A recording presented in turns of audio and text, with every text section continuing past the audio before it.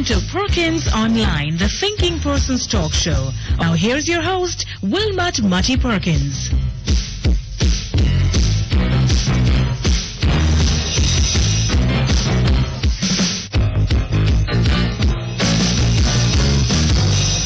Morning, everybody. Morning, and welcome once again to Perkins Online.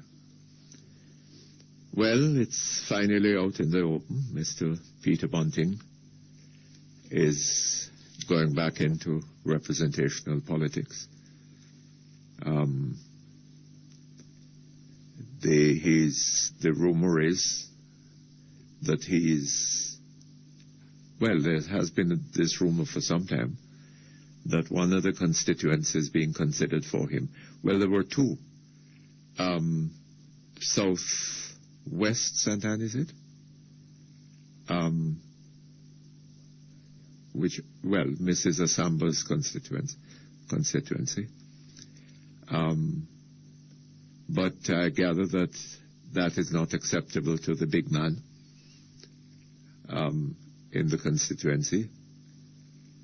He already has his designated candidate. And the big man is so big that, he cannot be defied. So they have to find some other seat for Mr. Bunting. And it's important to find a seat for him because, there is one minister of the government that, under the Constitution, must be a member of the House of Representatives. And the strong rumor as strong as was the rumor of Mr. Bunting's intention to return to politics, to representational politics. As strong as was that rumor, is the rumor that he is the designated Minister of Finance should the People's National Party be returned to office. Dr. Davis, we understand,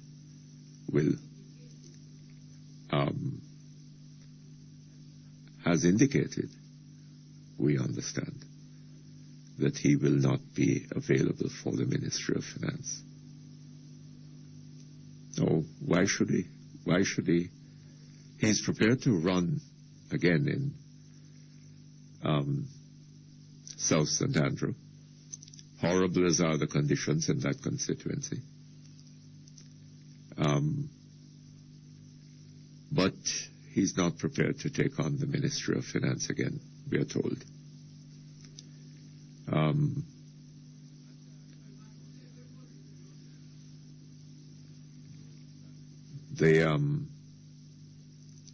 And I'm sure he has good reason.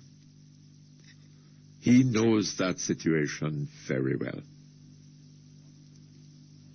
Very, very well. And he knows what would be involved in running that Ministry of Finance for another 5 years. Incidentally, I'd almost forgotten about that. Not a magistrate, a judge of the High Court was in Westmoreland yesterday, went to Westmoreland yesterday to conduct the circuit court in that parish. A judge of the High Court. And guess what happened? Well, the Gleaner has this story. And it's very odd. I don't quite understand this. I haven't heard it on any other medium. Well, except this radio station, on which it was last night. I don't know why they're keeping it secret. Supreme Court Judge Almarie Sinclair Haynes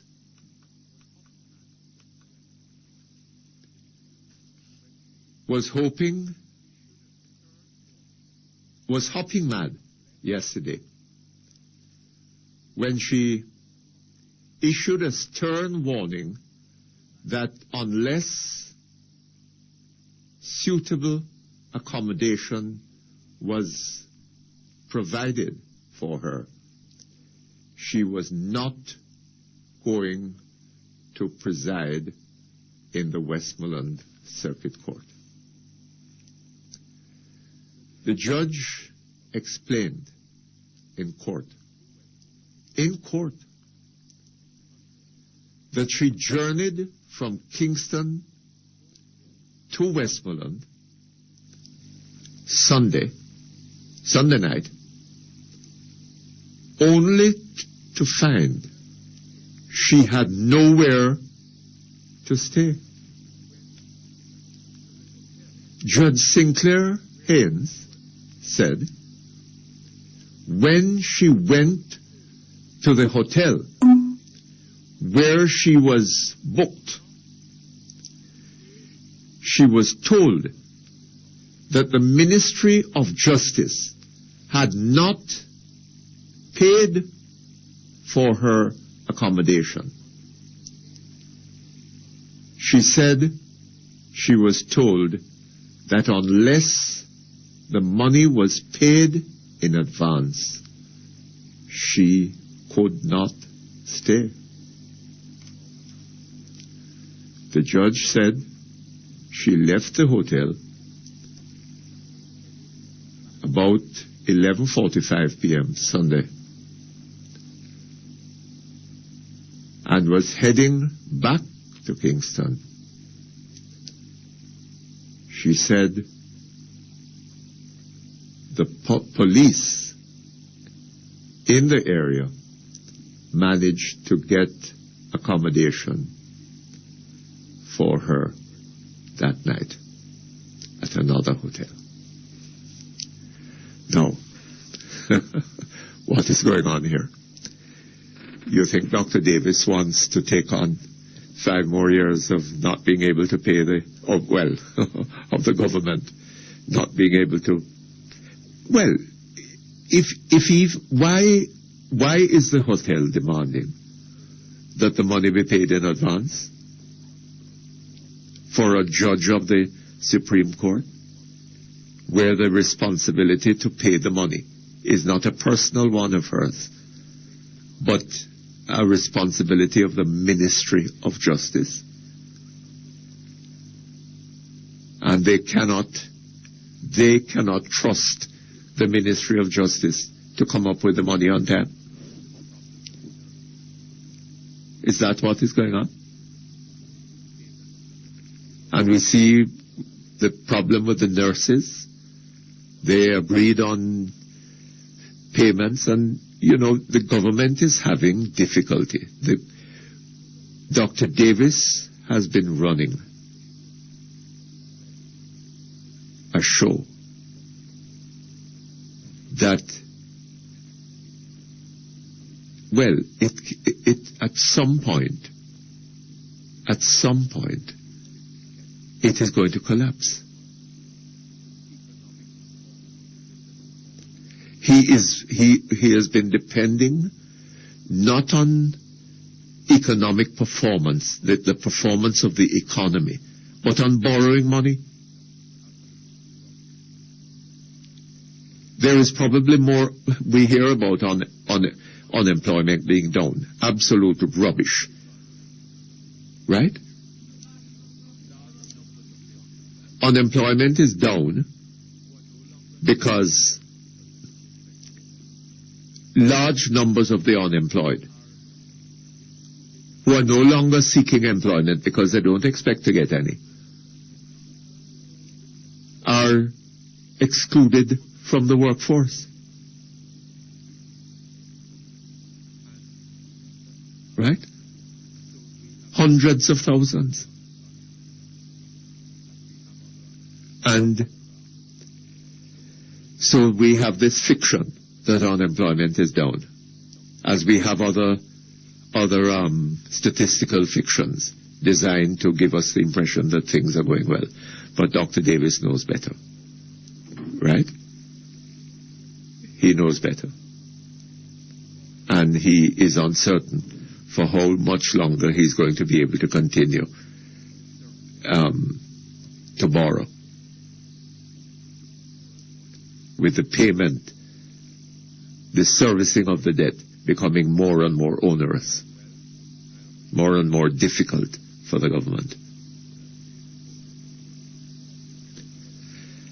Well, my understanding is that that the post is being offered, should the government get back into office, the post is being offered to Mr. Bunting.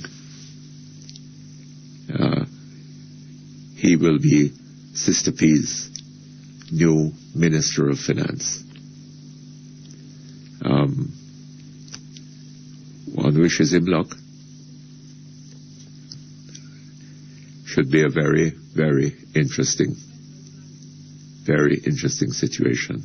In the meantime, one understands that he's going to be running in central Manchester, right? The seat that from which Mr. Palmer vacated. Now, well, we shall see. Will he win that seat? Interesting. We take a break. We come back shortly. Workers in the light and power industry, the JPS Employees Co-op Credit Union is you and your family's best bet for attractive loans and investment options. The time by the JPS Employees Co-op Credit Union, your financial partner for life, is 10:15. Smells great, tastes better. Your favorite Dr. Luscious and Tassie Baked products. Delve into our delicious Dr. Luscious cheese bread, pineapple cake and a raisin cake, and our tasty Tassie orange, coconut and cherry cakes. Available at all major supermarkets and stores island-wide. Fresh, savory and mouth-watering baked brands. Dr. Luscious and Tassie line of products. Baked and distributed by Breads and More Limited. 27 East Street, Old Harbour. Telephone 983-0644. Dr. Luscious and Tassie Baked products. Just what the doctor ordered. All right, we're looking to buy a car or a SUV. Car, definitely a car. Automatic or stick? Definitely automatic. New or used? Oh, that doesn't matter. As long as we get the loan from RBTT, we can't go wrong. With an RBTT motor vehicle loan, we can get up to 100% financing on new vehicles and up to 90% financing on used. And you don't have to pay your fees up front. New or used, you can't go wrong with a motor vehicle loan from RBTT. Visit or call us today. RBTT Bank, your way. Details in the press. Conditions apply. You're listening to Perkins Online, the Thinking Person's Talk Show. Our phone numbers are 968-4901, 968-4902, 968-4903. Our local toll-free line is 1-888-991-4072. Or you may call our international toll-free line, courtesy of the People's Telecom of Jamaica Limited, winners of the prestigious Jamaica Milestone Award on 1-866-LINK-106. That's 1-866-5465-106. You can also log on and listen to Perkins Online live on the World Wide Web free at www.go-jamaica.com. Now back to Perkins Online on Power 106 FM.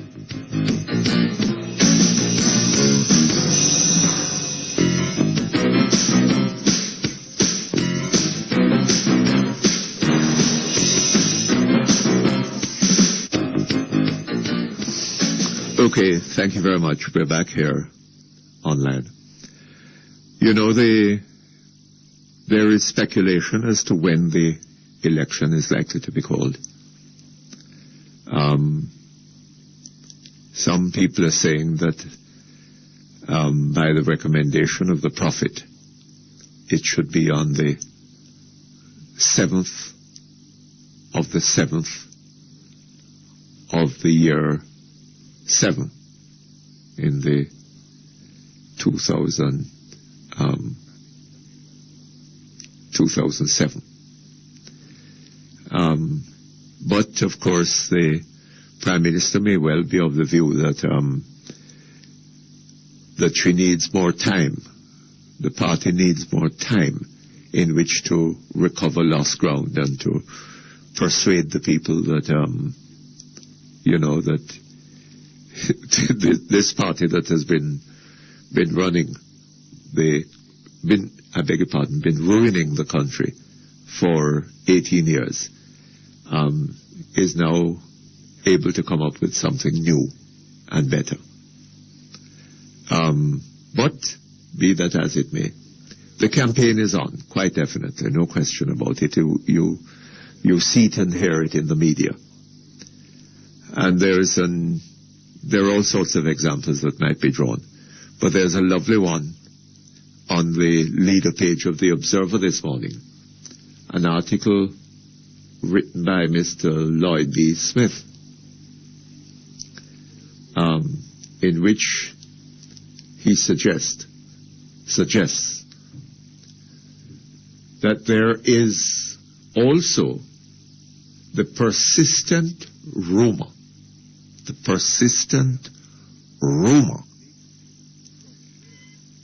that the big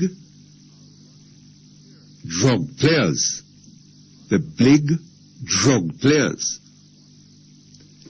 are running scared because of what they perceive as a too aggressive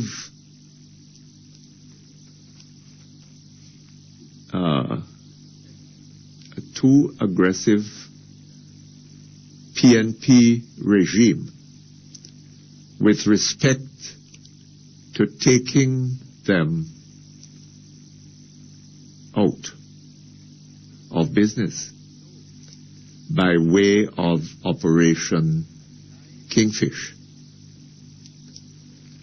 And so they are seeking to align themselves to another party which they feel may be more sympathetic to their cause. In this vein, the issue of campaign financing should not be shoved under the carpet. It is into this conundrum that the Jamaican voters, especially those who are not die-hard PNP or GLP, find themselves. Now remember, this is a rumor that Mr. Lloyd B. Smith is spreading. A rumor that the big drug traffickers, the big men in the drug industry, feeling that the PNP is pressuring them too hard, and Operation Kingfish and whatever. And they are now looking for to align themselves to another party. I wonder which party.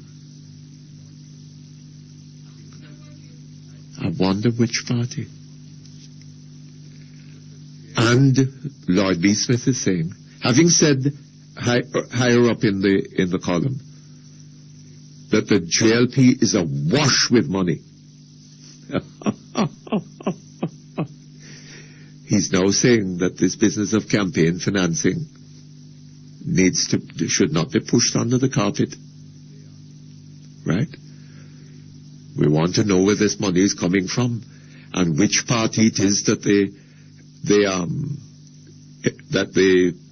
drug dealers, the drug traffickers the big fellas in the drug industry are attaching themselves to. I wonder if Mr. Lloyd B. Smith has hard evidence of this. And I wonder if he considers it responsible journalism to be putting out a rumor like this in the absence of evidence.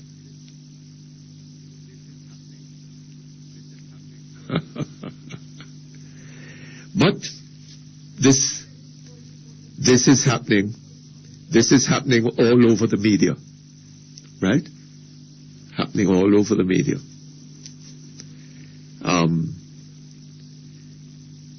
All over. You remember this? Don't forget about this Jezebel affair. How the media behaved in relation to the Jezebel issue, and how it behaved in relation to the evil issue and the devil issue, or Satan issue, whichever it was. Right?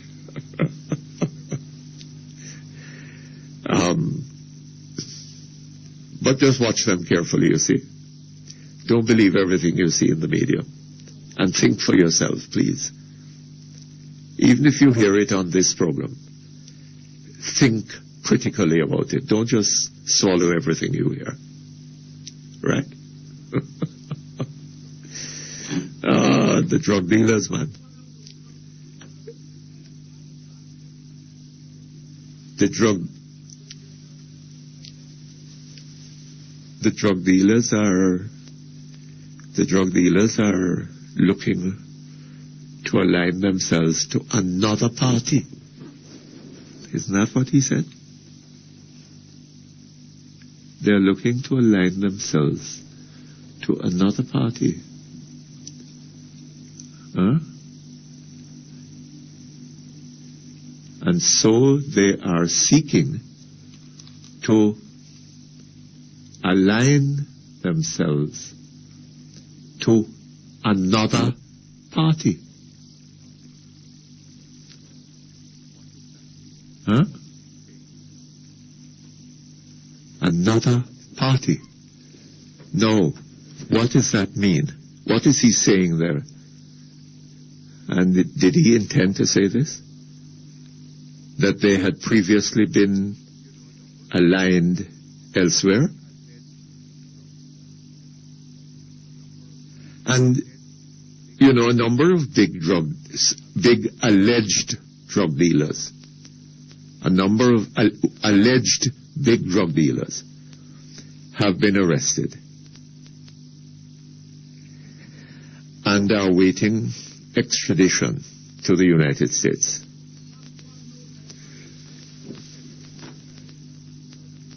These persons are alleged, and no evidence that I am aware of has up to now been, no convincing evidence has been presented by the American authorities in a number of the cases. But in any event,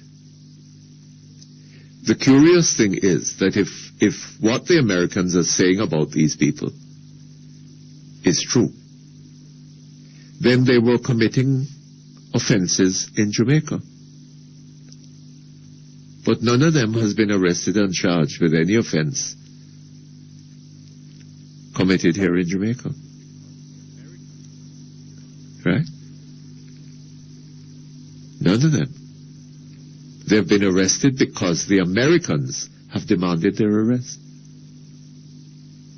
So, I don't see why this should lead them to want to look for another party to support. But by implication, Mr. Lloyd B. Smith is suggesting something, you know, I don't want to go too much into it, but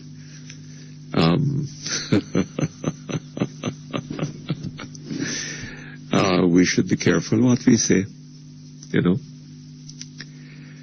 Anyway, I don't think that this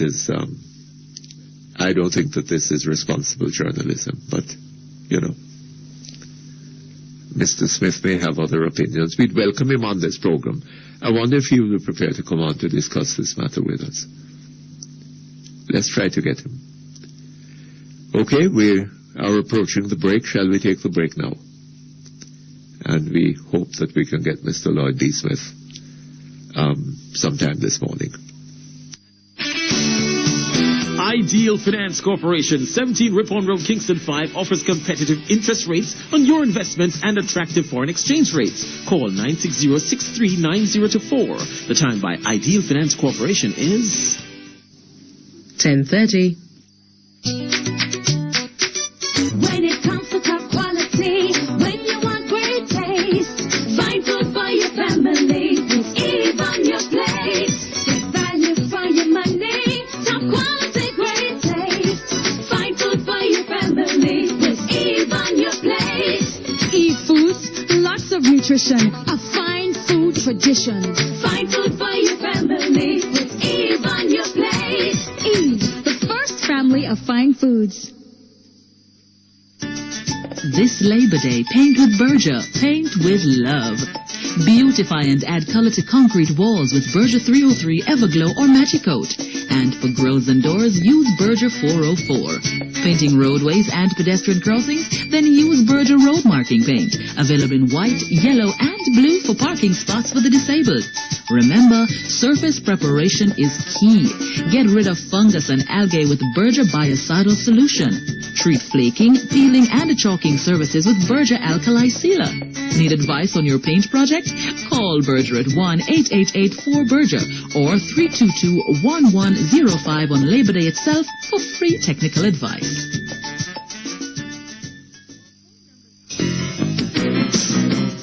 You're listening to Perkins Online, the Thinking Person's Talk Show. Our phone numbers are 968-4901, 968-4902, 968-4903. Our local toll-free line is 1-888-991-4072.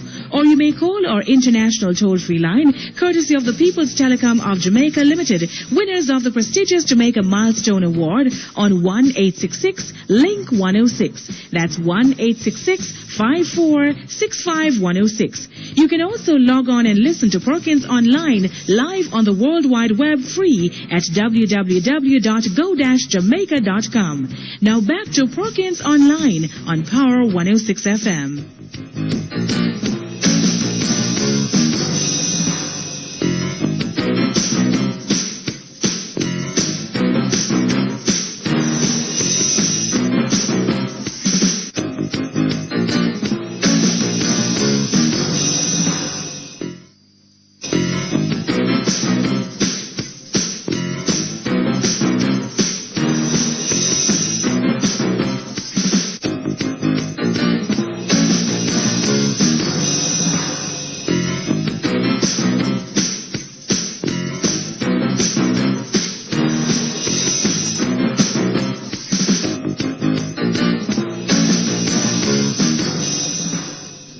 Okay, thank you very much. We're back here online. We called Mr. Lloyd B. Smith's office in Montego Bay. He was not in office.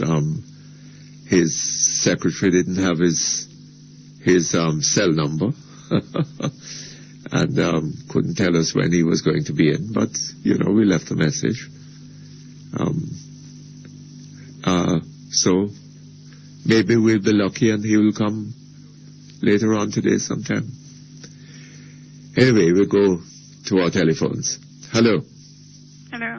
Hello, yes, good morning to you, Good Mom. morning, Mr. Perkins. How are you? I am not too bad. How are you? Well, I'm between a rock and a hard place. You're between a rock and a hard place? Where the A economical beautiful young lady like you, why? Just where the economical crisis is concerned, sir. I beg your pardon? Where the economical crisis is concerned? The economical crisis? Yes, sir. That's the rock and the hard place I'm talking Oh, well, but you live in Jamaica? I was sorry. I was born in Jamaica. Eh? I'm very sorry I was born in Jamaica. You are? Yes, sir. Why? I'm deeply sorry. Why? There are so many things to talk about. Why I'm sorry. Oh, yes? But anyway, Mr. Perkins, I just want to ask you a question. There was a lovely island in the Caribbean Sea, and an island full of buttercups and ponciana trees, full too of lovely people, bright and friendly to a fault. Jamaica was its name. Where, oh, where is that Jamaica? Where, oh, where is that Jamaica? Where, oh, where is that Jamaica? Why has it disappeared? We must try and find it. You're not going to find it again, Mr. Perkins. I beg your pardon? If you should find it, you would be finding it in crumbs. No, man. We have to try and find that Jamaica. The crumbs of it, Mr. Perkins. Well, Mr. Perkins, I just want to ask you a question, you see? Yes. Mr. Peter Bunting. What is he seeking for, sir? What is he seeking? Seeking. What is he seeking in the political arena? What is it he's seeking for? Well, I take it that he has said, I heard him say that he politics is his first interest, and he wants to serve the people of his country. But Mr. Perkins, those men already have their money. Yes. Well, what do you think? That people are to go into politics in order to make money? But Mr. Perkins, that's what Jamaican politicians are. All of them? Most of them is like that. Eh? They're just all about money. They're just seeking more and more money. And my views, I take it that Mr. Peter Bunting is just seeking more money. You think so? Yes, Mr. But there have been a Perkins. lot of politicians. Huh? There have been a lot of politicians who have died poor, you know. Mr. Perkins. One thinks of, you ever heard of a man named Edwin Allen? Yes. Yes, well, he wasn't a wealthy man at any point of his life. But Mr. Perkins, I take it that Mr. Edwin Allen wanted something for Jamaica. That's why he chooses to die within poverty. Yes. Right. But as for Mr. Peter Bunting and his friends and colleagues, I take it that they just want more and more money. That's what they're after, Mr. Perkins. No, man, I don't think so. I think that if Mr. Peter Bunting wanted more money, he could stay right where he was and make it. I'm not saying no, but Mr. Perkins, look at it. This man is a wealthy financial. Absolutely, yes. Yes. And I mean, Mr. Perkins, the more the money they have, the more they want. Yes, but he could have made that money, buying government paper right there where he was. But who to tell if he doesn't have it already? Doesn't have what? Government paper. Well, I'm sure he must have bought a lot of... Anybody who is in that business would have been buying government paper. That is one of the ways in which they made money. I think Mr. Bunting should reverse himself and try to seek other means and ways. Stay at the position where he is. No, sir. And settle himself and allow somebody else who really needs to make a headway in life to make some money. Who really needs to make some money? That's what you think? That's what you think, that he should stay where he is? Yes. And allow somebody else who really needs to make some money. Not really money, to come into politics. Guess what, Mr. Perkins? Let me tell you something, Mr. Perkins. These PNP politicians are wealthy people. No doubt in the back of my head. Well, I've seen some of them. I tell you something. Deacon Thwaites once said that this government had presided over, and this was some years ago, and they've been presiding all the time since then, that this government had presided over the most massive transfer of resources from the poor to the rich that has occurred in this country since slavery was abolished. And, well, I take it that if that is what they were engaged in, if the odd penny fell somewhere close to them, it wouldn't be at all surprising, you know. Mr. Perkins, I don't think PNP government love Jamaica. Eh? I don't think they love Jamaica. You don't think they love Jamaica? No, sir, they don't. Well, I don't know. I don't think so. I think they're in this just for wealthy sake, for the family and themselves. I don't think they love Jamaica. Well, not a bit. I don't know. I'm in no position to argue that. Mr. Perkins, the next issue. Eh? The next issue is, I just want to ask about, what is employment, Mr. Perkins? Employment? Yes, sir. Employment is well, having something to do to begin with. Is it You're the first step employed, from poverty? and then in the process of wealth creation, Yes, sir. and a means by which you can share in the wealth that you're helping to create. Mm-hmm. Mm-hmm. But is it not the first step from poverty, Mr. Perkins? I beg your pardon? Is it not the first step from poverty? Yes, of course. And is the core of social development and stability? Yes. Right. Uh-huh. So how you have so much unemployed people in Jamaica, Mr. Perkins?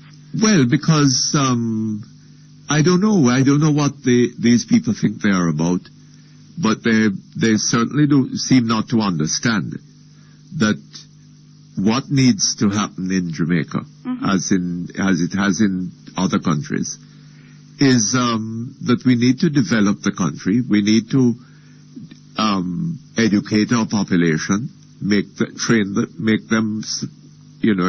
them to training, so that they can handle the kind of technology and produce efficiently and competitively, and so be able to market their products in the rest of the world and earn the means of living decent lives themselves and their families. So, Mr. Perkins, you really think PNP government have the thinking, so the mere thinking that they're going to win a next general election with so many poverty and unemployment, Mr. Perkins? Well, if I tell you something, I think that if I had been involved in the carryings-ons of this government over the period of 18 years and had the results that they have had, I would have seen myself as having no obligation. Then well, to step aside. But at least to step aside. There are other things that I could think of, but, Mr. Perkins, they have no shame, they have no regard. Sometimes I watch the television and ministers like Mr. Pickers, Gila Omar Davis, Mrs. Portia Simpson, and the senior members of the political party of the BNP, they have no shame, no regard whatsoever. Well, you are saying that because they persist. Yes, sir. They have no shame. That is your Mr. Perkins, opinion. let me tell you something. If I'm wrong, correct me. But I am not too sure if Mrs. Portia Simpson if she's aware of the poverty and the unemployment in Jamaica, Mr. Perkins. Well, she talks about it. Young people have nothing to do whatsoever. She talks about the poverty. Mr. Perkins, she says that she loves the poor. That's a ploy, But the question is whether she knows what to do in order to lift the poor out of poverty. Mr. Perkins, I think Miss Portia Simpson, her mouth is very sweet, sir. She what? She has a lot of sweet words and a lot charisma and all of that. Words. She has a lot of political tactics and ploy, Mr. Perkins. But in order to say them... And it is being said, Mr. Lloyd B. Smith, for example, is saying this morning, he doesn't use the word, but that she has charisma. Yeah. She's likable and so on. The people love her. But the thing is this, that Michael Manley had charisma. No, I don't think that Sister P has yet exhibited the charisma that Michael Manley. That was an everyday thing with Michael Manley. Mr. Right? Perkins, let me tell and you. And yet, Michael Manley brought greater ruin upon this country than any other prime minister than any previous prime minister or chief minister that we had. Right? Yes, sir. Or premier. Mr. Perkins, let me tell you something. I have never voted. And I've made up my mind this time around to vote. Because if I should stand aside and see PNP win this next general election, I would take the wings of the morning and fly to some other place to live, Mr. Perkins. You think so? Yes, sir. I cannot tolerate no more of them government, no more of them in this country, Mr. Perkins. I think it's time enough now for PNP to sit down and keep themselves quiet and allow somebody else to take over. Too much corruption, man. Too much money too much money grabbing. Too much. Well, Sister P did say that she was going to tackle this issue of corruption. It was her second commitment to the Jamaican people. You remember she said this at King's House? Mr. Perkins, But I don't know what she is up to now. all about of those was just a political ploy from then. She had her political campaign up from then. From the very first inauguration, she had her political campaign up. So anything she tried to come and tell people, people is on the ground and they're the ones who are feeling it, not she. So when she come with her little foolishness and think people are foolish, people have sense, Mr. Perkins. People is feeling this thing of poverty. She and her colleagues and her friends are not feeling anything. So they sit and have this thing that this is their 5th or 6th term. They have an next guest coming, Mr. Perkins. And it's time for her to call the election and stop going around like some ass. All right, Mom. Thank you very much. Okay. Okay. Hello? Hello, Mr. Perkins. Yes, good How you morning to you, doing? Mom. Mr. Perkins. Yes. I want to ask you. What the opposition is there for? The opposition? Right. Well, the opposition is there as an alternative government. Right. Right. So that the people, at the time of an election, that people have a choice.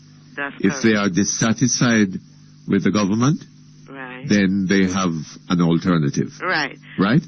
Right. Why I call him? Hold on, that is one. Yeah. The opposition is also there to be a critic of the government, right, and to hold the government in line. Right. Right? To bring to the attention of the people right, what the government is doing and what the faults are that they find with it and so on. Right. So that the people, to help the people to understand what is going on around them. Okay. So that people can take appropriate decisions. Right. Hold on just a moment for me. Barco Caribbean Limited, the prestigious manufacturers and distributors of high-quality household products. Products such as Super Bright Ceramic Cleaner, Super Pine Disinfectant, and Chlorite Bleach can be found island-wide in all leading supermarkets and grocery stores at very affordable prices. The time by Barco Caribbean Limited is 10:45. A, B, C, D, E, F, G. Education's important to me. From GSAT to my master's degree, Scotia Bank has the plan for me. Time flies. Open a Scotia Education Savings or Scotia Education Wealth Plan for your child today. Then watch it grow as fast as they do. The Scotia Education Savings or Wealth Plan also offers scholarships and bursaries annually. Call or visit any Scotiabank branch for details and start your plan today. Did you know that worn shock absorbers could cause accidents? Replace them now with quality units from Universal Shocks Limited, 58 Redhurst Road. Telephone 925-1000. Universal Shocks Limited, your shock and strut specialists, where everyone gets a discount. You're listening to Perkins Online, the Thinking Person's Talk Show. Our phone numbers are 968-4901, 968-4902, 968-4903. Our local toll-free line is 1-888-991-4072. Or you may call our international toll-free line, courtesy of the People's Telecom of Jamaica Limited, winners of the prestigious Jamaica Milestone Award on 1-866-LINK-106. That's 1-866-5465-106. You can also log on and listen to Perkins Online live on the World Wide Web free at www.go-jamaica.com. Now back to Perkins Online on Power 106 FM.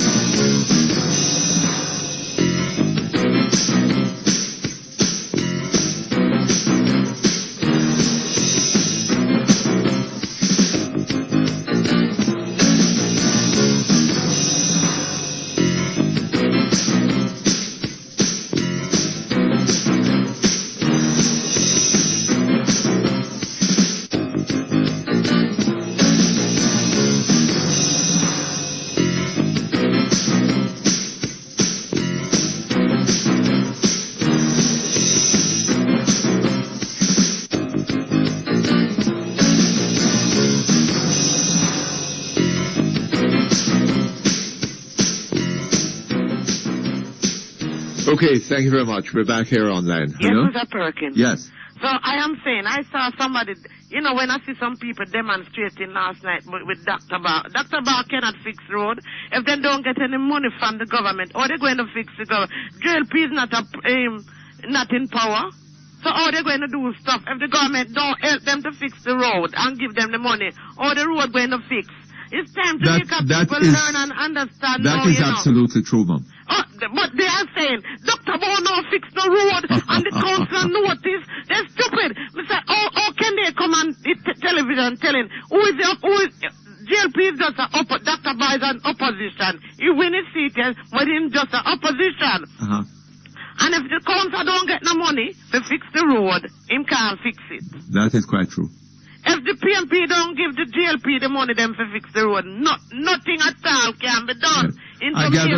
I gather that each MP has I think it's, I can't remember what the sum is, but they have a small amount of money but that money can't fix to allocate in their but it cannot do it. It can't fix road because things are in too bad a state. Down to the PMP in winning them. And yes, there are, PNP constituencies in which the roads are in deplorable condition. As I told you, Mr. Perkins, I am paying tax, and we do an election coming up now. All them people will demonstrate about road. Them going to get road before election? Huh?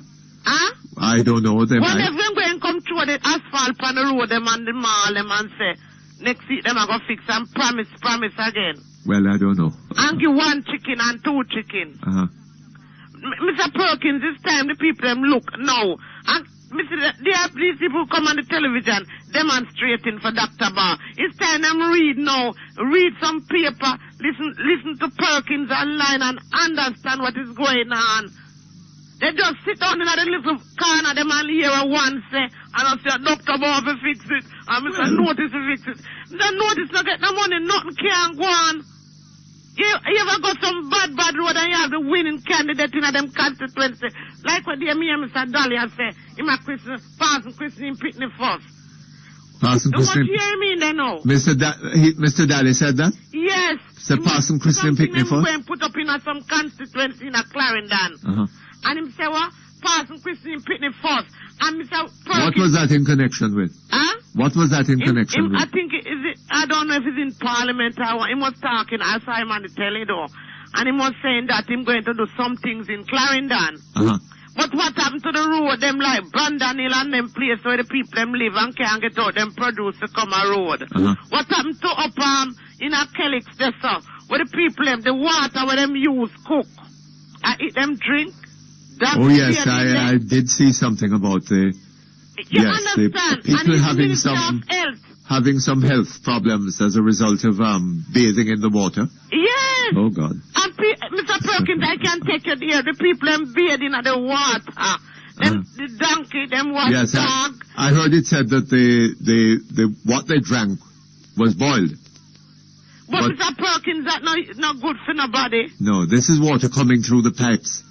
I'm talking the water where them go down, them wash them pot, them. Is it piped water? No, river water. Oh, I see. We have to go around, and when you go down a Kelly, and Mr. Dolly family living all nearby there too. But everybody can buy a tank. Them not rich, sir. Well. You understand what I'm saying? I am saying, Mr. Perkins, 18 years. Can them show me what they have done? They make highway. What them do? They make out of the cricket place. And the money what them spend for cricket. Look how much people suffering, Mr. Perkins. Could them use some of them money and give them poor people? And them coming back now, looking for poor people vote? Mr. Perkins, it's full time now. Everybody who attack was there. Who wasn't local government was what? Minister of what? Minister of what? Them leave from local government and them got Minister of what? Yes, the Prime Minister now is what she was, no Minister of local government. So how she never get all them road they fix? Well. What you going to tell the people? Again. Yeah. She had a similar problem to the problem that Dr. What's his name? The opposition member. Dr. Barr would have. Right? But she was not opposition. No. But the thing is this, that unless the money is made available from the Ministry of Finance, then it will not be there in her ministry to be spent. Right? But the Minister of Finance, the only difference between her and Dr. Barr in this respect would be that as a member of the government, right, she would have to agree to whatever is government policy. That's what I'm saying. And if she didn't agree with the way the things were being run, then she would have had an obligation to resign. Yeah. And another thing, Mr. Perkins, the other day I hear them saying, Joan call her Jezebel. What happened to them calling Satan and devil? Me are looking at the paper, I never read all of it. But I not hear them a comment on it, I not hear the media comments on them, you know, type there. And there was Joan and Joan, so. According to the religion that by whose values they're going, right? Jezebel was an evil woman, right? But Satan is the author of all evil, right? The religionists would tell you, the Christians would tell you, that it was Satan that put evil into Jezebel. Right. I used to them pastor here, Mr. Perkins. So I really don't see how it can be better to call somebody Satan than to call that some other person a Jezebel. Right, and I see the media making a big thing out of it, but Joan, but them now make a big thing out of it with the Satan and the devil. And you see them, Mr. Redwood, them man, them have to tell God something, you know, them take God for puppet show, you know, and them going to church, Redwood and Doctor, when name Sin I Chin, whatever him name, when say my prophet for who? Well, him working with them. Him say God tell him this and God that and tell the him other. what, Mr. Perkins, Mr. Finn, them take God for mockery. That what time is going to come when them can't talk again, you know. You see all the one on here, Mr. Redwood? All them money, are just people money they want. All my money. Hold on a little bit, Mum. No. Where you get that from? Then if you go to them church, they might tell you what to vote. Then if they might tell you, say, them are devil and them are whatever. Them just like the same people there. Have you been to his church? Me? Yes. Me, sir, me. Then how you know what is people. going on in his church? No, but then if him That's not right. But him not showing no example for the people. Him not showing that where the man pastor Finn him not showing example. Maybe the example that you think he's showing. Which example? Is not the example that he thinks he should show. But him coming on public TV, him coming on public radio. Yes, all right. But he has his opinions like all the rest of us. Yeah, but him, they all Mr. Finn now prophesy. When prophesy say? Well, in prophesy say God tell him that Sister P is the Prime Minister that he has appointed for Jamaica. The Monday, I must see him get a dream in him. But I don't know if God told him any such thing. I mean. So when him did see God? When him did see God? I don't know when he saw God. So him not supposed I don't know if he saw God or spoke to him on the phone. I must on the phone him talk to him. Yes, I think so. I think it's on the phone him speak to. But the problem with the phone, you know, Mum. Yeah. Is that when you're speaking to somebody on the phone, you can't always tell to whom it is that you're speaking. That's right. Right? That's right, Sister Peace. When So, Sister Peace, I mean, God send her come? If I could phone you, right? And say, you know, I am God, and I'm here to tell you that so and so and so and so. Right. Right? Well, if you're foolish enough to believe me, then... Them just send the fool a little further.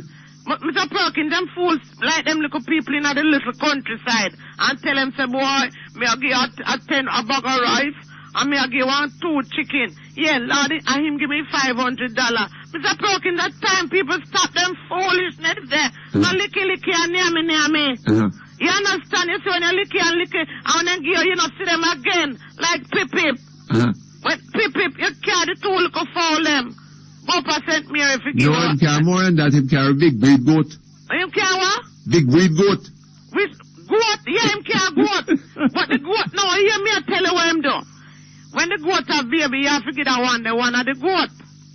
That him used to do. But now him can't stop.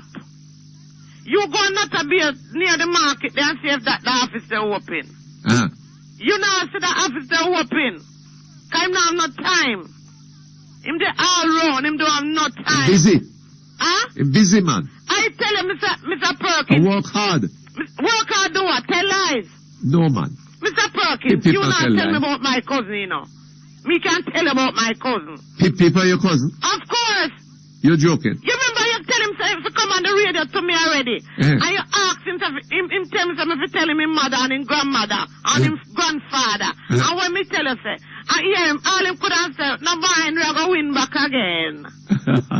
You understand? And I am telling you, Mr. Ross, the clinic up at Enfield, Juna Penn.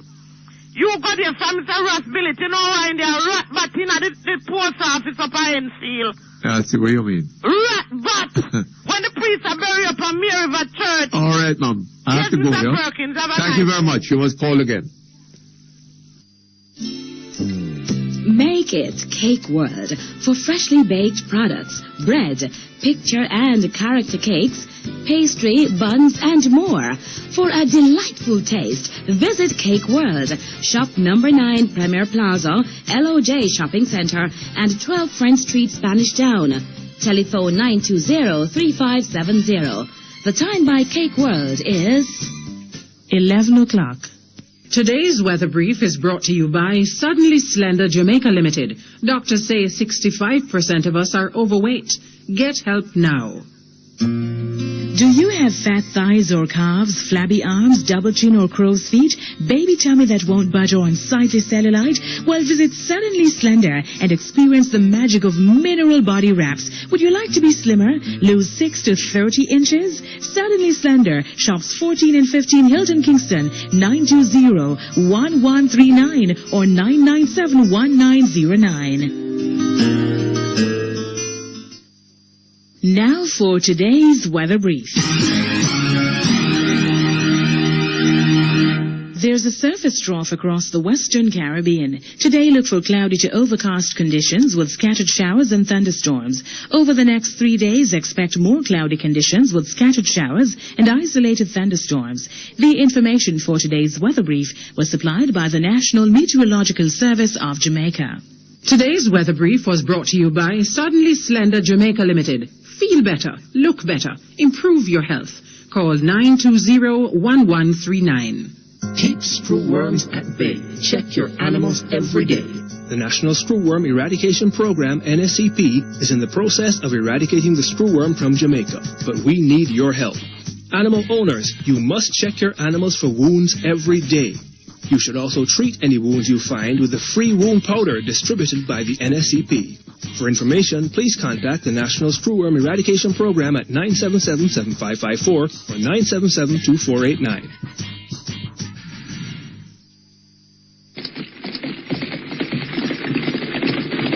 Hey, Red! Rodeo is a-coming.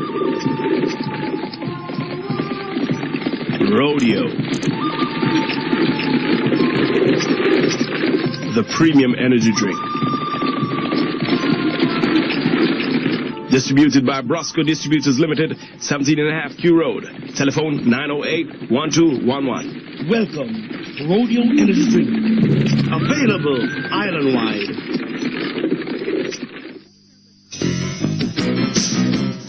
You're listening to Perkins Online, the Thinking Person's Talk Show. Our phone numbers are 968-4901, 968-4902, 968-4903. Our local toll-free line is 1-888-991-4072.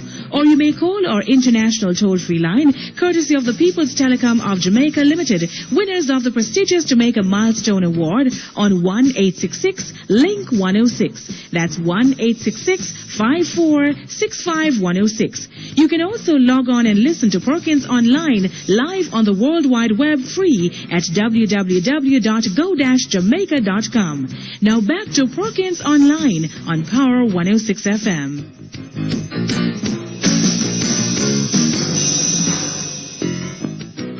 Okay, thank you very much. We're back online. Hello? Yes, Mr. Perkins. Yes, sir. Good afternoon. Blessed love. Eh? Blessed love. Blessed love to you. Give thanks for life. Uh-huh. Oh, you read that paper yesterday in the Gleaner? Which paper? Yesterday, Gleaner. Uh-huh. About the drugs mule. Remember me was the person who talked to you? Oh, you were the man who said you were the drug mule? Yes, man. Uh-huh. You read it? No, I think I missed that one. Oh, yes, the Gleaner on page 8 and 9. I want you to read it. Oh, you said that you were the person involved. Yes. I see. Yes. I'll look at it today. Yeah. My fictitious name is Melvin. That's what? Melvin. Uh-huh. That is my fictitious name. Your fictitious name? Yeah. I see. And I want to tell you the profession and the people them what I smuggle cocaine for and heroin. You hearing me? Yes. Doctors, judges, lawyers, police, soldiers, politicians, pastors, custom and immigration. Those are the people that you smuggle cocaine for? Yes. But when you say smuggle it for, you mean they are in the States and you take it to them? But I explain to you. These big fish, you hearing me? Uh-huh. These big fish give the small fish. And the small fish give the tiki-tiki. I am the tiki-tiki. Oh, you're a tiki-tiki? Yes. Uh-huh. I am the one who go out there and bring in the gold. Uh-huh. You hearing me? Uh-huh. And these people, what I name, is the real liars, thieves, murderers, youngsters, terrorists. They do not practice what they preach. You know, sir, you have a fertile imagination. What is a fertile imagination? Explain. I'm thinking that you'd have made a good novelist. Made a good novelist? Yes. Why don't you try and settle down? You have a computer? I destroy it. I burn it in fire. Uh-huh. Why? I burn my computer in fire. All I need is my pen and my paper. All right. Well, sit down. Try and write a novel now. I don't have to write a novel. Eh? I write the facts of life. You're all right, but write it. Listen me. People will find it very entertaining to Listen read. me. It's a Satan cannot condemn or investigate Satan. Uh-huh. Only God can investigate Satan and condemn Satan. I see. You understand me? Uh-huh. Satan use politics and religion and divide the people. When you escape from the politician, you cannot escape from the religious people. Yes. The greatest weapon that Satan use against black people is this organization, divide and rule. Them say me a madman, but me a God man. And I want you to assess me and tell me if a madman can talk the way me talk. Well. No madman can talk straight and conscious. Yes. It depends on the kind of madness he has, you know. Only a madman understand a madman. Mm. No psychologist understand a madman. Oh, is that so? Only a madman know how a madman thinks. You hear me? Yes. I could tell you that only God knows the love of God. Uh-huh. All these people here, what I call. So you know how a madman talks? What is that? You know how a madman talks? Most natural. Uh-huh. Listen, I've been to the Bellevue 7 times. Only a madman can know that. Most natural. Uh-huh. You see, only darkness, no darkness. Only light, no light. I see. Me, I've been to the Bellevue hospital 7 times. You understand me? 7 times? Yes, I'm investigate. You understand me? 7 times you go where? Bellevue hospital. Oh, Bellevue. Yes. And how much time you spent there? The longest me ever spent is 3 months. When my brother got come to one. Uh-huh. But me I spend a 3 week or a 2 week or so, or a week. Yes. You understand me? And in the so, me get my PhD. Get you what? In the so, in a Bellevue hospital, I me get my PhD. Oh, you get a PhD in there? Most natural. Yes. I'm a bachelor, I'm a master's. Uh-huh. You understand me? Yes. And the PhD, when the doctor have, and the judges have, and the lawyers have. Uh-huh. And the pastor, and the politician, and the soldier, and the whole of them have. Yes. It stands for permanent head damage. You hearing me? That is what? The permanent head damage? Permanent head damage. The PhD? Yes, because you see, those people who have the PhD, they are programmed to think a certain way. You hearing me? Hearing you. They are programmed to think a certain way. Yes. Because listen, me and them, we're the same. A PhD is a sign of permanent head damage. Most natural. I see. Me and them. PhD. Yes, I like that. Listen to this now. PhD. Permanent head damage. Yes. I see. It goes for the Prime Minister. It goes for the opposition leader. The whole of them. Permanent head damage. You hear me? Yes. The whole of Look them here. deceiver. Hold on a little bit now. Give me a little time. Call me again now. Let me absorb what you have told me. Right? Because it is so important that I don't want to forget any of it. Okay? Thank you very much. Permanent head damage. PhD. Hello? That's a good one, huh? Hello? That's a good one. I like that one. Good morning. Good morning to you. How are you? I'm fine. Let me say something to you here. I told you many times that the People's National Party are the creators of poor people. The People's National Party? Yes. The creators of poor people? Are creators of poor people. Oh? They do that best. Okay? Since the PNP party in power, you notice that Jamaica keep going down, down, down. No, but hold on a moment. Yes, sir, go ahead. That's not quite true, because in the 1950s. Oh, that's a way back, don't it? Yes. Before me, dear. But the People's National Party did a good term in government, They did, eh? Yes, man. It wasn't. I didn't. It I wasn't didn't really anywhere know near that like what it is today. No, all right. I will go. Listen, you're the guy who if you tell me something, I believe you. Because I really didn't know of that. I know of the PNP party that I have seen. Yes. And to me, seeing is believing. When the People's National Party was, you knew the People's National Party when it had been overtaken by the madness of Michael Manley. Well, I have seen the father, Norman. He was as a premier. And then I see Buster. And then I see the great madman, Michael. He to me was the most stupid man I ever seen in my life. Oh, is that so? Oh, yes. Oh, yes. Why do you say that? I cannot believe that you would tell me that you love your people of Jamaica and you love your people and do the things that he did. It's amazing to know, and then you have people who have sense and good mind and good moral and things like that. Follow a man like that. And never say that, he's wrong. Even Miss P today, I cannot understand them. But again, to me, the PNP party is that's what they are. It is everybody who does wrong, who does it intentionally, I agree, sir. I agree. Some people do things because something happened. Yes, sometimes people do wrong because they don't know any better. Yes, but well, I really did think Michael did know better, but probably did not. Looking back at him, he probably really didn't. And he didn't understand what was going on in the world at the time that it was happening. I remember once he went to Australia and asked the Australian government because Australia have bauxite. If what?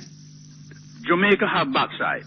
Oh, yes. And Australia do have bauxite too. Yes. So he went to Australia and asked the Australian government to join with him and, fight the United States to give him... Well, I think that what happened was that he saw what had happened with the oil producers. Yes. How they had banded together. Right. And improved their situation in the world. Yes. And he thought that think that Australia... That bauxite Yes. could work like that? Yes. Well, there was not enough bauxite anyway, and at the same I don't think it is a volume of bauxite. I mean, yes, but at the same time, you should know that the Australian government would... oil and bauxite don't have the same role in the world. Yes, and you should know that the Australian government would not have gone with him. World economy, you know. You should have known that the Australian government would not join with him and put down... Well, the Australian government, sir, was not stupid enough to believe that bauxite and oil have similar roles in the world economy. Right. So you remember that one. Or equal roles. Definitely. So the father, just before the father died, you must have known and hear that the father was saying that he was a dangerous man. That Michael was a dangerous man? Yes. Yeah, the father. Well, I never heard him say that. No, I'm sure he didn't. And I didn't hear him say that neither, but it was a big rumor. Well, but you must be very careful about rumor, you all see. right, so yes. You're too pure, you know. We are Jamaicans, man. You're too pure here. No, man, you can't. You can't go on the basis of rumor. I agree. You can't take that to court, right? No. Yes. Hold on just a moment for me.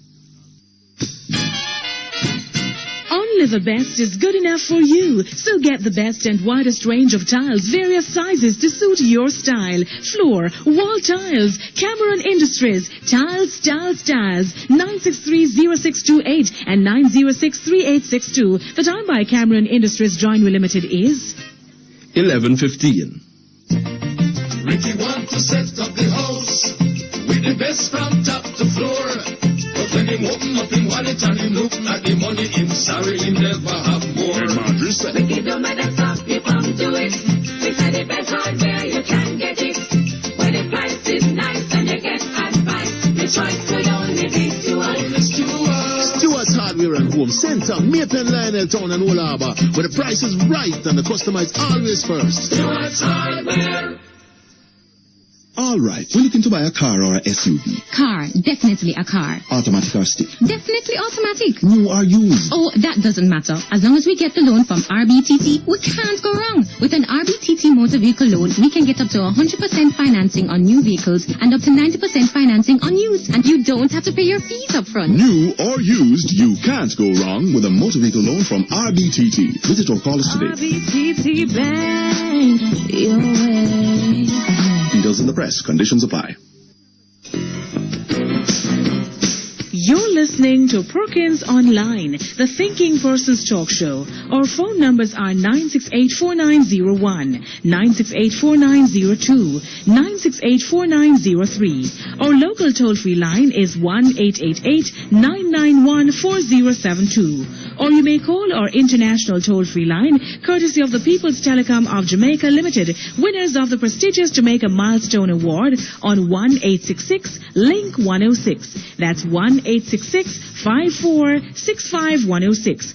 You can also log on and listen to Perkins Online live on the World Wide Web free at www.go-jamaica.com. Now back to Perkins Online on Power 106 FM.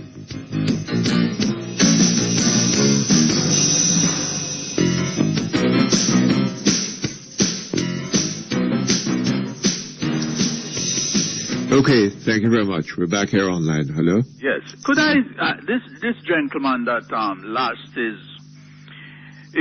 pierce in Montego, what his name? Palmer. Mr. Palmer. Uh-huh.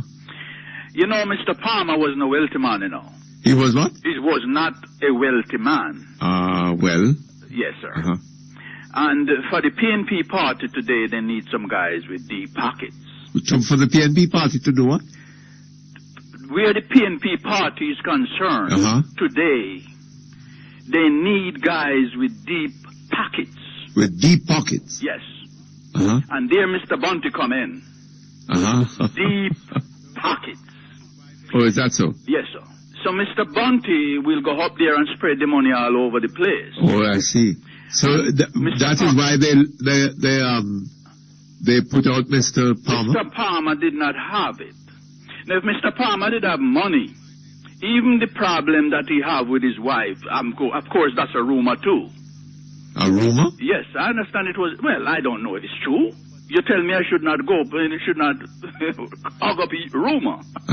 You know, they would not kick him out if he was leaving. No, but it is a fact that his wife accused him of it. Yes. And that a report was made to the police Yes. on the matter. So they would not kick him out if he had money, or if he was leading in the poll. Because they found out that he could not win, and number two, he did. Well, I heard a member of the government saying that that the PNP would not tolerate any such thing as wife beating in the party. The PNP. You know, any person who is going to represent or going to be in the party would not be tolerated there. Well, nobody would be tolerated in the party who was involved in wife beating. Yes. But my information is that is not true. Of course not. If you know the PNP do the worst thing and never apologize. They don't believe in apology. They think they are something else. There are a couple of wife beaters, well-known wife beaters, knocking around there. Of course. So that's a lot of rubbish they're saying. So the real truth is that the gentleman did not have enough money, and he was not. No, I don't think so. I don't think so. You don't think so? I think that that what happened was an embarrassment to the party. No, the party. It was an embarrassment, sir, in the context of. Yeah, the PNP do not embarrass so easy, man. The PNP don't have nothing to embarrass about. They don't have the yes, type of but person. the reaction to the allegation of wife beating in the constituency. Oh, that's concurrency. Yes. That one. All right, okay. Go down well in the constituency. I will go there with you. With that one. That concurrency. And it took them a long time to make up their minds. Yes. But again, what I think... they've ultimately decided a few days before a poll was to be published on the matter, on the status of the candidates in the constituency. So it was way back. Parties. Yes. So Mr. Bunting now will have the money. He have the name brand, and he will do better, they think. I am not sure. I don't think that thing can beat that lady, because that lady has been doing well in that concurrency. Yes. And there come a time sometime when people see things changes. Changes must come. I see.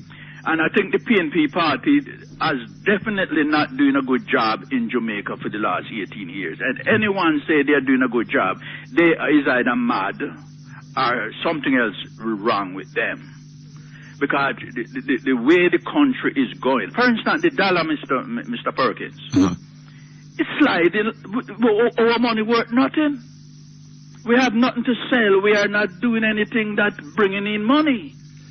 Well, you know, sir, in fact, when the People's National Party came to office in 1989, the price of the dollar was $5.50. I know, sir. To the U.S., no? Yes, I was living in the U.S. that time. Yes. I think that was right. Yes. It is now over $68. 68, 70 to buy $1 US. Yes. Yes. So you see, Jamaica is going down every day. We lose a little piece of what we have. You know, because if you did have some US dollar and bring it down here 5 years ago, say $1 million. Yes. $1 million US. Today it is what? $250,000? Yes. You know, so we look, the person who bring money come here, like guys like me, I just lose my money. You know what I mean? Yes. And the fact remains, I couldn't, my health don't allow me to live in the cold country, so I had to come back here. And of course, I love Jamaica. There's no doubt about it. Jamaica is a nice place if you have somebody who's running the place good. You know. Yes, what Jamaica needs is to be properly governed. Oh, definitely so. Yes. And if we properly govern, we're in good business. Yes. The PNP will not do it. They cannot do it, and they will not do it because they do not have. In fact, they are socialists too, you know, Mr. Perkins. Socialism don't allow capitalism to work with them. You know what I mean? So, We have a lot of problem with the PNP is just plain ugly for Jamaica, period, right now. Real ugly. All right, sir. And it's nice to speak to you. All right, thank you very much. Bye-bye. All the best. Hello? Hello? Yes, Mr. Perkins. Yes, sir. Morning. Morning. I see they have some changes on your program, man. Some what? Changes on your program. What changes? In that first time when we call you, we'd hear more music than hearing the program. But now we're hearing the program right through now. Well, that's good. Yes, I think it's competition, man. Yes. Yes. But Mr. Perkins. Yeah. I think Mr. Lightby Smith to say, I hope the JLP will ask him to retract some of what him write in this thing here. Well, I don't know why. Mr. Lightby Smith always writing something against the JLP that way, you see. Because, and then him making it look bad on the PNP too. When him saying that the drugs people them go from them to the JLP. Well, I don't think he put it that way. But that's how I interpret it, you know, Mr. Perkins. That's what he's saying. Well, that impression is given. Yes. You know, because the PNP are getting at them. They're yes. setting kingfish on them. So they're now looking for another party. Yes, yes. You can imagine that I wonder if him really realize what him write. You know? And every day him just on the JLP that doing this and then promising. And then look how long the PNP promised you another way and we still live. And we still have to be living with it. Yes. Right? And the JLP must give them bill and receipt and everything to know how they're going to do. When they come in, they will know what to change and what to do from what not to do to let us have what they're promising us. Yes. Right? And not know, so we're going to sit there with the PNP for next never. Like they can't change.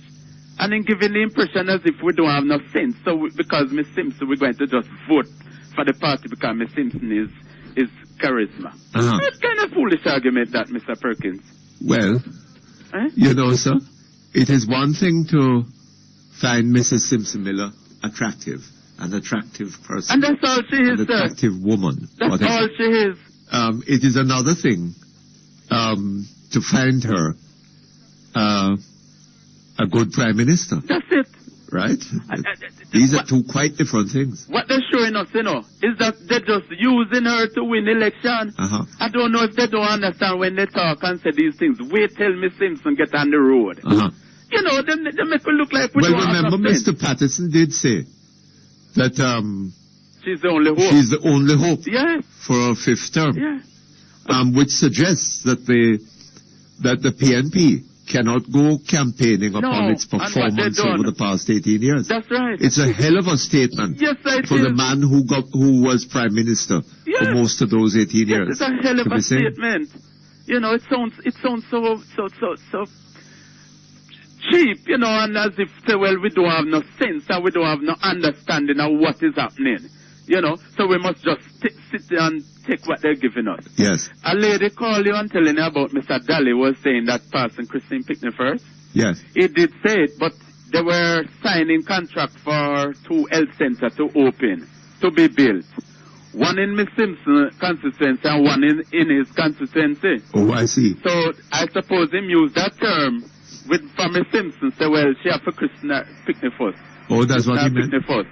By building a health center in her constituency. Yes. So that is why I use that term. I follow you. But Mr.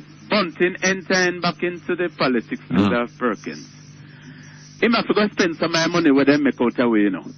Yes? Yes, man. They make all heap of money out away, you know, Mr. Perkins. Mr. Davis make them young people and make whole heap of money off of whatever they have to offer, you know. So he must come back. Dr. Davis created the opportunity, sir, and but he mash up other people, Mr. Perkins. He mash up other people who meant Jamaica well. Well, maybe so. Yes, it did. Maybe so it goes, sir. You know.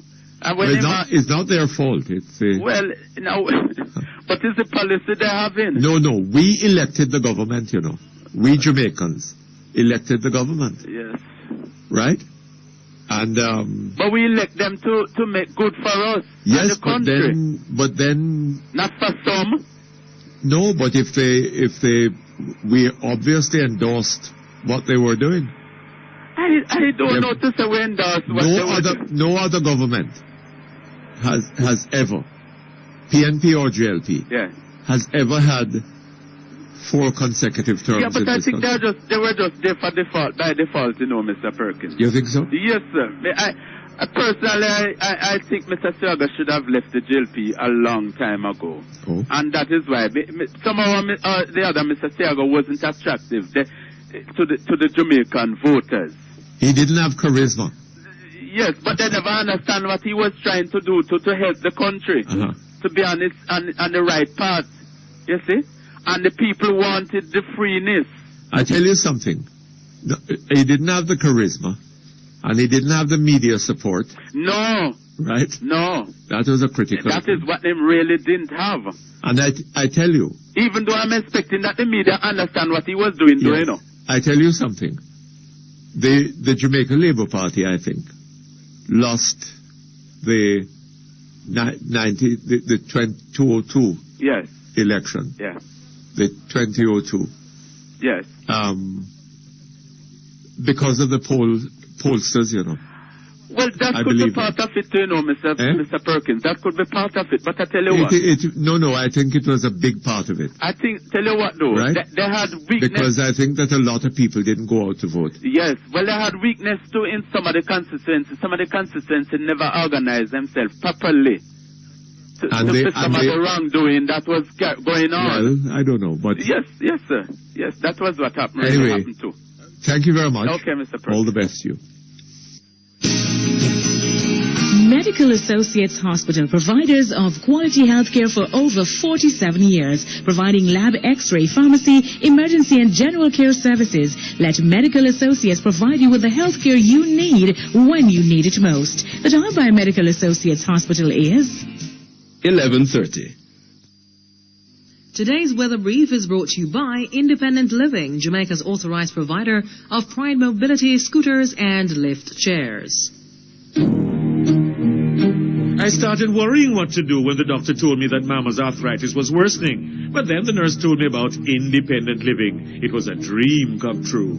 Independent Living, the store that cares enough to provide solutions for your physical limitations. Supplies of hospital beds, lift chairs, wheelchairs, bathroom safety and rehab products. Independent Living, the caring store. 10 Merrick Avenue, Kingston 10. Or call 754-2195 or 754-5198. Rising above physical challenges, we can help you do it.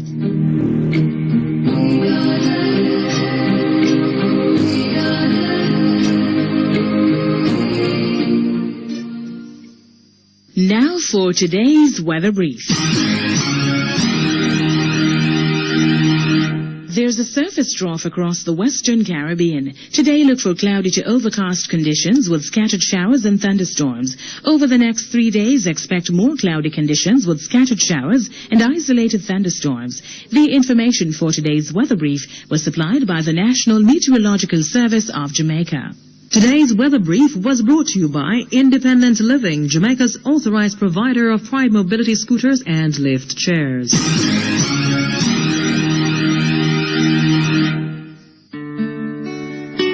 J&J Pharmacy, located at 82 Barnett Street and shop number 3, Embassy Place, Montego Bay, has all that you need in a pharmacy. If they don't have what you need, they will definitely get it for you. All major health cards, including JADEP and NHF, are accepted.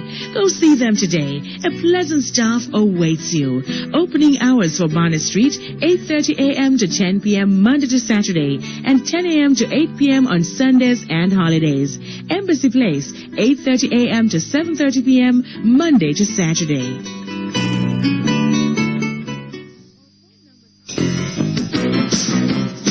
You're listening to Perkins Online, the Thinking Person's Talk Show. Our phone numbers are 968-4901, 968-4902, 968-4903. Our local toll-free line is 1-888-991-4072. Or you may call our international toll-free line, courtesy of the People's Telecom of Jamaica Limited, winners of the prestigious Jamaica Milestone Award, on 1-866-LINK-106. That's 1-866 1-866-54-65106. You can also log on and listen to Perkins online live on the World Wide Web free at www.go-jamaica.com. Now back to Perkins online on Power 106 FM.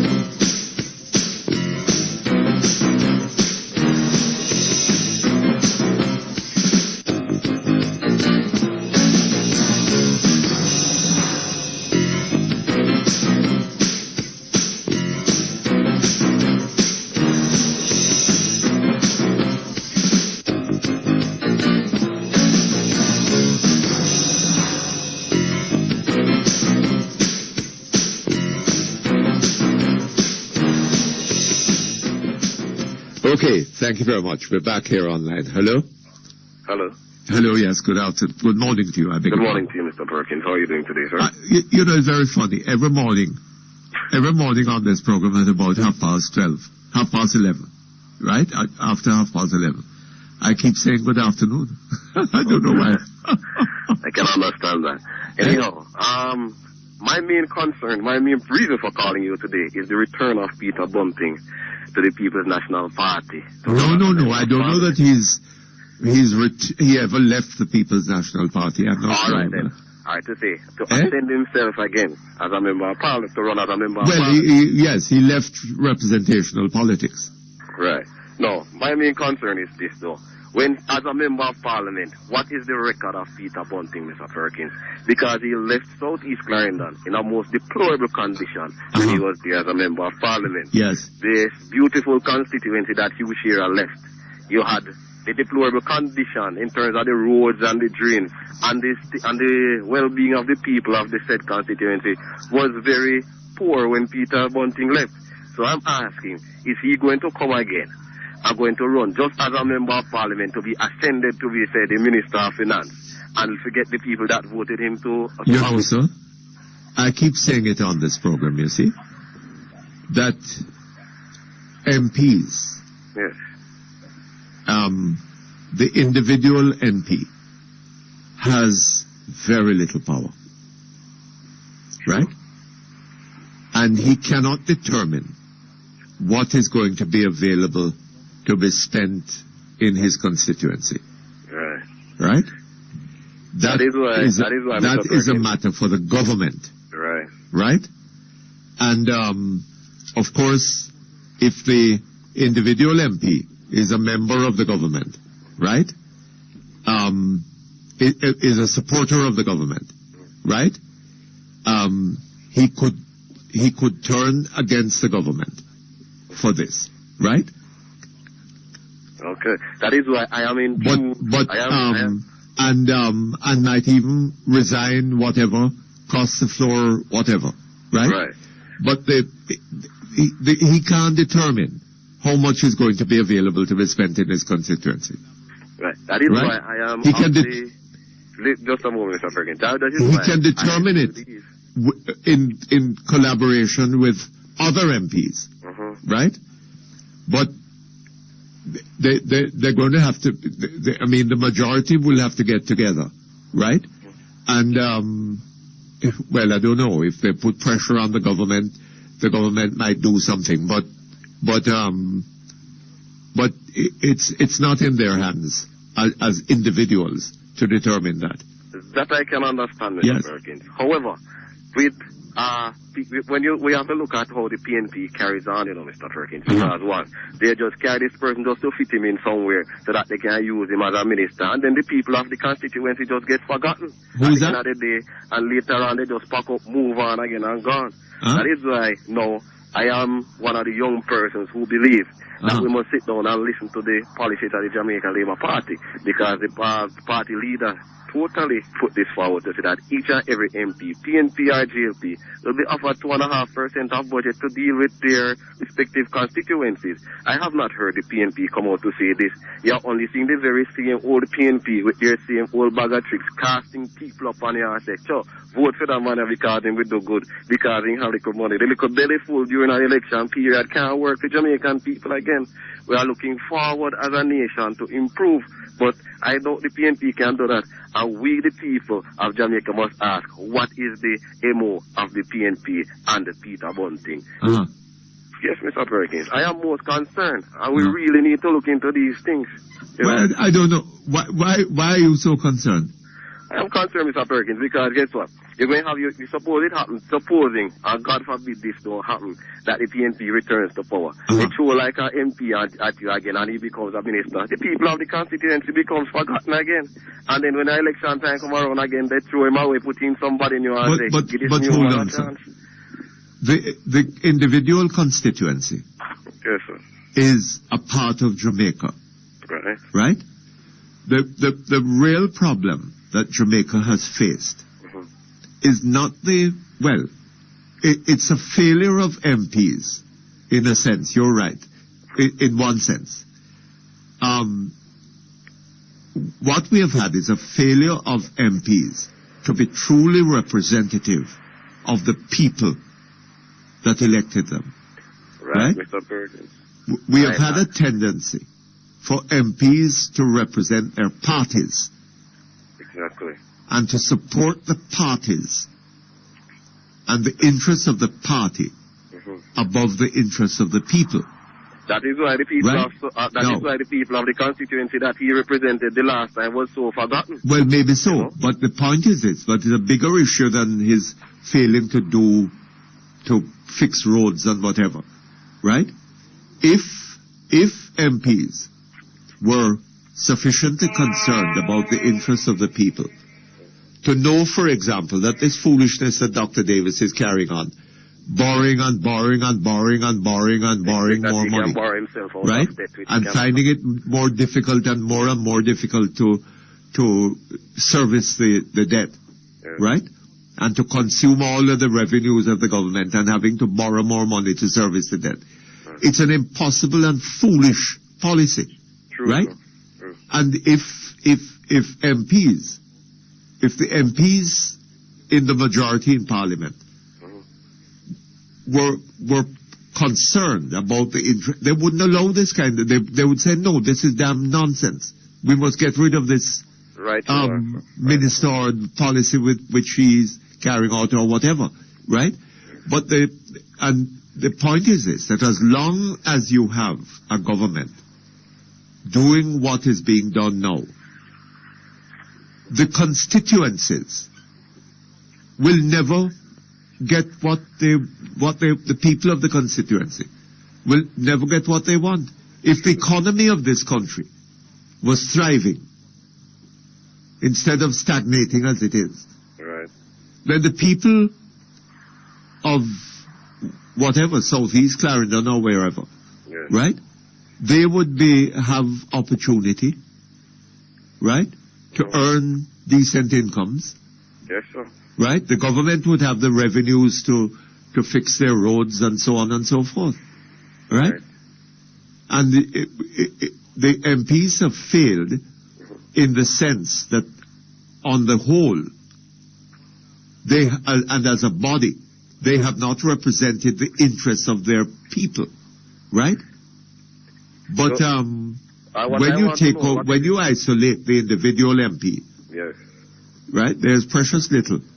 Given that what the policies are, and given the state of the economy, then there's precious little that can be done for any one constituency. Yes, sir, that I can understand. Yes. However, the fact still remains, You have to seek somebody who is coming to represent the people, not just just during the election period, but during the time that person is elected in office. Yes. Instead of just being the missing person, as majority of those on the governing side is.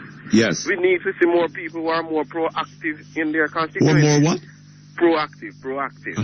In their constituencies. Yes. So that is why I am just so concerned with the Peter Bunting return to run. Just a return to run as a member of parliament. He's just going to come there just to get a post as a minister, as it's supposed to be, like he's going to be the minister of finance. Then the people of whichever constituency he goes to, will just get forgotten, and all of a sudden him just sit up there, and that is it. We can't afford to have that anymore, you know. And his track record as a member of parliament to his people leaves much to be desired, Mr. Perkins. So that is why I say to the people of Jamaica, wherever they are going to put in, be he aware of this. He's right, what? Mr. Perkins? And thank you very much for your time, sir. All right, sir. Good. Thank you very much. Okay, hello? Hello? Yes, good morning. Good morning to you, sir. Good morning, Mr. Perkins. You know, it's been years I've been listening to you, know. It's what? It's been years I've been listening to you. Yes. I've been listening to you from my days at Calabar. I'm a big man. I'm a teacher. Oh, you were at Calabar? I see you still going on, man. Eh? I see you still going on. Is that? Yes. Okay. No. I'm just really proud of you. You're getting tired of me. What's that? You're getting tired of me? No. I'm proud of you. Oh. Well, thank you very much for that. That's very nice of me. I'm proud about what, though? I don't know what it is that... I've got a few comments, Mr. Perkins. Yes.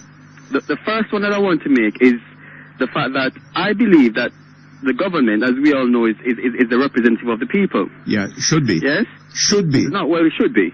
Yes? Yes. Hold on just a moment for me, please. Researchers at the University of Carolina Davis reported that phytonutrients in apple products may help protect against cardiovascular disease. Start drinking Mott's apple juices, distributed by T. Geddes Grant Limited. The time by Mott's Healthy Living is 11:45. Did you know that Jamaica's leading distributor of ball and roller bearings is in fact Bearings and Accessories Limited, located at 83 Harbour Street? They stock the widest range of bearings and other industrial products, such as oil seals, mechanical packing, conveyor belting, V-belts, pulleys, chains and sprockets, and more. Bearings and Accessories Limited has been in business since 1959 and is the sole representative in Jamaica of such choice preferred brand name manufacturers such as SKF, Timken, Torrington, Cooper and Seal Master Bearings, Dupree Conveyor Belting, and Sepco Sealing Products. Bearings and Accessories is now stocking and proud to offer high-quality Timken greases for both auto and industrial type bearings. Visit them at 83 Harbour Street, Kingston, with available parking, or call 922-1950 or 922-5901.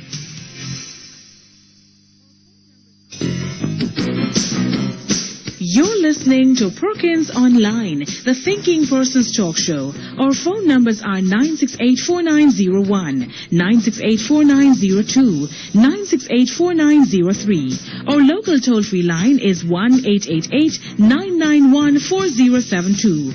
Or you may call our international toll-free line, courtesy of the People's Telecom of Jamaica Limited, winners of the prestigious Jamaica Milestone Award, on 1-866-LINK-106. That's 1-866-5465-106. You can also log on and listen to Perkins Online live on the World Wide Web free at www.go-jamaica.com.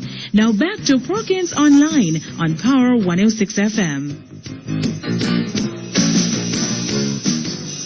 Okay, thank you very much. We're back here online. Hello? Yes, Mr. Perkins. And as I was saying to you, the government is meant to be a representative of the people. Yes. Right? And, I mean, if you look at the voting list, and I mean, you look at the education background of these people who vote, you know, I think the government represents those people. I mean, you know, I think the educational background of the government in terms of, you know, where they see the country going, I think they represent those people. They're ignorant set of people. Yes. I mean, how can you, in today's day and age, as you rightly said, have a party, serving 3 terms, a party that's done nothing for the country, But as it goes, Mr. Perkins, I'm not too sure if you're a voter.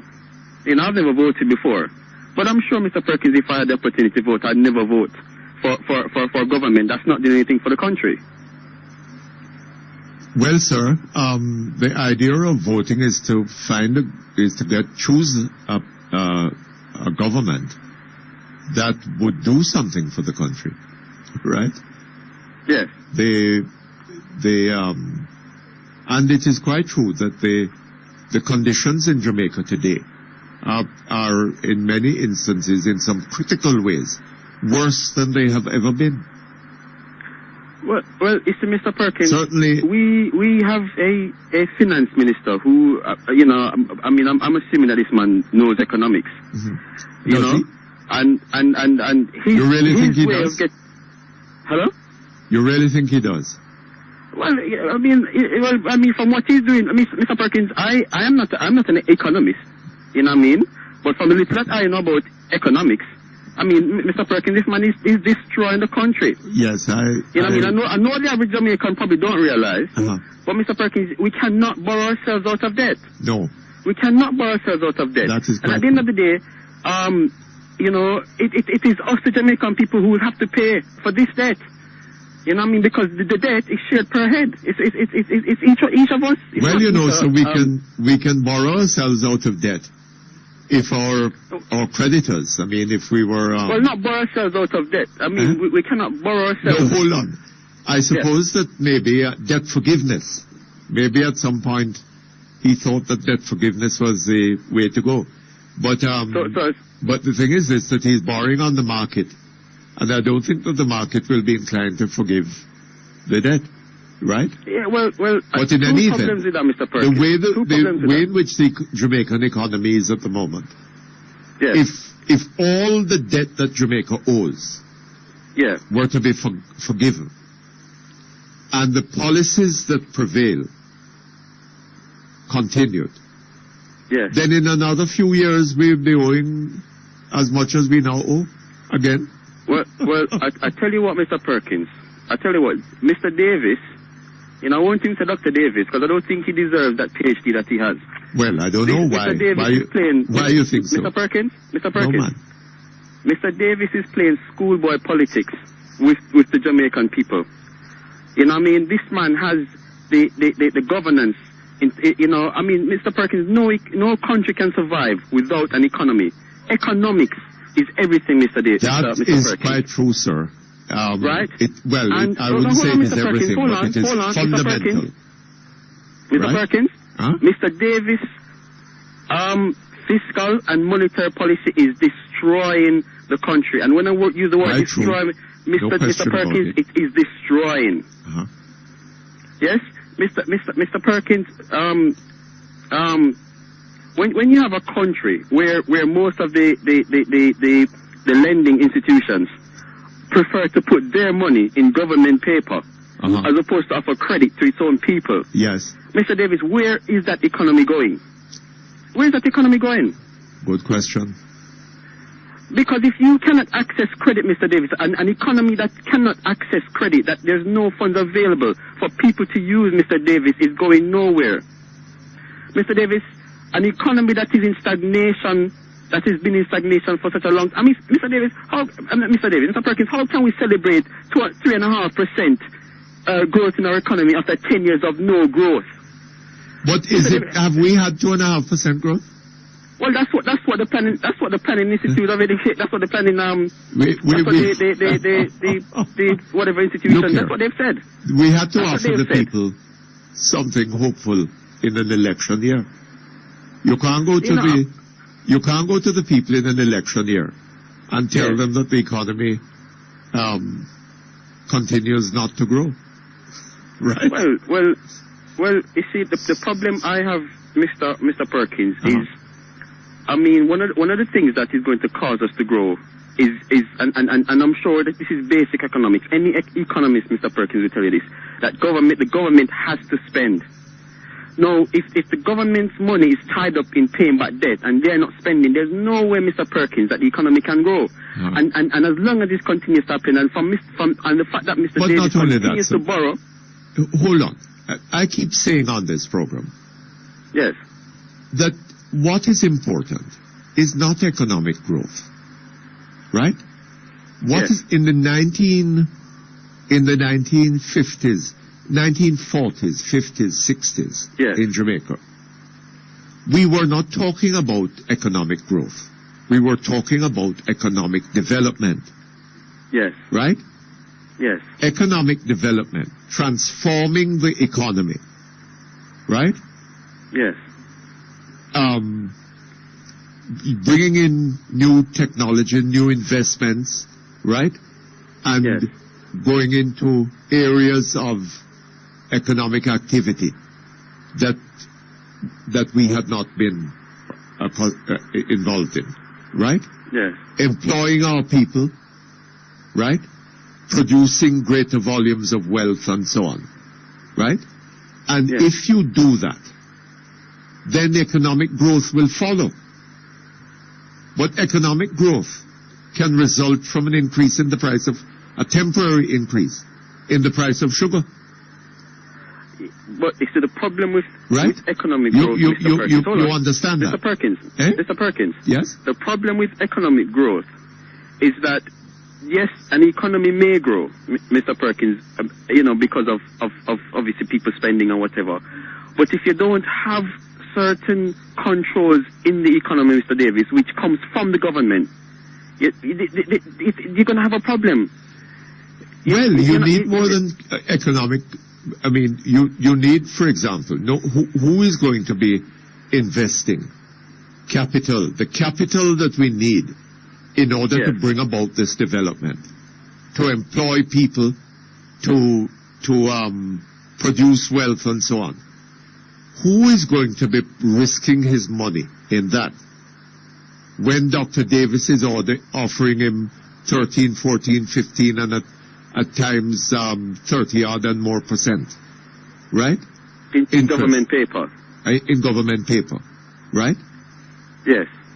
Who is going to... But that's what I'm saying, Mr. Perkins. Yes. That is why... But who is going to risk his money when the policies of the government are such that the stability of the dollar, when your dollar is constantly shrinking, right? And the Bank of Jamaica has had to be spending a vast amount of money, a considerable amount of money, trying to keep it at a level, right? Who is going to come and spend his money in a country where the government is taxing people like hell? And you realize that companies in Jamaica have to be paying taxpayers, have to be paying next year's economy, advancing next year's taxes on income tax, right?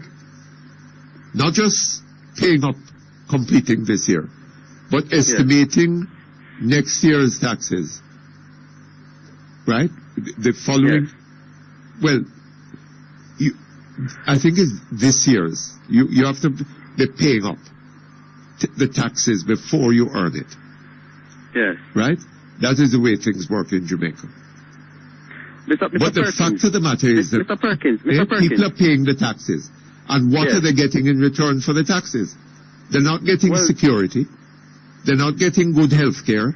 They're not getting good roads. Because, Mr. Perkins, what are they getting? Mr. Perkins, Mr. Perkins, that is because the money that they are spending that are meant to be used for these things are being used to pay for debt. And that's what I'm saying, Mr. Perkins. If the government isn't spending, the economy is going to be in trouble. Mr. Perkins, I don't But the economy is in trouble. Hold on, Mr. Perkins. I'm phoning you from the UK. From where? From the UK. And I'm going to give you some basic economics 101. Yes. And I'm going to show you how is it that these factors don't apply in Jamaica and why our economy... Hurry, we haven't got a lot of time. Huh? Hurry up, we haven't got a lot of time. Okay. The first thing, Mr. Perkins, if the price of petrol in Jamaica goes up, yes? Yes. and tomorrow the amount of dollars that they pay per barrel should come down. You know what happens in Jamaica, Mr. Perkins? What? Petrol doesn't come down back. It doesn't come down. Right? Hold on, Mr. Perkins. If the price of food goes up in Jamaica because the US dollar devalues and the dollar should come down, food price doesn't come down. Right? And it applies across the board for many things, Mr. Perkins. But I tell you what the problem with that is. The problem with that is you cannot pay somebody $2,000 a week this year and pay them $2,000 a week next year when inflation has gone up by 13%. Because, Mr. Perkins, the money that he's getting per week is less valuable than what it was a year ago. Yes. And we've seen years on years, Mr. Perkins, inflation is going up, pay isn't going up, so the amount of money that someone has to spend is worthless. It doesn't work the same amount today as it did people are 6 years becoming ago. poorer and poorer. Right? Even the ones that's who the are problem with our economy, Mr. Perkins. We are killing our economy. We're making people poor because of poor economic policies, poor economic decisions. That's because yes, people have money, Mr. Perkins, but the money is becoming worthless. They cannot afford the same things today as they did 10 years ago. Yes. And it's government policies, Mr. Perkins. Yes. Quite true. Now, hold on, Mr. Perkins. I don't mean to cut you. I'm sorry. I have to go. Wait, one minute, Mr. Perkins. One minute. One last comment. One last comment. Quickly, then. Perkins? Okay. That caller that came on your phone and spoke about Mr. Manley. You know, I tell you what, I think you should screen those ignorant people that come on your phone. Because that man is the greatest leader that's ever been in Jamaica. And Mr. Perkins, I'll give you one way to know that leader. Look at institutions that he has left behind. The great institutions. The NHT, the NIS, Jamal, all those programs, Mr. Perkins, are great. All right, sir. All right, thank you very much. All the best to you. That brings us to time for the news. We'll be back here in about 20 minutes.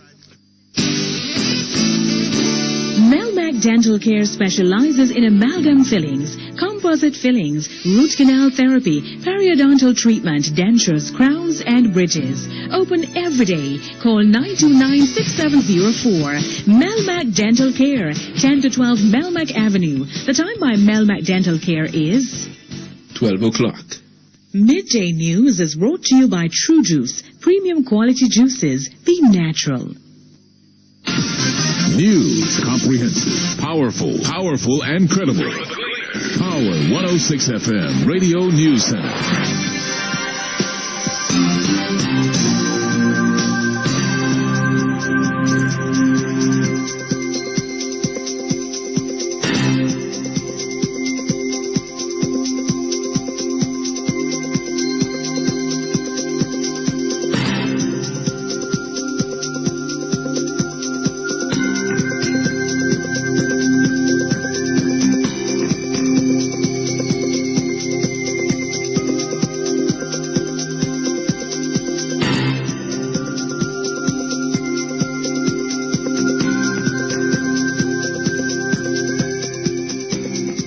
Good afternoon, I'm Stacey Ann Smith with Midday News on Power 106 FM from the Gleaner Power 106 News Center.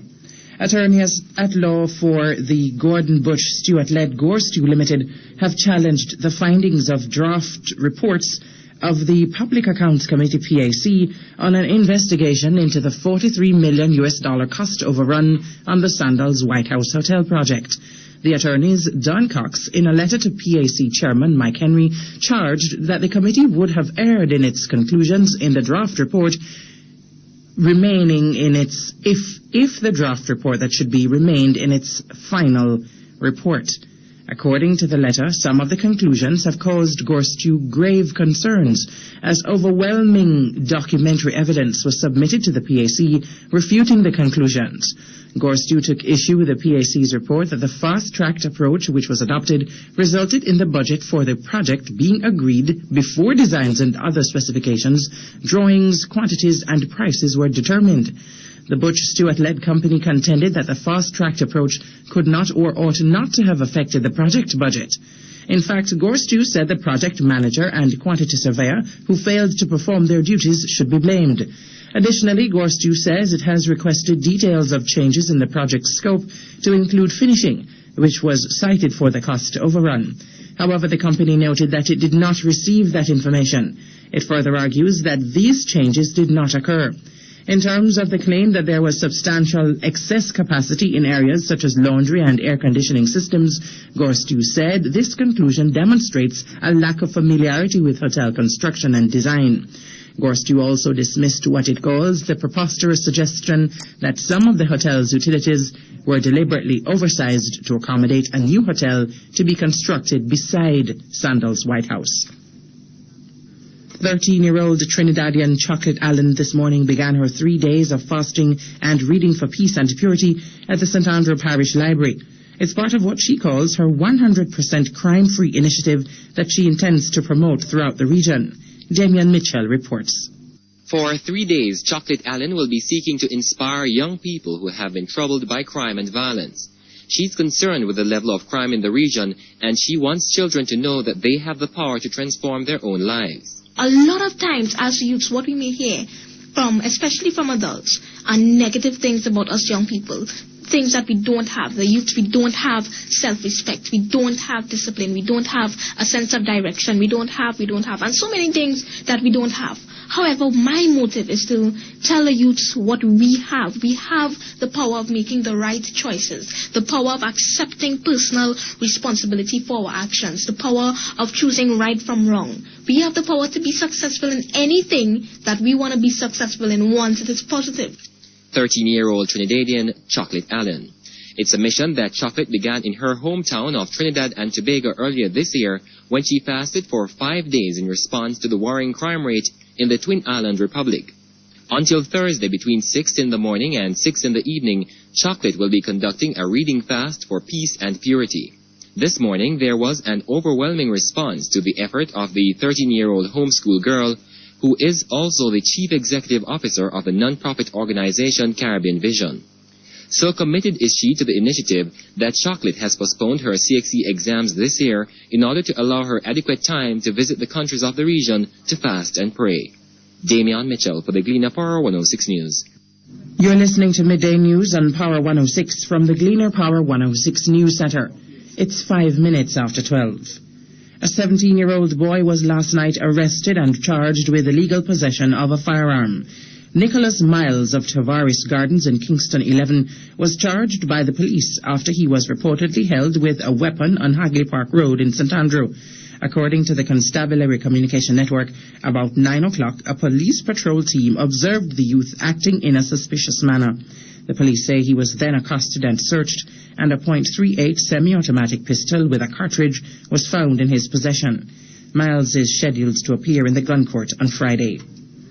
The Jamaica Gasoline Retailers Association, JGRA, is insisting that it is not in a position to increase the wages of gas station employees at this time. This follows a 2-week ultimatum served on the association by the National Workers' Union on behalf of the workers.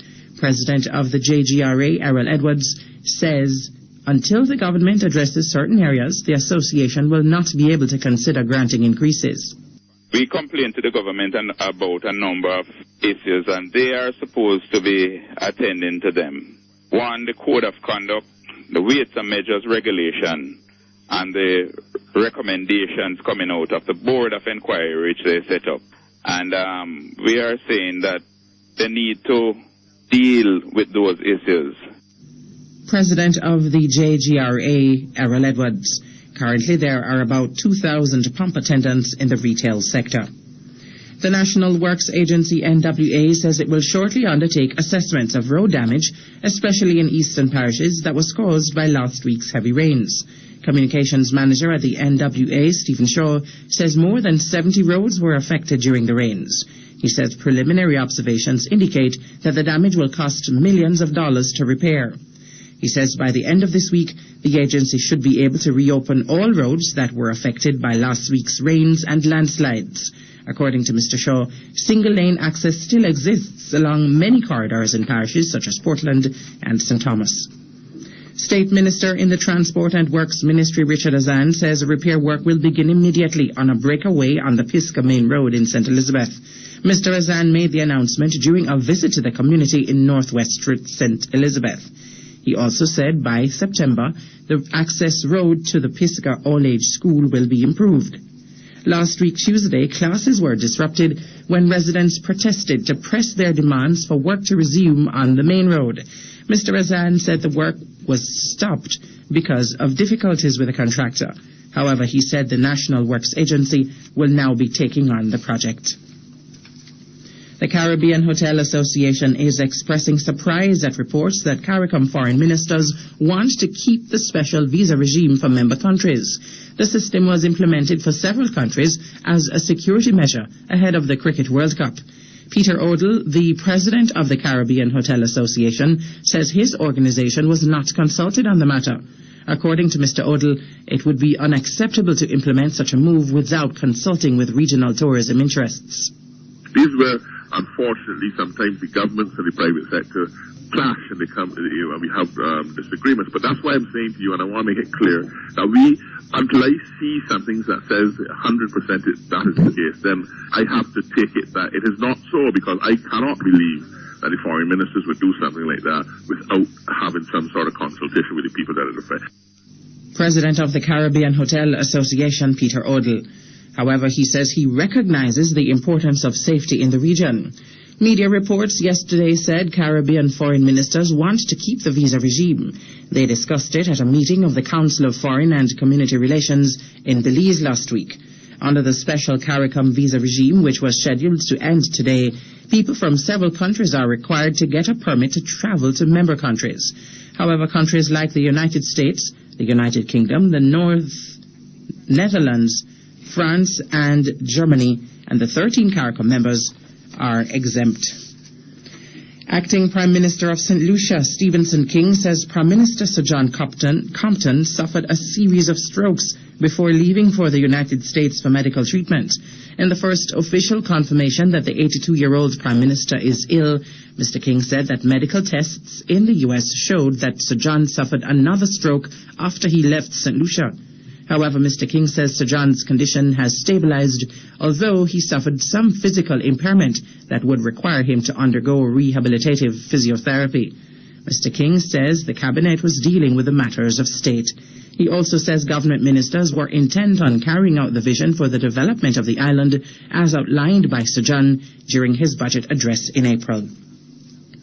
The St. Vincent and the Grenadines Chamber of Industry and Commerce has refuted allegations by Prime Minister Dr. Ralph Gonsalves that the business community was using the value-added tax to engage in price gouging. Chamber President Martin Bullas described the allegations as unfair. According to him, there were some errors in pricing in some businesses, but that should not be regarded as a deliberate attempt to increase prices to consumers. At the same time, Mr. Bullas has defended recent price increases, indicating that duty and consumption taxes were already paid on existing stocks. In his first official engagement since returning from undergoing medical treatment in Cuba on Saturday, Dr. Gonsalves accused some businesses of using the value-added tax to increase prices on the local market. And further overseas now, the second highest official in the United States Justice Department, Paul McNulty, is resigning amid a political row over the firing of 8 federal prosecutors. Mr. McNulty recently ran into difficulty during his testimony before Congress when he admitted that one of the 8 attorneys was fired to make way for a political appointee. This contradicted a statement by his boss, Alberto Gonzalez, who insisted that all the dismissals were based on performance. In a written statement, Mr. McNulty said he was stepping down for family and financial reasons and that he would leave his post sometime in the late summer. He is the third and highest ranking official to resign from the Justice Department since March. Finally, vote counting in the Philippines midterm elections has been hindered by violence and reported fraud. 2 teachers were killed in a fire last night while counting votes at their school. Meanwhile, a policeman who was guarding ballot boxes in northern Ilocos Norte, was shot dead at the close of the polls. Election observers spoke of voter intimidation and violence and reported that they saw blatant attempts to buy votes. The millions of votes from yesterday's congressional and local elections are being counted by hand. Initial results for local areas are expected as early as Thursday, but it could be weeks before the final outcome for the Senate and the House of Representatives is known. And those were the stories making midday news on Power 106 from the Gleaner Power 106 News Center. The Midday Sports Report is next.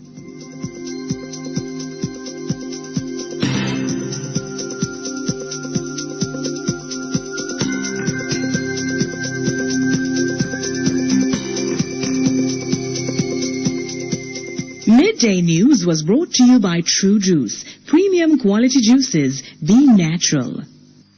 Sports, comprehensive, powerful, and credible. Power 106 FM, Radio News Center.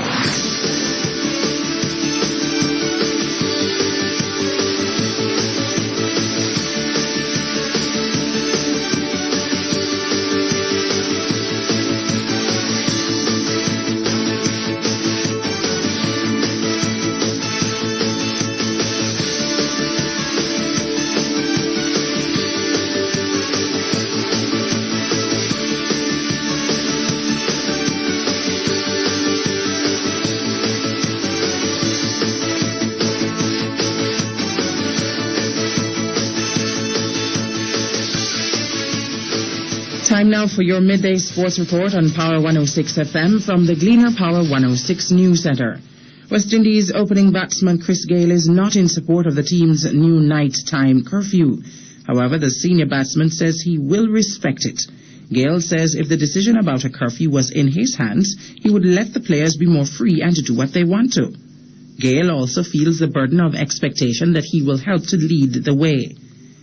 He says there is always a responsibility on his shoulder, not just as a senior player but also as a top-order batter. However, Gayle is confident that the very young squad will prove ready for the English challenge. The first test starts on Thursday at Lord's. Z Sports, which is behind the newly mooted Indian Cricket League, has denied the report circulating in the media that retired West Indies batting legend Brian Lara is being linked to a breakaway 2020 competition taking place in India in October.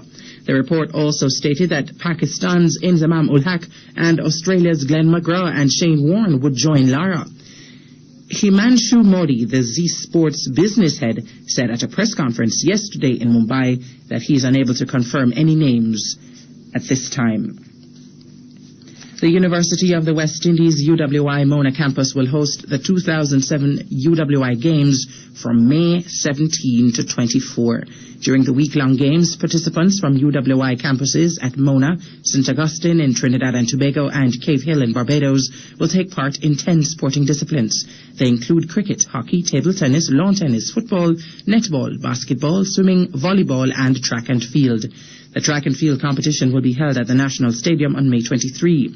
Meanwhile, 6 track and field stars have also been invited to participate at the event in the invitational races. They are World 100-meter record holder Asafa Powell, the world's fastest woman in 2006 Jerome Simpson, Trinidad and Tobago's World Championships silver medalist Darrell Brown, Olympic relay gold medalist Aileen Bailey, World 200-meter record holder Usain Bolt, Jermaine Gonzalez, and Johan Blake of San Diego. Former Jamaican international Frank Sinclair has signed a 1-year contract with English League One side Huddersfield, the club with which he spent much of last season on loan. The 35-year-old Sinclair, released by Burnley recently, impressed Huddersfield's new manager Andy Ritchie during his tenure at the club. Sinclair, a hard defender who can play in central defence or at right back, says he'll be looking to help the North England club gain promotion to the Championship next season. The semi-finals of the Western Union Division B Netball League will be played this evening at the Leela Robinson Courts. At 6:15, Skibo and Eden Strikers will meet, followed by Oterios Magics against Jet Setters B at 6:45. A third game will also be played at 7 o'clock. Tivoli A and Jamalco will meet in a rescheduled top-of-the-table Berger Paints Super League game, also at 7. DuPont outclassed Dunrobin 35-0 to record the biggest victory in the Jamaica Rugby Union Under-12 primary competition, which got off this morning. In other games, Seaview outscored St. Peter Clovers 20-15. Greater Portmore had a 25-0 victory over Tavares. Balmagie beat St. Albans 15-love, and Rousseau and St. Patrick played to a 10-all draw. The competition continues tomorrow at St Andrew High School grounds. Finally, retired English jockey Lester Piggott is in intensive care in hospital in Lausanne, Switzerland, following the recurrence of a heart problem. Piggott, arguably the greatest jockey of his generation, fell ill in December and spent several days in hospital before returning home to recuperate. The 71-year-old Piggott retired in 1994 after 4,493 career wins, including 9 Derby victories. And that's your Midday Sports Report on Power 106. The Midday Weather Report is next.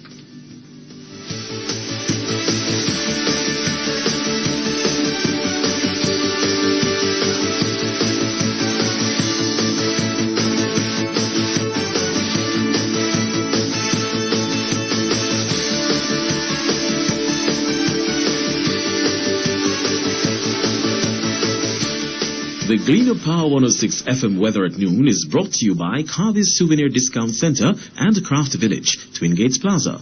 Be Jamaican, buy Jamaican, and Carby's Discount Center, Twin Gates Plaza, Constant Spring Road. So much more for less.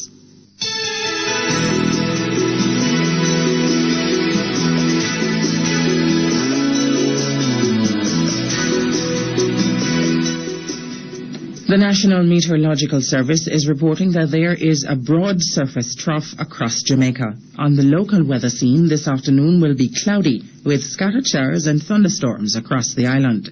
Tonight is also expected to be cloudy with scattered showers, especially over western parishes. Tomorrow, look for cloudy conditions with scattered showers and thunderstorms. And for the next few days, expect scattered showers and thunderstorms across the island, mainly in the afternoons. And that's your midday weather report from the Gleaner Power 106 News Center.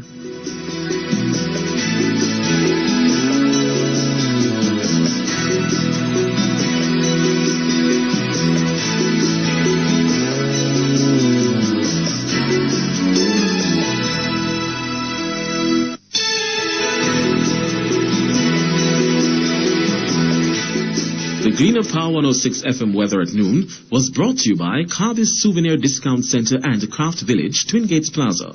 Be Jamaican, buy Jamaican. And Carby's Discount Center, Twin Gates Plaza, Constant Spring Road. So much more for less.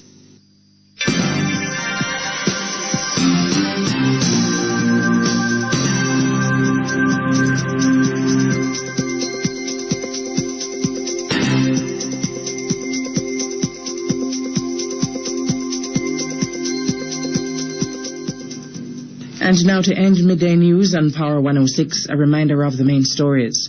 Attorneys for the Gordon Butch Stewart-led Gore Stew Limited challenge a draft report of the Public Accounts Committee of Parliament on the Sandals White House Hotel project cost overrun. 13-year-old Trinidadian Chocolate Allen begins 3 days of fasting and reading for peace and purity at the St Andrew Parish Library.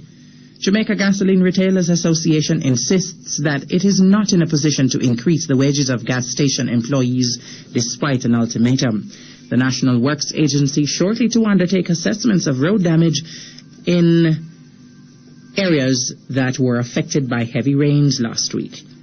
And in sports, Chris Gayle objects to nighttime curfew on England tour. And that's midday news, sports and weather on Power 106 FM. Your next newscast will be headline news at 3. From the Gleaner Power 106 News Center, I'm Stacey Ann Smith.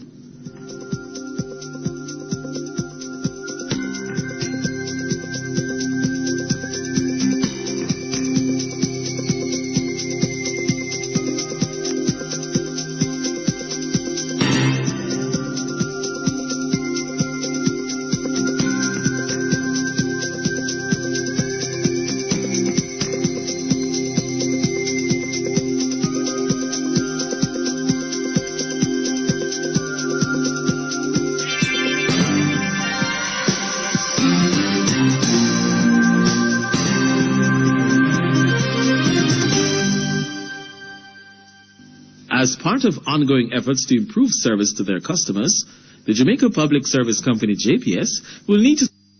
The following is a paid announcement by the JLP. While Jamaica's roads fall apart, Bobby Pickersgill gloats that there are no potholes in PNP Roger Clark's constituency. Potholes I drive on the roads and I don't come across the roads if there are potholes. No potholes. pothole. And 9 years now we have beg PNP government come fix up the road them. And walk we have to walk every morning. Can't no taxi now and drive up here. And good people live up here. We're tired now. Time for a change. The proceeding was a paid announcement by the JLP. As part of ongoing efforts to improve service to their customers, the Jamaica Public Service Company, JPS, will need to suspend electricity supply in order to carry out maintenance work on Wednesday, May 16, between 8 a.m. and 5 p.m. in the following areas of St. Anne, Orange Hall, and Walkerswood. JPS apologizes for the inconvenience caused by this outage. Every effort will be made to restore supply as soon as possible. For customer service information, please call 1-888-CALL-JPS. That is 1-888-225-5577. Power 106.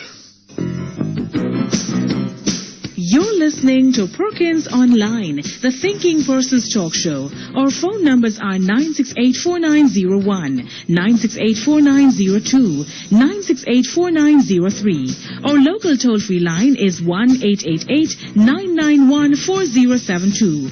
Or you may call our international toll-free line, courtesy of the People's Telecom of Jamaica Limited, winners of the prestigious Jamaica Milestone Award on 1-866-LINK-106. That's 1-866-5465-106. You can also log on and listen to Perkins Online live on the World Wide Web free at www.go-jamaica.com. Now back to Perkins Online on Power 106 FM.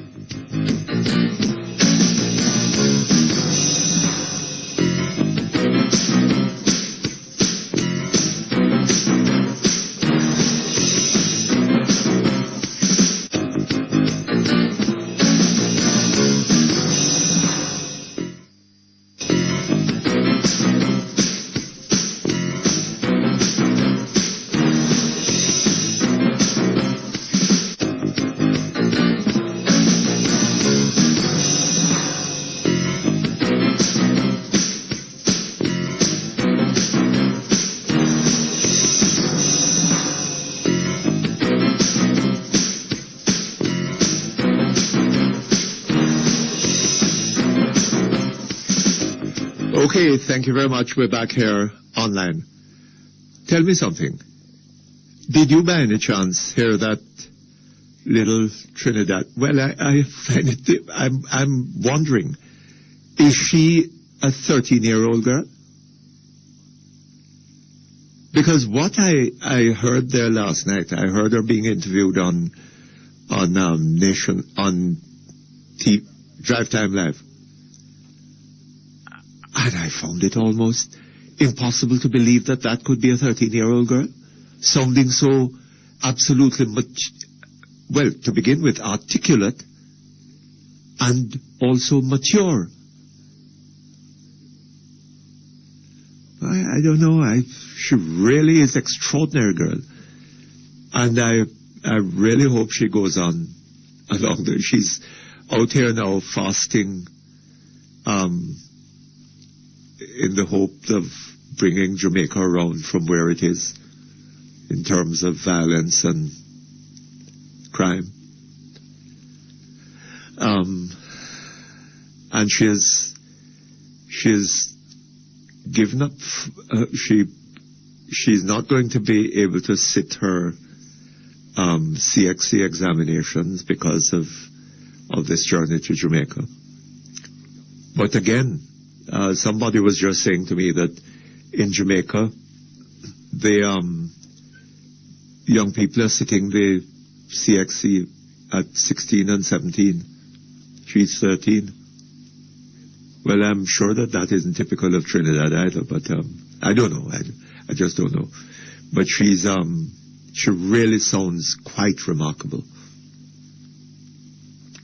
Extraordinary girl. I don't know. Do we have young people like this in Jamaica? And if we do, are we fostering them? Or are we leaving them to become the most notorious of gunmen and criminals?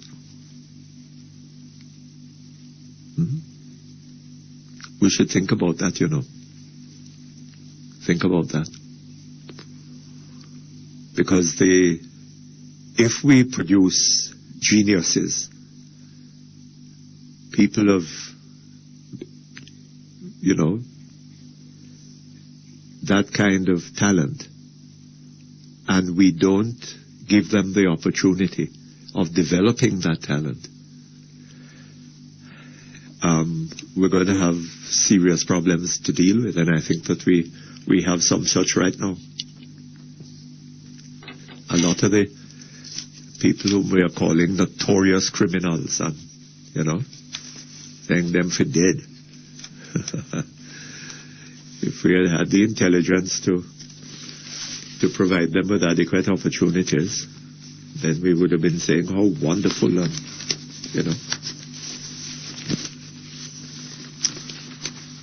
But we have fallen down on the job, haven't we? Fallen down on the job, very sadly so.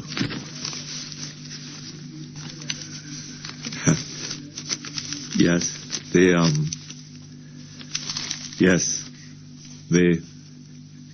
I remember some time ago having some statistical information about the young people in the general penitentiary.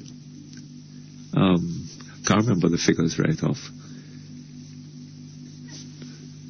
But, can't remember, but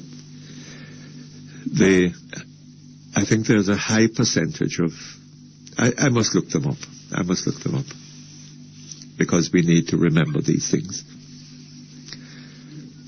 We take a break, we come back shortly. My mother said, me going to pass my exam because me have brain poor. Mother's poor patty make me strong so me can learn at school. But teacher say me chat too much. The time by Mother's Power Patchy is 12:30. Nasty, troublesome cough. Give it something you can really feel working. Cavonia. Cough medicine with clout. Now there's a remedy you can rely on for troublesome cough and blocked, stuffy nose. Cavonia, mentholated cough mixture, nighttime formula, bronchial balsam and throat spray. Blocked, stuffy nose? Give it something you can really feel working. Cavonia! Made in England by Thornton and Ross and distributed by Medimpex Jamaica Limited. You're listening to Perkins Online, the Thinking Person's Talk Show. Our phone numbers are 968-4901, 968-4902, 968-4903. Our local toll-free line is 1-888-991-4072. Or you may call our international toll-free line, courtesy of the People's Telecom of Jamaica Limited, winners of the prestigious Jamaica Milestone Award, on 1-866-LINK-106. That's 1-866-5465-106. You can also log on and listen to Perkins Online live on the World Wide Web free at www.go-jamaica.com. Now back to Perkins Online on Power 106 FM.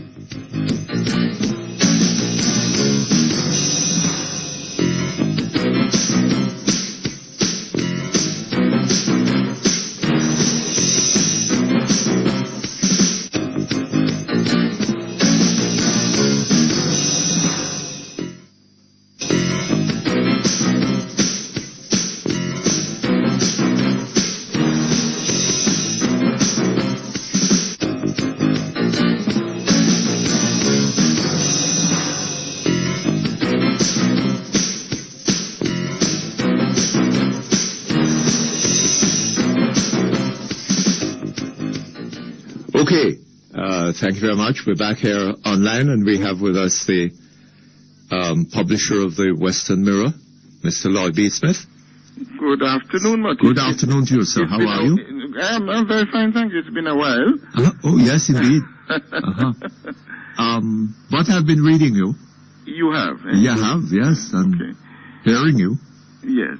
And I gather from your column this morning that there are rumors. You didn't say whether you had authenticated those rumors, but that the big drug players are looking for another party to support because the PNP has turned kingfish on them and are treating them too roughly. Well, yes, there has been that scenario playing itself out. I wouldn't want to say which party they are seeking to align themselves to. I would leave. You think it could be the NDM? Very unlikely.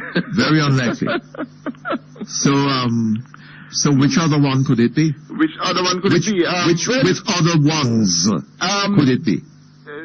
Bear in mind the laws of libel and slander. I will say that we have to leave that to the imagination. Well, I'm not sure that you can libel a political party. Okay. But there's no as I said, there's no. Yes, it's rumored, but you have evidence of this, Mr. Smith. I have spoken with persons within certain spheres that I would regard as an authentic source, and it is no secret that elements of the drug trade have been very upset with the sort of aggressive manner in which they have been pursued. You will have seen in recent times where quite a few major players have been taken out by Kingfish. Also, there have been a number of major fines involving tons and tons of ganja. So clearly there is a serious dent being put in the trade. Tell me something. Which are these major drug dealers that have been taken out by Kingfish? Well, for example, here in Montego Bay, and in such a case I would have to say alleged, because several of them are still in court. Some of them are facing extradition. The name sort of slipped me at the moment, quite frankly, Mutty. Which are the big ones? Which are the big ones that are not facing? We did have some high-profile cases in recent times, you'll recall. Yes, but the high-profile cases have all been, as I remember it, have all been extradited. Of most extradition. Of them, and some, I think one or two of them are still here, still waiting. But yes, I know they're still here.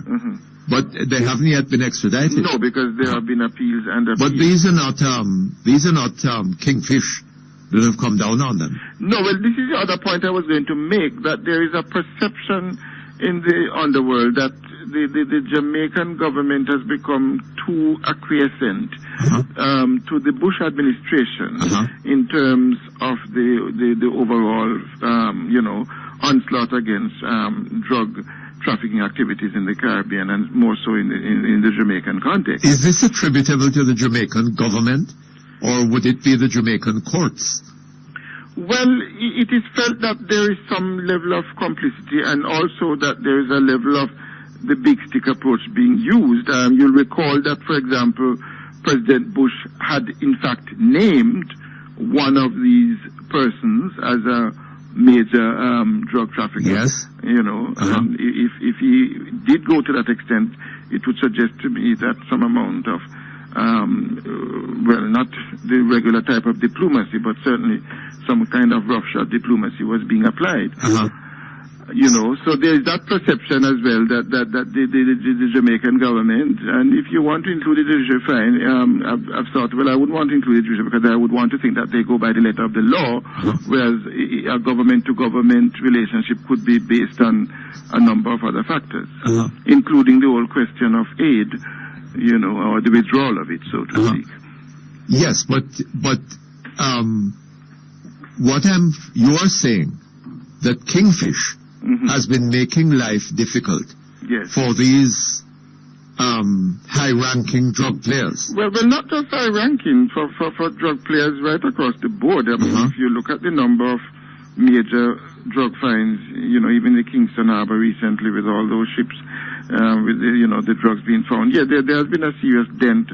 And as you know, what had happened, Mutty, is that because of the tremendous efforts made with respect to the trafficking of cocaine on Air Jamaica and other flights going to England, that, the drug mules, because of the concerted effort there between Jamaica and the British government, that has sort of lost some of its sting. And so many of the drug players then went back to ganja and sort of eased off the cocaine,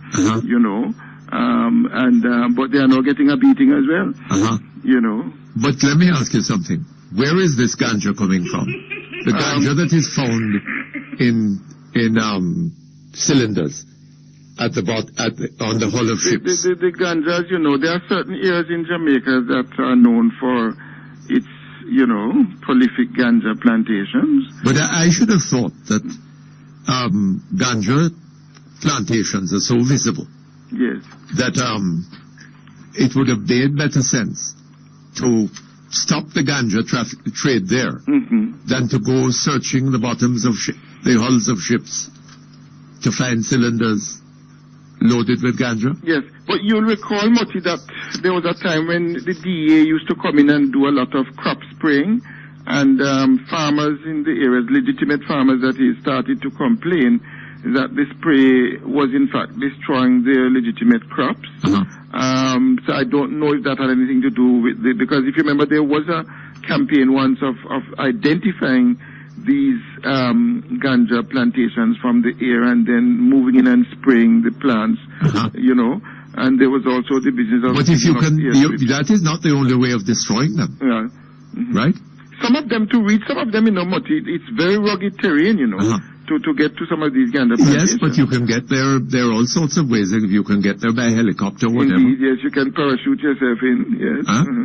But, it strikes me as a little odd. Yes. To wait until the ganja is reaped and put into cylinders and fastened to the hull of ships before to you go down there to go find them. Yes.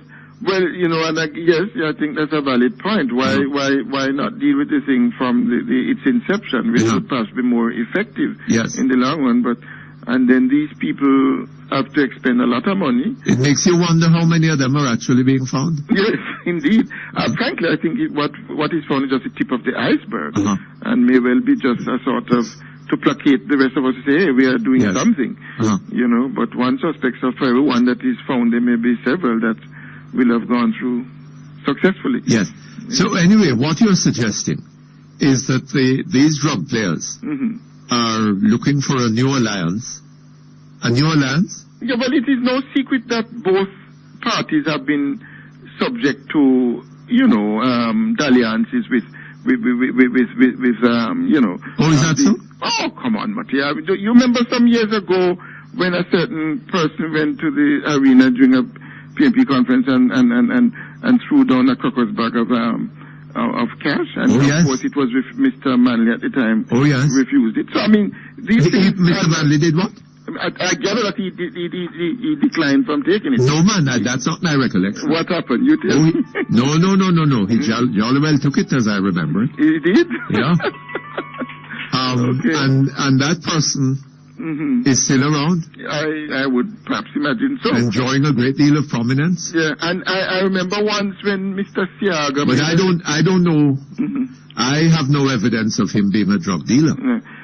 No, but let's put it this way, questionable, money. But the thing is that, let's not fool ourselves here, Marty. The drug influence, the influence of this business of people who have made their millions through the drug trade. It's no secret that from time to time they align themselves with either political party, whether directly or indirectly.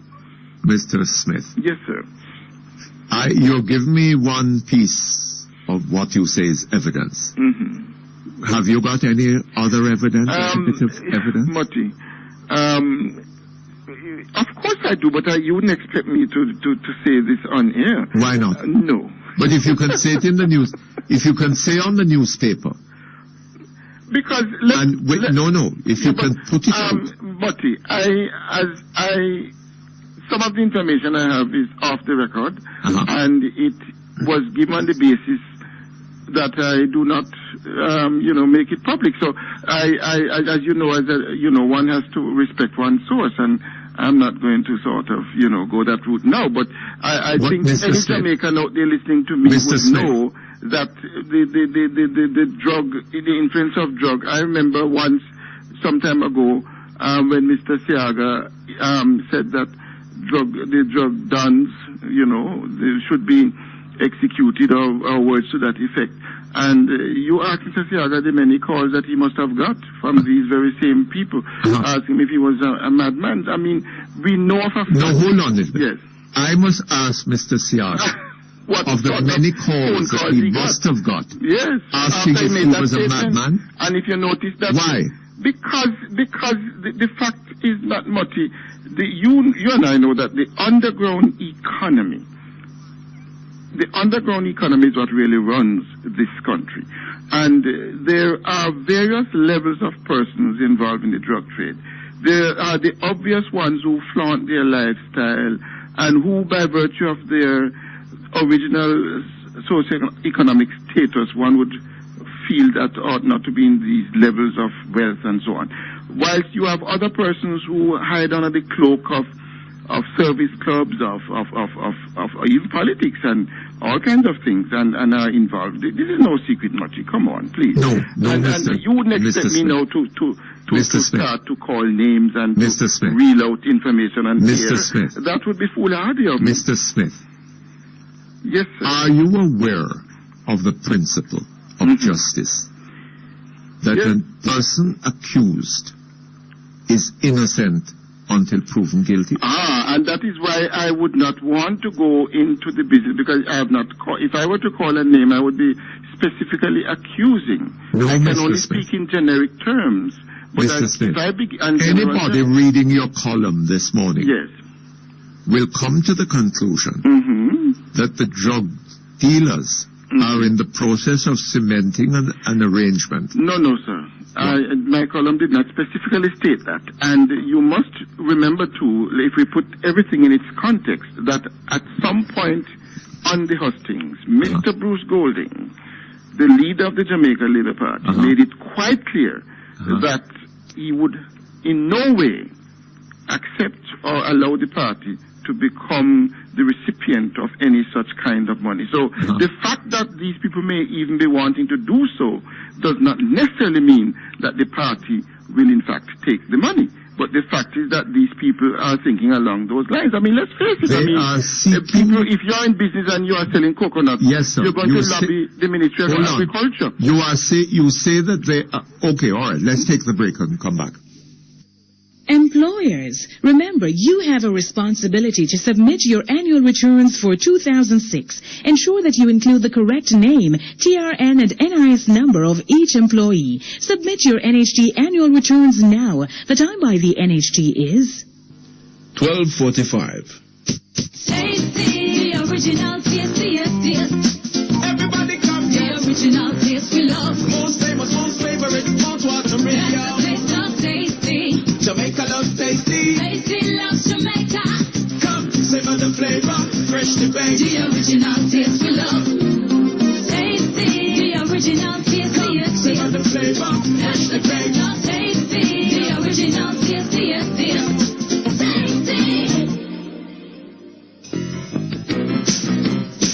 You're listening to Perkins Online, the Thinking Person's Talk Show. Our phone numbers are 968-4901, 968-4902, 968-4903. Our local toll-free line is 1-888-991-4072.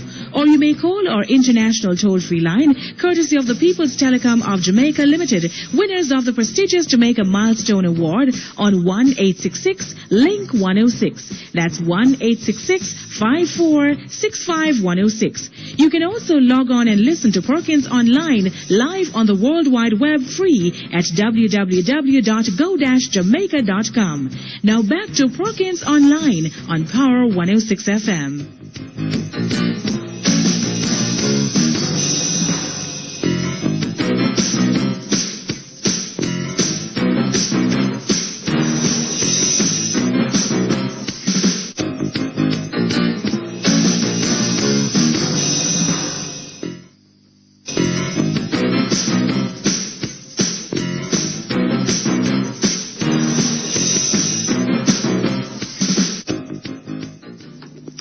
Okay, thank you very much. We're back here with you, sir. Mutty, I think if we are going to, pursue the discussion in the sphere of reality, we have to take into consideration the drug culture in Jamaica. And part of that drug culture is when you talk to a lot of the people out there who are involved in the drug trade, what they are saying is, look, we are not so much into the cocaine thing. It is very destructive, and in fact, we don't make it here. It just passes through here. On the other hand, there are many persons who have not been able to have jobs, who have not been able to get into the formal economy, and they see the planting and trafficking of ganja as a way of survival. And they feel this may that well the be so, Mr. Jamaican government, regardless of which government is power, should to some extent turn a blind eye, not so much to the cocaine, Mr. but to Smith. the ganja trade, Mr. to allow them to survive. Mr. Smith. Yes, sir. That may well be so. Yes. That there are a lot of people making money out of trafficking drugs. Mm-hmm. Right? Mm-hmm. But if you are going to say, Mr. Smith, yes, in a newspaper column, mm-hmm. that Wilmot Perkins is one of those persons who is making a lot of money out of drugs, mm-hmm. right? Mm-hmm. It seems to me that you must have evidence. You Yes, must but have I did not call evidence. the name, sir. You can't Then- just say that there is a rumor that Perkins is involved. No, but I right? didn't call a name, Mutty. I No, did no. not call a No, name. hold on a little bit. Never did Would I. you agree with me that you cannot say Perkins is involved unless you are prepared to produce evidence to support that charge? No, but... And therefore, you cannot say that I have information, boy, the people that I talk to tell me all kind this, that, and the other about Perkins and how much big Mutty, let me thing ask him something. drive and You how have much never- money him having at the Yeah, bank. And But, Mutty, you have never been aware that there's what has been called the ganja lobby in Jamaica? look, sir, No, I'm asking. I hear all kinds of rumors. And that the ganja Right. lobby comprised of persons who seek to speak to politicians and from both sides of the fence to persuade them to say, look, ease Mr. upon us, Mr. give us a Smith. chance to survive because Mr. Smith. we're pumping back money into the economy, we're helping the school children, we're doing this, we're doing that. It is part and parcel of the Jamaican landscape, Mutty, and we must not No, act Mr. as if Smith. we are naive here. Mr. Smith. To say that there is ganja, that there is drug trafficking going on in Jamaica. I mean, I'm not going to take issue with you on that, Yes. right? Mm-hmm. But when you are beginning to imply that an arrangement is being sought with the drug dealers are seeking, first of all, they're unhappy with the PNP because the PNP has turned kingfish on them, you say, which seems to me to mean that all along they were in a PNP was in a relationship with these people, right? But they have now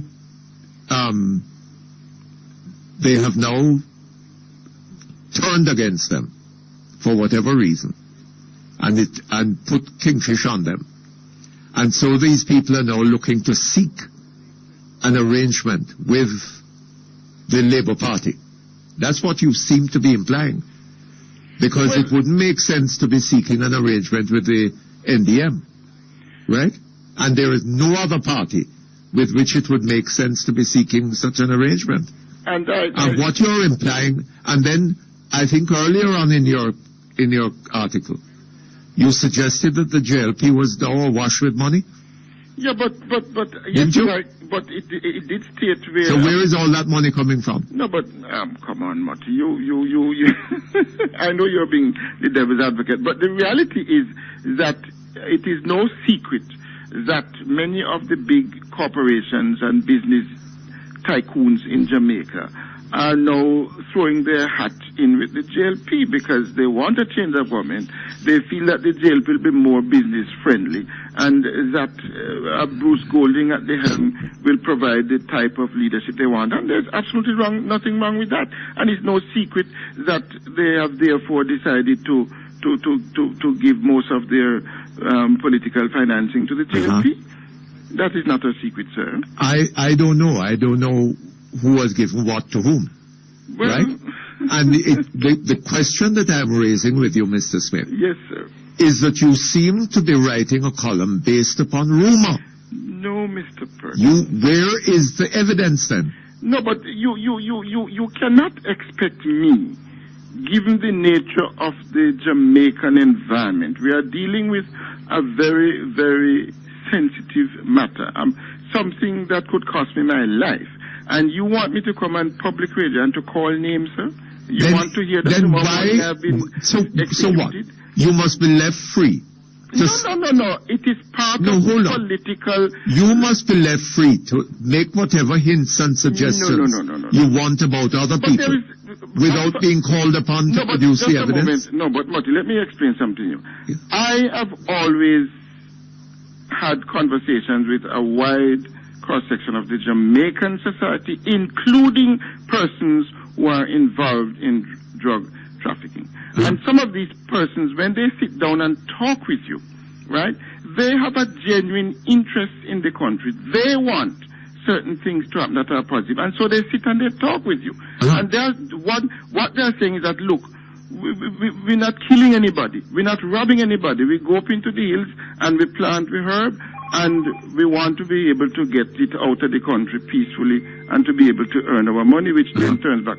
And if they want to lobby within that context, like any other group of business persons, be it legitimate or otherwise, I don't see anything intrinsically, terrible about that. And it is in that context that I wrote that there are persistent You don't rumors. see anything intrinsically terrible about them doing something illegal. No. In their seeking to lobby, isn't it better for them to do? But you have to understand what is happening in the wider society. If you go on any construction site now, if you stop every other taxi or bus driver, the smoking of ganja in Jamaica is all over the place. Yes. The trafficking of ganja is this is nothing new. Yes. And we have to. This is why if we take the discussion even to another level, where we talk about the legalizing of the ganja, because this is all part and parcel of the type of lobbying effort I'm talking about. So when I say that these people want to maybe look at which party they should align themselves, in the same way that the PSOJML want to align itself to a particular party because it feels that it may best look after their interests, then you're going to also have elements that are not necessarily wholesome that will want to align itself with any party that it may feel may be somewhat sympathetic to its cause. Yes. And that is the context in which I wrote the article. Yes, but Mr. Smith, what you're doing is a piece of cheap propagandizing. Of whom? What you are suggesting is that it may be implicit in what you're saying that the suggestion. But if I'm propagandizing, if I'm propagandizing, then propagandizing? Let me tell you what is the propaganda that you're putting across. Yes, and for whom? For whom or for what? You're doing it for the People's National Party. Mutty, You laugh? I have to laugh because that is the biggest joke I've got. It's not a joke.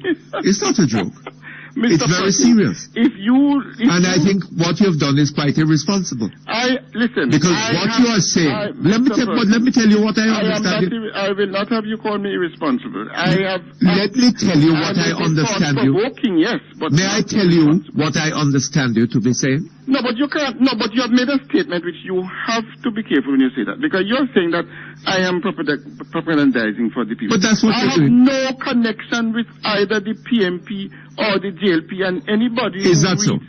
Of course. The only connection So I have why with the are you putting out? is that when, and it is well known. Why are you suggesting that Mr. Perkins, as I am from Montego Bay, and I know what is happening in Montego Bay. But let me ask, yes, but if you know anybody what that is is listening to me now from Western Jamaica, Mr. Montego Bay, would fully understand where I'm coming from. So I don't have to go into detail.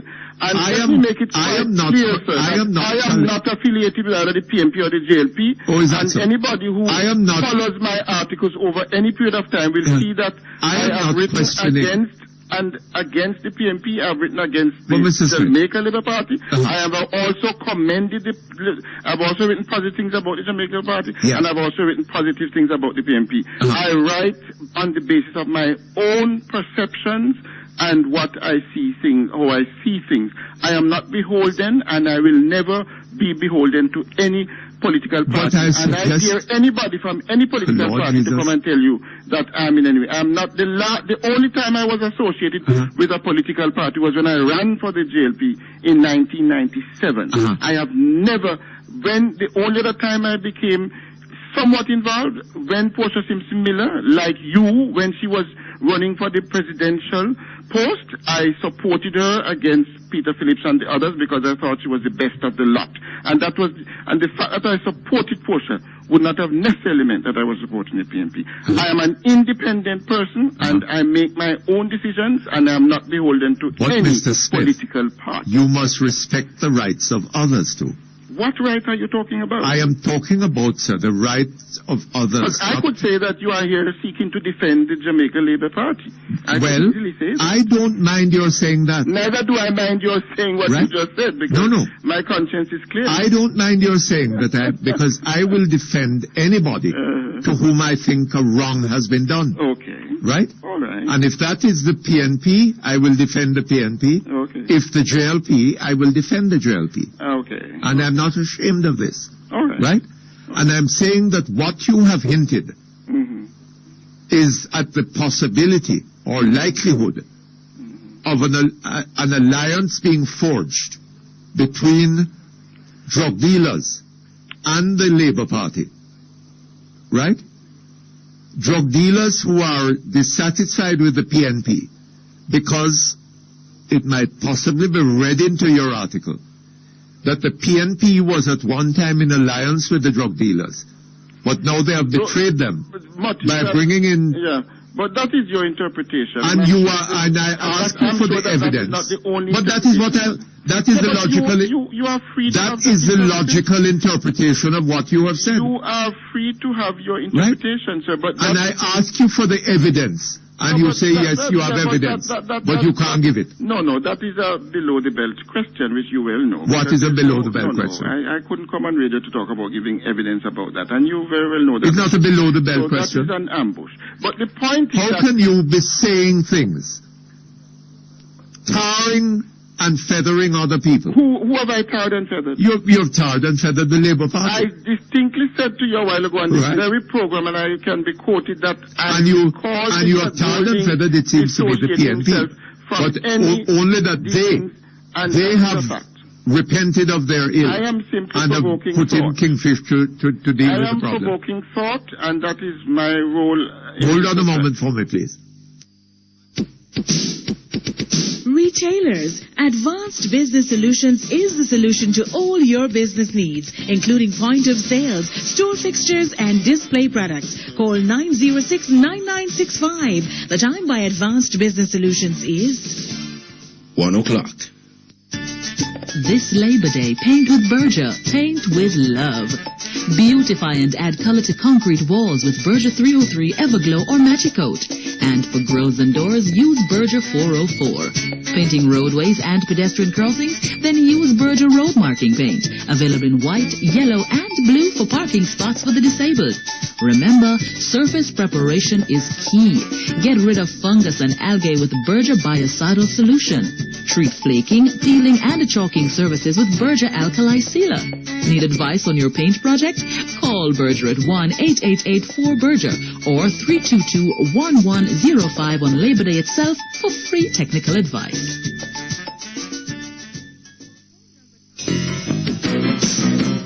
You're listening to Perkins Online, the Thinking Person's Talk Show. Our phone numbers are 968-4901, 968-4902, 968-4903. Our local toll-free line is 1-888-991-4072. Or you may call our international toll-free line, courtesy of the People's Telecom of Jamaica Limited, winners of the prestigious Jamaica Milestone Award on 1-866-LINK-106. That's 1-866-5465-106. You can also log on and listen to Perkins Online live on the World Wide Web free at www.go-jamaica.com. Now back to Perkins Online on Power 106 FM. Okay, thank you very much. We're back with you, Mr. Smith. Yes, sir, but, can we just read the sentence again that has created this little kerfuffle in your mind, sir? Yes. There is also the persistent rumor that the big drug players are running scared because of what they perceive as a too aggressive PMP regime with respect to taking them out of business by way of Operation Kingfish. And so they are seeking to align themselves to another party, which they feel, and the operative word there is feel, may be more sympathetic, maybe. So everything there is posited, not, so I can't understand why you are saying that I'm spreading propaganda, because it doesn't say that the JLP or any other party is sympathetic. It says which the drug dealers may feel. No, they feel. Yes. They feel. They feel, may. So it is their feeling. So it doesn't necessarily mean that the JLP is going to feel the same way. In other words, they have reason. It does not feel that same way. They have reason for thinking. Yes. That the JLP would be amenable to an arrangement. No, I don't know about arrangement, sir. How you mean? I don't, because arrangement would suggest some sort of formal sort of thing, right? And I don't think that would be the case at all. But hold on. If they're going to be giving money to the JLP, then they must be hoping to get something for it. But that is everybody else who gives more. The survey just done. Well, maybe so. And probably show that most Jamaicans believe that when you give money to a party, you don't just give it like that. That you give it for a reason. So that's nothing. But anybody who does anything does it for a reason. Of course. So who and that think any of the big players who give money to the JLP or the PNP? Yes, but somebody who gives love of it, sir? Somebody who does for some reason. Hold on, sir. Yes. Somebody who gives money to a political party. Yes. Expects to get something in return for it. Of course. But not necessarily by corrupt means. No, but in other words, they might expect to get the country better governed. And if the country is better governed, then they will benefit.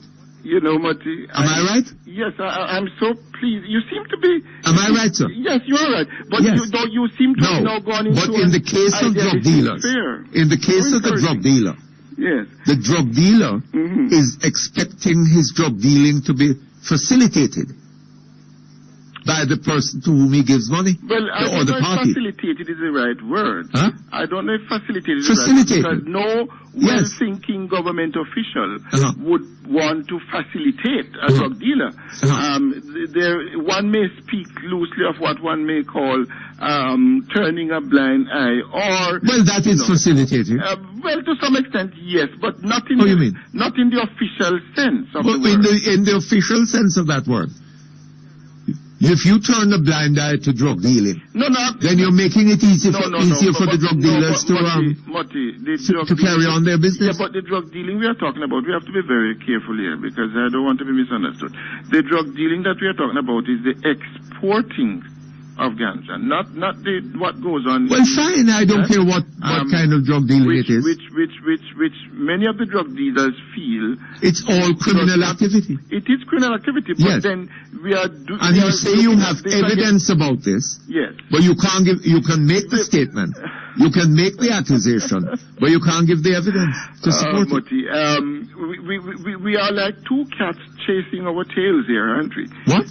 We are like two cats chasing our own tails. Well, if that is what you feel about yourself, fine. But I don't know what the evidence is that I'm doing that. You may, well, in that case, you do need to sympathize with me, then, eh? But then higher up, as I said earlier, higher up in your article, you're suggesting that the JLP is awash with money. So and then you come lower down and talk about these drug dealers. Yeah, but no, but you see, you're connecting the dots in your own. I almost say diabolical way, but the fact is that I am not making that connection at all, because you see, your premise remains that you think that I am propagandizing, which I'm not. I think that anybody in the PNP reading this article this morning would be very happy to see who give me the opportunity to write my column. I think they themselves know where I stand, and I know that when I write fearlessly. I write on my own basis. I do not write for any. I've never written for any party, and I will never do so, because I've always, one thing that I treasure, and anybody who knows me personally, is that I treasure my independence of thought. Your independence of thought. Yes, sir. And whatever I write is what I think, what I feel, and not what anybody tells me. But not what anybody tells you? No. But you're telling me that what you are writing is what the drug dealers and others have told you? Yes, but don't take the thing out of context. When I say what anybody tells, I mean tell. I'm using tell in the sense of commandeering me to. But I never. I have no evidence that you were commandeering. Right? Mm-hmm. But what I'm saying is that when I look at what you have written, right, it suggests.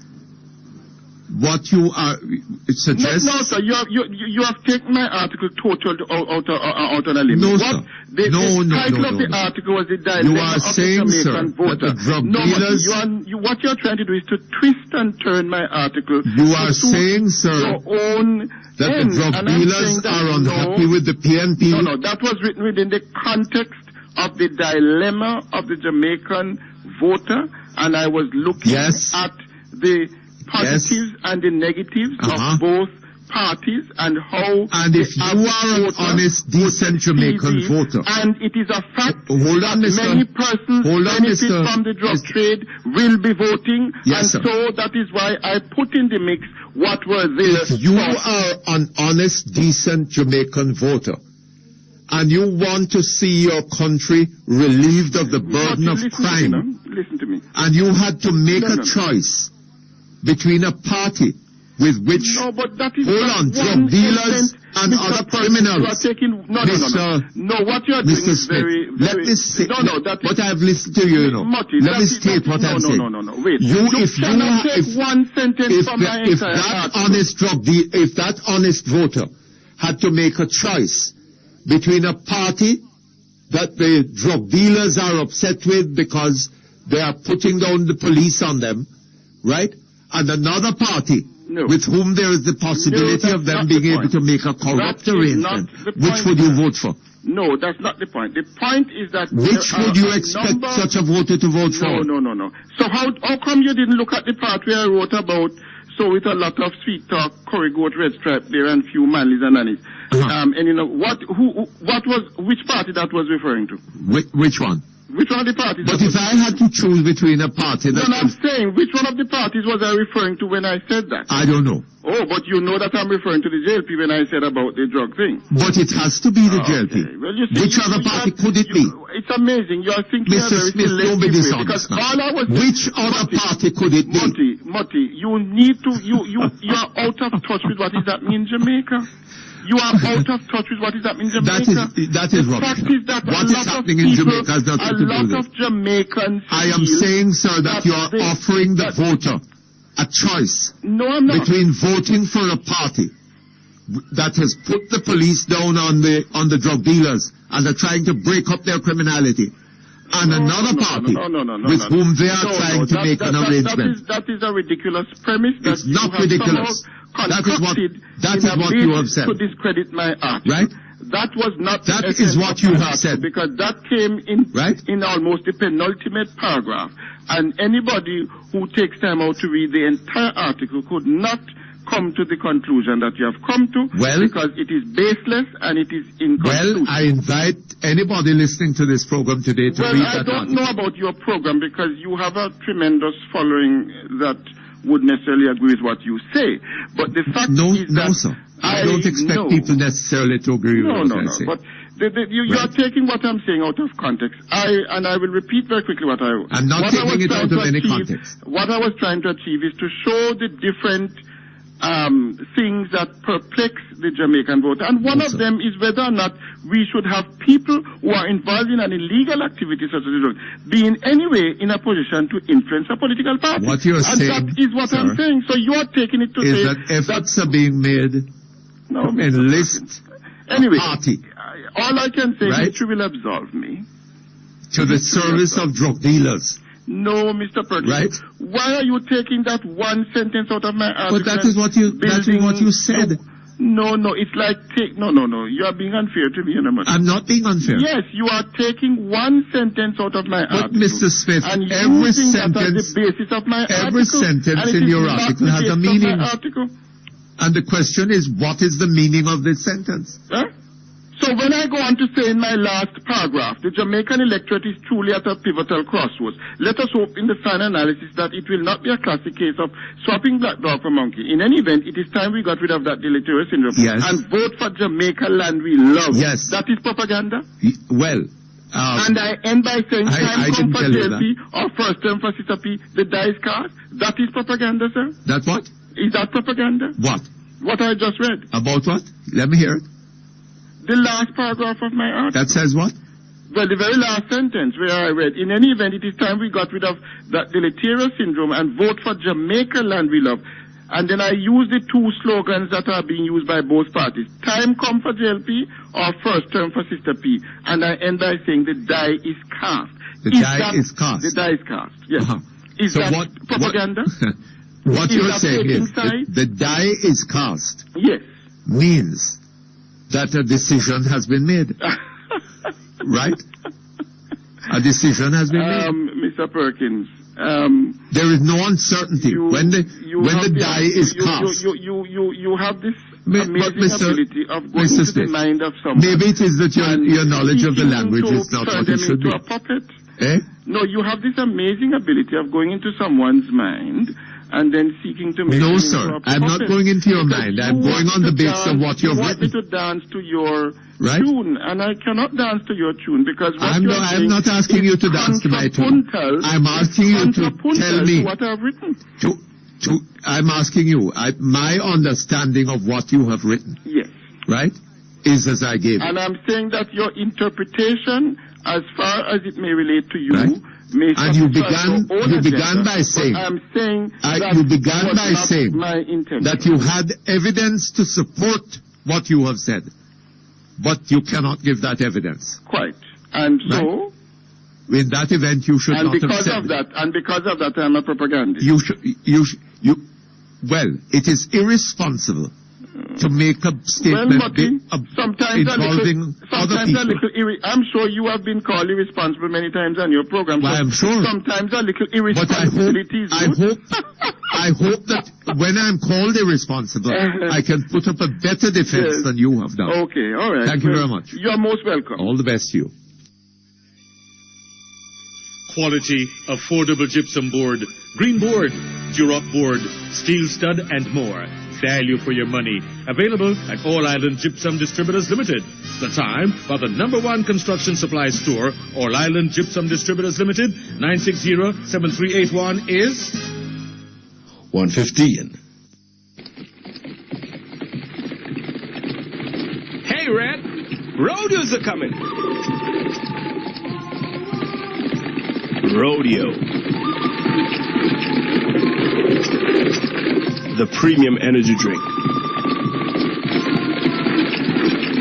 Distributed by Brosco Distributors Limited, 17.5 Q Road.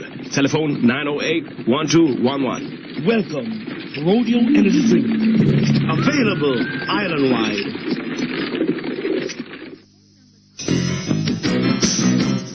You're listening to Perkins Online, the Thinking Person's Talk Show. Our phone numbers are 968-4901, 968-4902, 968-4903. Our local toll-free line is 1-888-991-4072. Or you may call our international toll-free line, courtesy of the People's Telecom of Jamaica Limited, winners of the prestigious Jamaica Milestone Award on 1-866-LINK-106. That's 1-866-5465-106. You can also log on and listen to Perkins Online live on the World Wide Web free at www.go-jamaica.com. Now back to Perkins Online on Power 106 FM.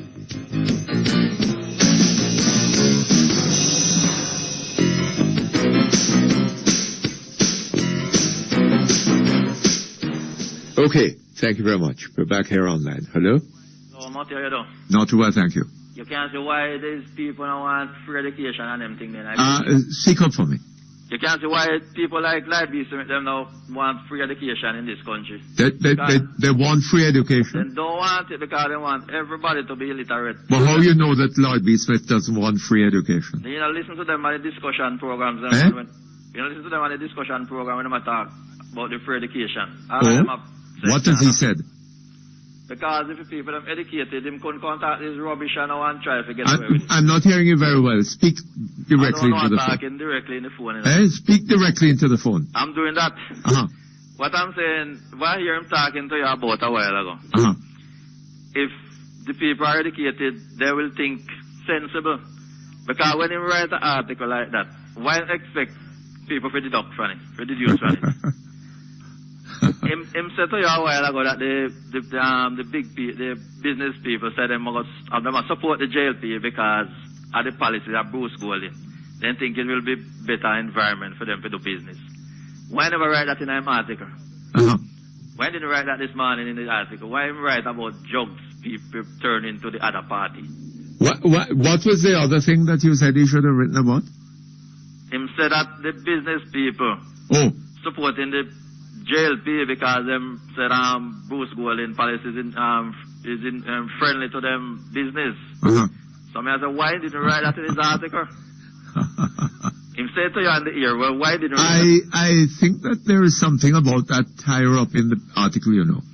About the business people supporting the JLP.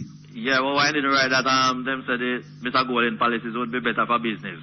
Instead of talking about the drugs people turning to the other party. Uh-huh. So which other party But on the other hand, you know, on the other hand, that is all part of it too, because, you know, in Jamaica, in the politics of Jamaica, there is a view that the interests of the big man and the interests of the small man are not by any means identical. Yes. So if the Labour Party is getting all this support from the big man, then small man is not to expect too much from them. Yeah, that's what I'm trying to put across. Well, that is all part and parcel of the same thing. And him come on and him can't defend himself because him write the article and him talk to the other party and now him going to say him never call no party name. Then we don't know say a two-party. Precisely, yes. A two-party in the country. Yes. And if them not support the other one no more, then I must the other one them must support. This, no wonder I don't want it to happen anyhow, but no wonder they friend them, they stone in place down there. If I write about foolishness in that paper, them man. I don't know. I don't see his paper a great deal. I don't know. That man is a big supporter of the party, and him come now and try to hide it. Well, but I find out that all of the supporters for the PNP, you know, especially those in the media, them are panic. You think so, eh? Yes, because you say one Lambert Brown, him come up talk about the JLP, did abandon this and that, and them can't afford free education and free health care. Roger Clark, the whole of them panicking. Well?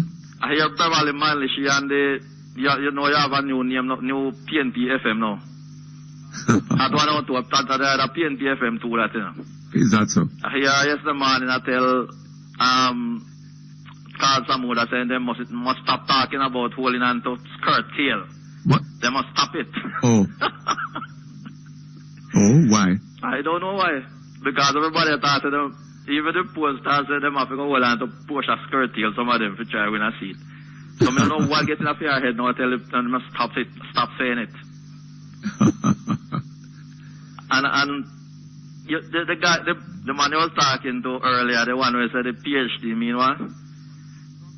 Permanent head damage. Oh, PhD. Permanent head damage. You don't think that is a great talent wasting, Mutty? Permanent head damage. You don't think that man is a great talent wasting? A great what? Talent wasting. Yes, it seems so to me. You don't think he could make a good gensec for the PNP? But I hear that man talk better sense than Danny Buck, you know. I think they could recruit him for a gensec. They are in the business now of recruiting people. Left, right, and center. So I think they could get in touch with that man. Permanent head damage. You don't notice all of them in that party have permanent head damage, what is? I studied Danny Buck. Yesterday man I heard him on the same Beverly on this program there. And he was saying that them to poll Bill Johnson to poll for the party from time to time. And them know where they stand. And believe in a Bill Johnson there with him poll finding. But when John Gordon will be leading. And the same program him said them going to win that seat. So that means him not believe in a Bill Johnson poll because him had to poll for them. Who's it? Oh, Bill Johnson? Yes, him say Bill Johnson to poll for them party from time to time and they know where they stand. And in the next breath him say, Joan Gardner Webley, Bill Johnson said Joan Gardner Webley leading. And yet Danny Buck on the same program saying they're going to win that seat. No. Bill Johnson is also allowing the possibility of Maxine winning. Yeah. Right? Because what he's saying is that when you ask people one set of questions, they give an answer, right? Which tells you that, when you do the computations, that Joan Gordon Webley is some points ahead of Maxine. Yes. Right? But then when you ask them about whether they prefer Portia Simpson-Miller to Bruce Golding, Portia Simpson-Miller is far ahead of Bruce Golding. Talking about that much. Right? Hold on a little bit. So he's saying that if the people vote on the basis of Portia whom they popularity. want to be Prime Minister, then Maxine will win. If they vote on the basis of whom they want to be their constituency representative, Joan Gordon Webley will win. But let me ask you something, Mutty. You don't think the people them with them interview know who is the head of the party? Eh? The people with them so them interview in the constituencies. You Yes. think them know who is the leader of the party? Yes. So why the hell you going to ask two questions about who you want to win and then about leader again? Well, you see, I'll That is tell you a trick. something. That is a trick, you know, like this. It is a trick. I'll tell you something, sir. You know, in 2002, the likelihood is that without the polls, the Jamaica Labour Party might have won the election. Definitely, is that two observer paper in one day? Well, but even forgetting that, the polls were, you know, the election was definitely going the way of the PNP, right? But as it turned out, the People's National Party won a number of seats, right? Giving them a majority. With very, very few votes between them and the Labour Party candidate. And there's significant portion of the electorate did not go out to vote. Yes. Now, one explanation of that is that it rained. And another, but even when it rained, some people went out. Yes. But one side went up more than the other because Precisely, because the people who stayed home, right, may well have felt that the polls were saying that there was no hope for the Labour Party to win. So why go out and get myself wet? Right? True. I think that polls are very dangerous. Very dangerous. To democracy. I don't believe in any poll. None of these polls are in Jamaica, I believe. I don't believe in any of these polls are in Jamaica. Well, I think it is better when people recognize the basic, fallacy of polls. What the polls tell you is not necessarily what is true. No. And I have to admire Joan Gardner Webley, she's a true politician. She don't go by these polls. She don't discuss these polls. She just do her work on the ground. Just like our man in Southwest Elizabeth, Dr. Tufton. We don't deal with poll, man. We just do the groundwork, and you know where you stand. And the final thing now, Mutty, this man in Senton will hold a whole constituency hostage. You can imagine if that was somebody in the JLP. The whole media would be on top of it, Yes, well. And this man will constituency hostage, they remove a Samba, and now them don't want nobody is unless who them need, and the media quiet on it apart from Emily Crooks them. Everybody is quiet on it. You can imagine if that was happening in the JLP. Yes. My God. Well, I suppose that when the drug dealers firmly take over the JLP, that might happen. Lloyd B. Smith. You should ask Mr. Lloyd B. Smith about that. Mr. Perkins, the man there PhD, Which man? Lloyd B. Smith. Well, I don't know. He have permanent head damage. I don't know, sir. I don't know. Yeah, man, I think we come and reason with this man. I try to go and like imagine that. But he buck up with the right person. Well, Anyway, take care. Thank you very much. All the best to you. Okay, hello? Hello, Mr. Perkins. Morning, sir. What the devil is wrong with Good you? afternoon, Mr. Perkins. Good afternoon, sir. Yes, sir. I tell you, the Minister of Agriculture. The what? The Minister of Agriculture, Mr. Roger Clark. Every time he speaks, it seems as if honey is coming out of his mouth. Honey? Honey. He's a nice fellow, you know. Yes. A very charming man. He gives the impression as if agriculture is doing so well. I beg your pardon? He is giving the impression as if agriculture is doing so well. One would, I think that it seems as if he better serve if he was at Disneyland as a cartoonist. the laugh and so forth. It seems as if he lost his talent. And that's not where it should be. He's a very pleasant fellow, sir. A very pleasant fellow. Yeah. Do you think that agriculture is doing as well as he's speaking, Mr. When you go around and see small farmers, people who have them small poultry houses, they are locked up now. You see piggery, the feed costs for these things, of pig and for, chicken, gone up so much. And by the way, you notice that he said that with the price of fertilizer go up, he want to give some subsidy and some assistance. And then pig farmers and chicken farmers who have had 3 price increases in October last year, he don't say anything about them. It seems as if they don't have as much vote, so he thinks. Why he ignored them. But when you look at it, you know, I see him have here, I just cut out some article tonight. Disaster fund for banana industry. I see him have initiative for beef industry. Remember a while back, people are calling from St. Elizabeth a half of cows for $3,000 and there was no takers. Yes. And him caused all of those farmers to sort of kill off their stock. And now when them go back into production, they can't get back up into production and all that. Every agricultural commodity you can think of is in trouble. Coffee industry divestment proposal await approval. You know what I mean? Yes. And every time it is coming up to election. Hold on just a moment for me.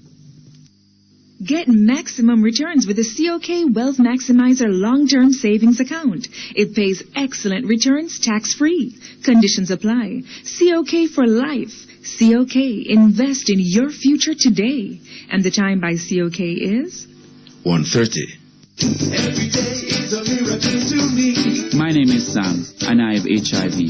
I'm happy because my family's looking out for me, and they help me to stay on my ARV programs. Now that I've been taking the ARV for a while, I start to feel better. I know I look better. I've even been working with a counselor. I feel so good when the phone rings and I see his text. Sam, medicine time. ARVs for life. Right on time, every time. Call 1-888-991-4444 to find out more. You're listening to Perkins Online, the Thinking Person's Talk Show. Our phone numbers are 968-4901, 968-4902, 968-4903. Our local toll-free line is 1-888-991-4072.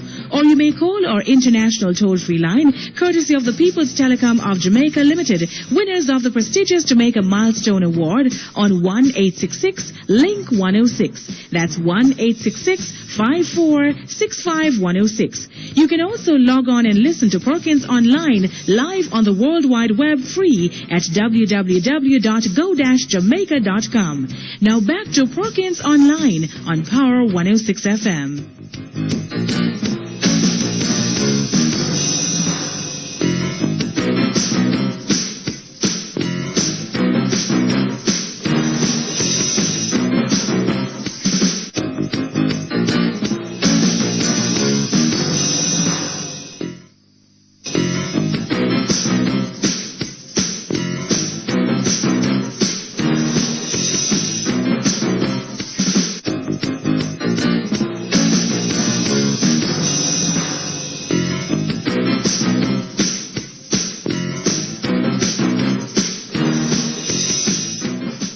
Okay, thank you very much. We're back here online. Hello? What Hello? I'm saying, yes, sir, Mr. Perkins. Yes. What I'm saying is that we need to really do a good look on Mr. Clark, you know, to see if in stewardship it really has. Mr.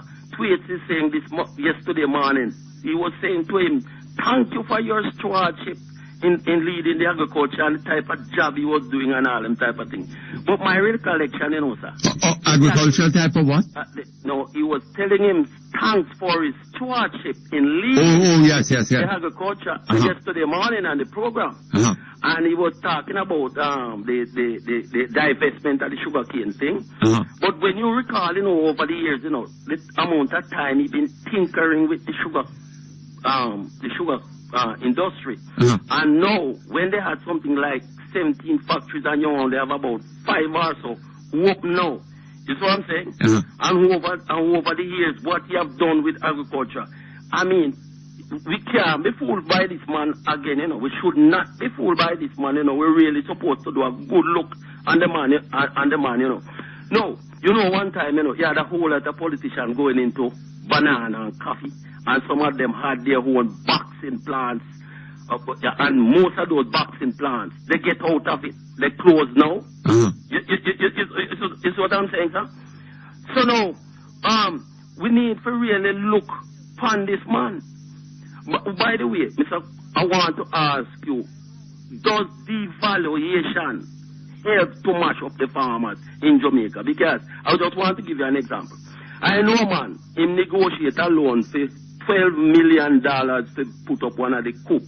And when you had the valuation by about 3 percentage points, they see money man to go back and go get $14 million to carry it out. And every time you have a devaluation, it means that the production cost of the crop go up, because all of the things that are the input costs come from abroad. Cost for fertilizer, cost for insecticide, land preparation, cost you have to set the tractor, and the fuel gonna go up and all them type of things. And their yield remain the same or even diminish, because if they're going to say carry a crop of pumpkin, and because the cost of say the insecticide go up, and if they are supposed to put in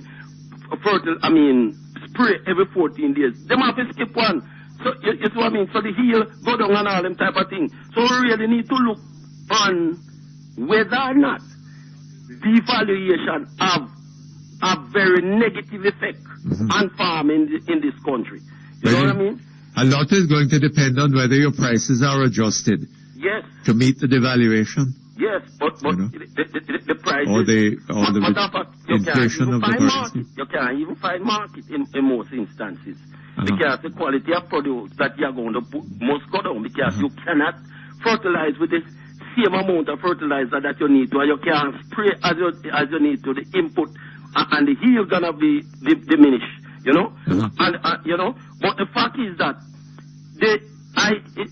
in my view, the devaluation have a negative effect over time on agriculture.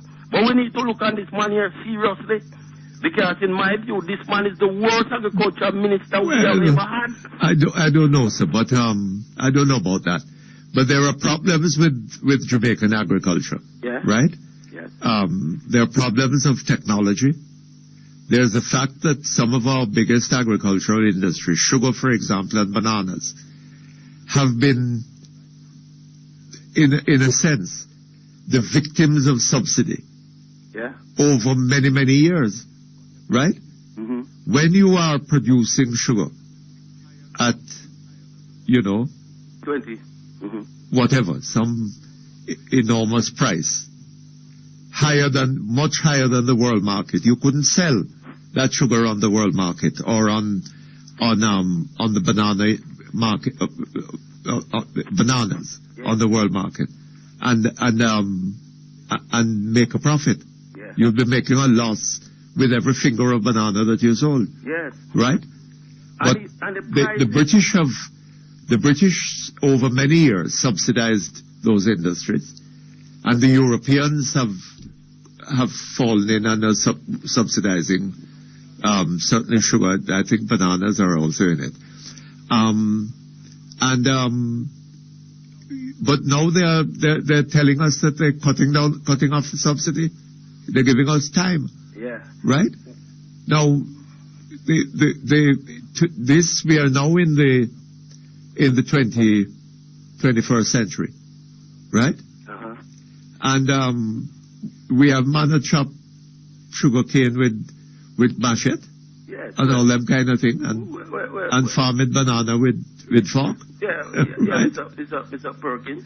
There's one thing we used to learn when we were at Jamaica School of Agriculture. And this is You're at Jamaica School of Agriculture? Yes, sir. Uh-huh. And this is it, that, one man with his hoe, in fork and his machete, will produce food for himself and his family only, and that is a maybe. But one man with a tractor and a plow, modern mechanization, yes, will produce food for 100 family and more, and this is the way to go. Absolutely. But what we have now is same traditional slave tools. Yes. being used. I'll never forget, sir. Yes.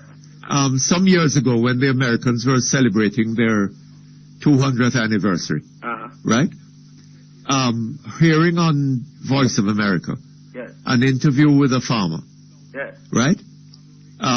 He said he had just done clearing, plowing, harrowing, one operation, treating, whatever. One operation. 1,600 acres of land, yes, and seeding it and fertilizing everything. One operation. Him, one, and God and a tractor. One operation. Right? And he was now going off to the Virgin Islands for a 2-week holiday or 3-week holiday. Yes. Right? And I said to myself, but how is the Jamaican man on the hillside, right? With 2 acres of land and a fork, a hoe in his hand. That's right. How is that man going to compete with him? Right? Mr. Perkins, I want to bring... And I tell you something. Yes. If you create a situation in which the Jamaican man, yes, the Jamaican consumer, has to buy from the little man on the hillside, rather than buying from that man with his tractor, that's right, you will be making that Jamaican consumer poorer. That's right. Am I right? Yes, I hear it. Right? So what you need is to modernize your agriculture. Mm-hmm. Right? Mm-hmm. You need to modernize your whole economy. Yes. They're not moving in that direction. Yes. But Mr. Perkins, you said something a while ago. I just want to point out. If you were to look on the St. Catherine Plains, where the British had left those good irrigation in place, and you were to see the amount of level lands that they are using into house, they are planting house. Yes. No. You just stop around all over here. Just stop around from Whitewater Meadows, come right along the place. Yes, you're absolutely right. I mean, something happening in Jamaica. Mr. Perkins, I even want to point out something again. You know that there's a place over Thetford where they were storing, they had a seed thing over there, and they were storing all these agricultural things where they were farming over there. And a whole lot of the material them came from down by Ebony Park there, where they had the spring place, and they were being stored there. Some of the best agricultural equipment they had there, When you talk about a machine that can reap sweet potato, reap Irish potato, thresh rice, thresh peanut, and all them type of things.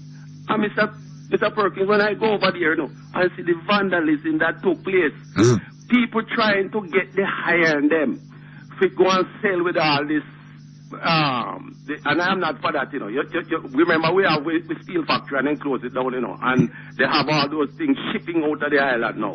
You have 4-wheel drive, massive Ferguson tractor, probably just a water pump up around. They set it afire. They set the whole building afire to get the iron to sell to the scrapyard and all that type of thing. Some agricultural equipment that are here that you can't give an account for now. You see what I'm saying? Yes. I mean, Roger Clark needs to be looked at seriously, sir. Seriously. When you talk about even people now graduating from Jamaica School of Agriculture, no job. The extension service has been mashed up. You understand? Yes. Where are they going to work, Mr. Perkins? Where are they going to work?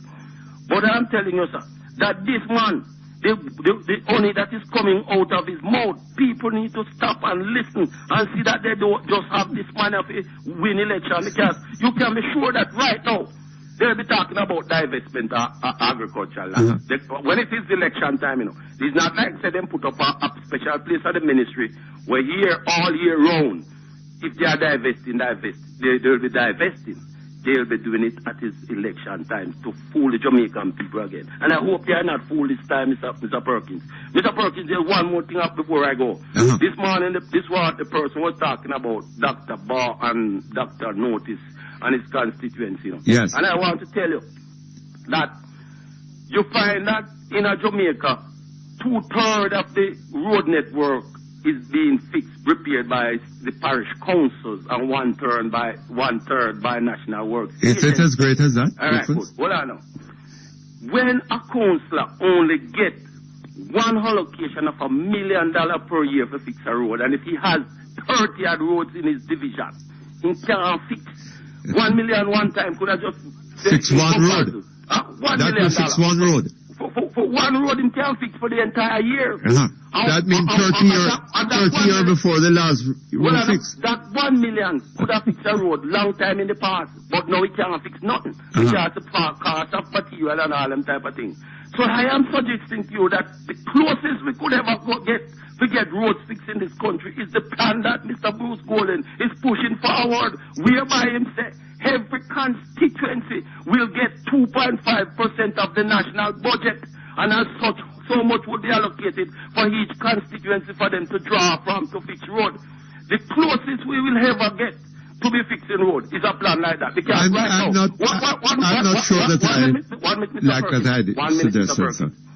The tendency of, if it is a JLP constituency and the PMPs in government, just fight them and all that type of thing. These are some of the things that are really preventing the advancement of the country and the development of a constituency, Mr. Perkins.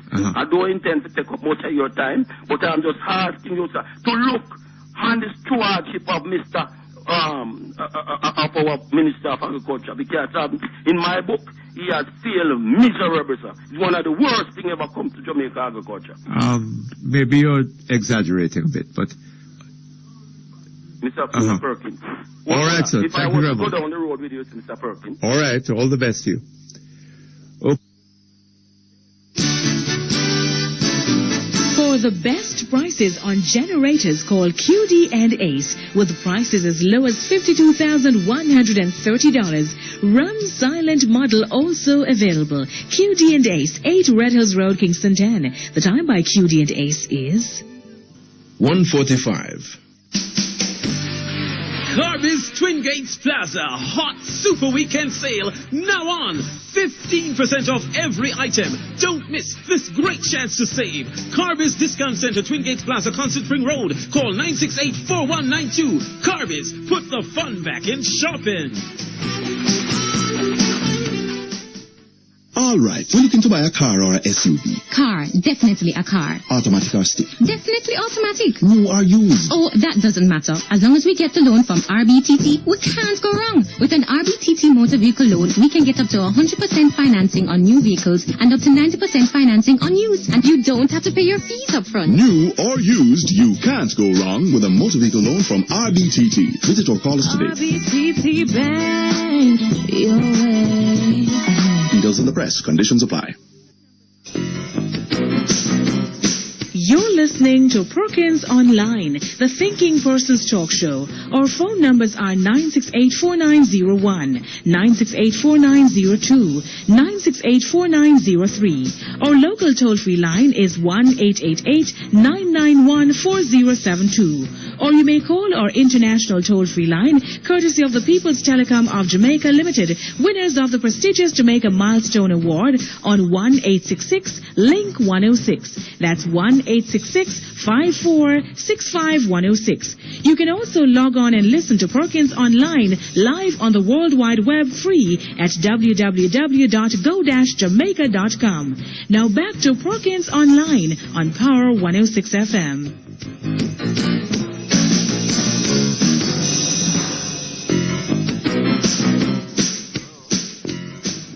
Okay, thank you very much. We're back here online. Hello? Hello? Hello? Yes, sir? We'll get back to you. Uh-huh. So, Perkins. Yes, sir. How are you doing today? Not too bad, thank you. This fellow Lloyd Smith. What is he up to? Eh? I don't know, sir. Ask him. He write up propagandic article in the Observer, and when you take him up on it, he's saying it is not propaganda. I don't know. He doesn't think what's happening. He has a problem with the English language. Well, I don't know. It would appear so, because when he was talking to you there and he used certain terms, and then you take him up on it, you know, he was backing away as if he didn't know what the thing meant. Yes, well. And what did he mean when he speak of, in the article he talked about swapping black dog for monkey? So who is in there now? Black dog? Well, I tell you something. That's another line. Yes, being carried by the... Yes, that neither is better than the other, so you could as well stick with what you have. Yeah, this is what he's saying. And the other thing is that I don't know that he particularly mentioned this, but the argument is that Mr. Golding is suggesting improvements to the educational system and so on and so forth. Where is the money going to come from? It cannot be done, right? There are no resources to do it. So you're going to be no better off choosing the alternative. Exactly. Right? Exactly. Those are some lines of argument. You're swapping black dog for monkey. Swapping black dog for monkey. You're going to be no better off. Exactly. This is what it says that he's electioneering for the PNP, and when you take him up on it, he's backing away and coming up with a lot of rubbish. Well, I don't understand him at all. He doesn't understand what he has written. Well, Wouldn't it appear to you that way? That he doesn't understand what he has written? Or is it that he has written? I think he understood what he wrote, sir. Is it that he has written these things and he can't defend them? But there's a lot of that kind of thing going on in the media, you know. Boy, oh boy. Unbelievable. Yes, it's like I hear this lady on radio the other day saying that the man called a man Satan, but he was smiling. Have you ever heard it? Well, I am very grateful for that. Because should I ever find myself facing a libel action, I will put that up as a defense. Your Lordship, I was smiling when I said it. Have you ever heard such empty and on the surface defense?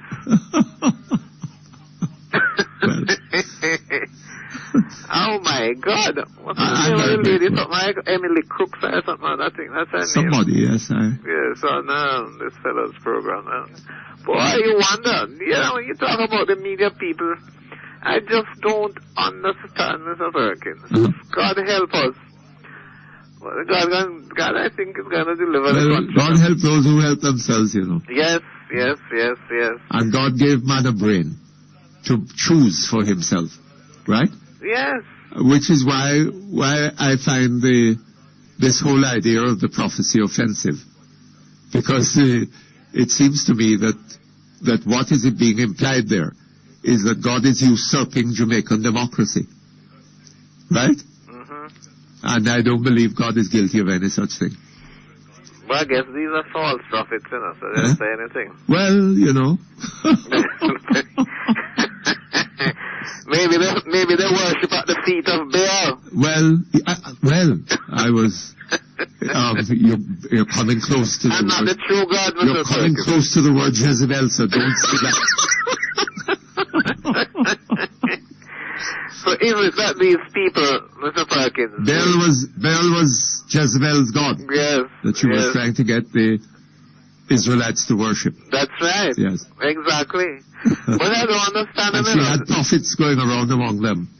Exactly. Telling them, you know, that Baal was the God. So I guess this is what the young lady was saying, or Mrs. Webley was saying, is that you're operating like this prophetess, this lady in the Bible, you know, that took unto herself false profits. Yes. And, which we see happening now. This man saying there's a profit and and the so-called media would kill the lead. Even her general secretary got jumpy. Yes, well. Poor man.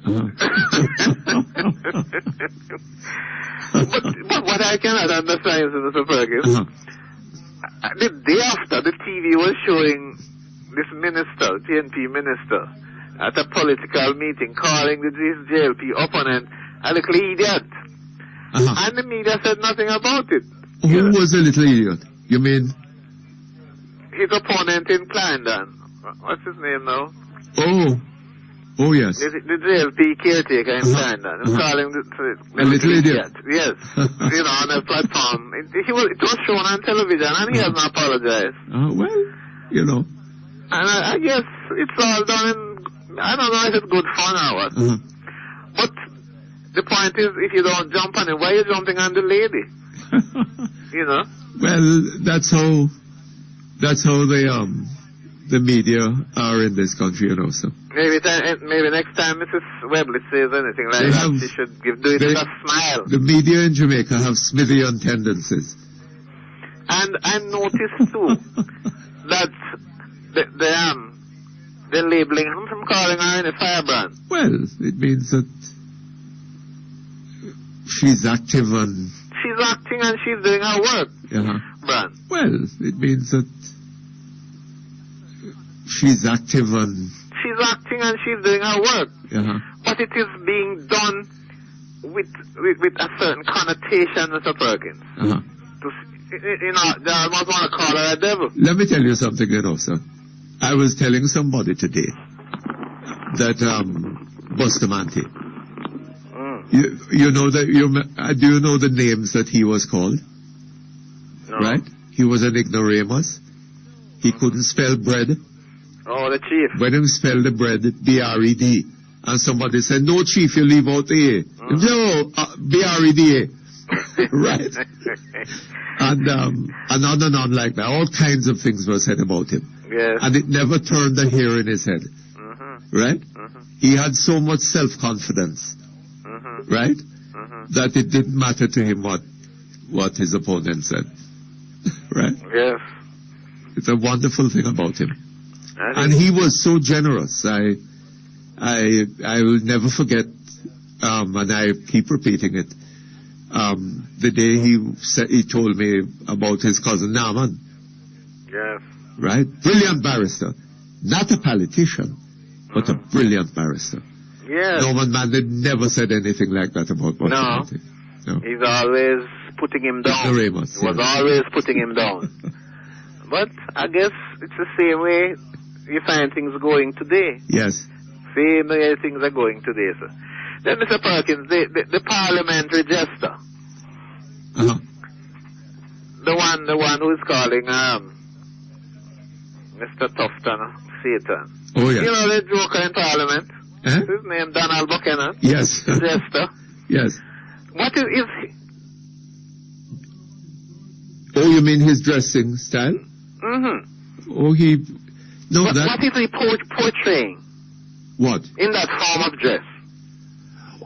Oh, what is he portraying? What? In that form of dress. Oh, well, that was in the 1970s, That was introduced by the Mandel government. So is he a relic?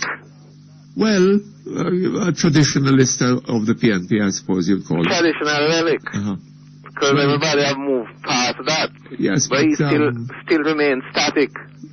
Well, he sticks to it, yes. All right, Mr. Perkins. All right, thank you very much. Bye-bye. All the best to you. Okay, hello? Hello? Hello? Yes, good afternoon, sir. Perkins. How are you? I'm fine, Lloyd Allen. Yes, It's now the silly season. It was a very hot program today. But let me start with two letters that appeared in the newspapers yesterday. Yes. One from Enigvina, the letter of the day by Josephine Campbell. And one, the same content. in the Observer. Was it not? It's not the same letter. It is. The identical wording? Yeah. By Julian Robinson. Uh-huh. Guys. So you can see now the trend. Uh-huh. And then the Julian Robinson I know had no real rural link. Uh-huh. So I don't know which Julian Robinson this one is. But I find it a little, it's fairly obvious to me where it's coming from, eh? Uh-huh. But that aside, we now see Bunting coming out, and we still have, St. Anne, was it, Southeast or whatever? Southwest, I can't remember. Right. One of those. One man holding Southeast, that constituency to ransom. But that aside, Mr. Perkins, what's happening in the country? I mean, we're not operating like mature people. No, one doesn't get that impression. The Wilmot thing bothers me. Yes. We just can't get an answer. Yes. We can't get... No, it is not we can't get an answer. It is that we're getting too many answers and are confused by them. Precise. Okay. Right. I can see that. Yes. We're getting the impression that our investigative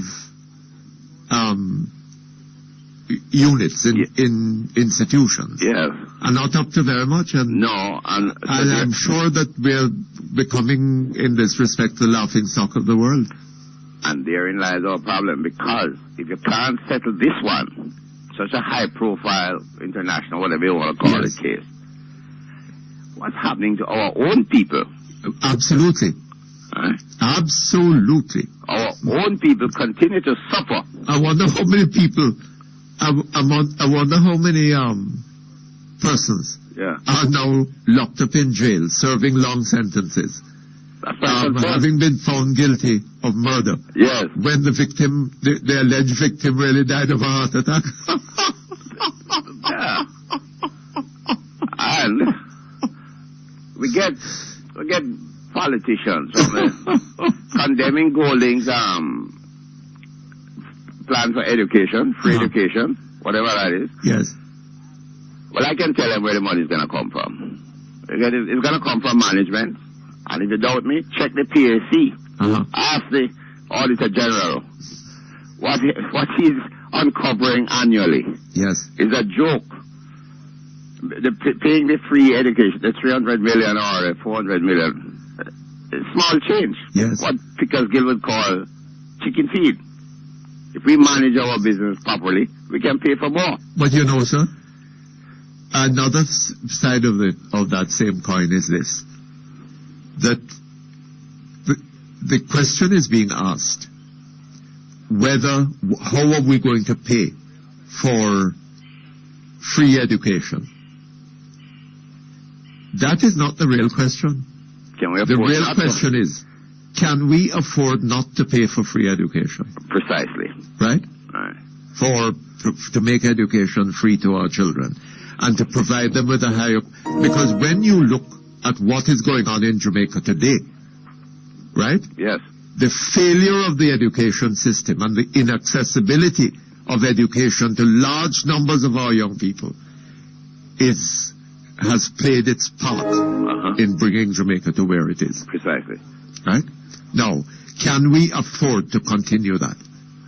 I suggest we can't. Well, all right. So therefore, people should understand that this... Then if you can't afford not to do it, then you better find the money from somewhere to do it. You better do it. Okay. And I heard a caller speaking about agriculture. Yes. You and I had a discussion on it, and I'm going to talk to you again about it. But I know Senator Johnson's tabled some questions.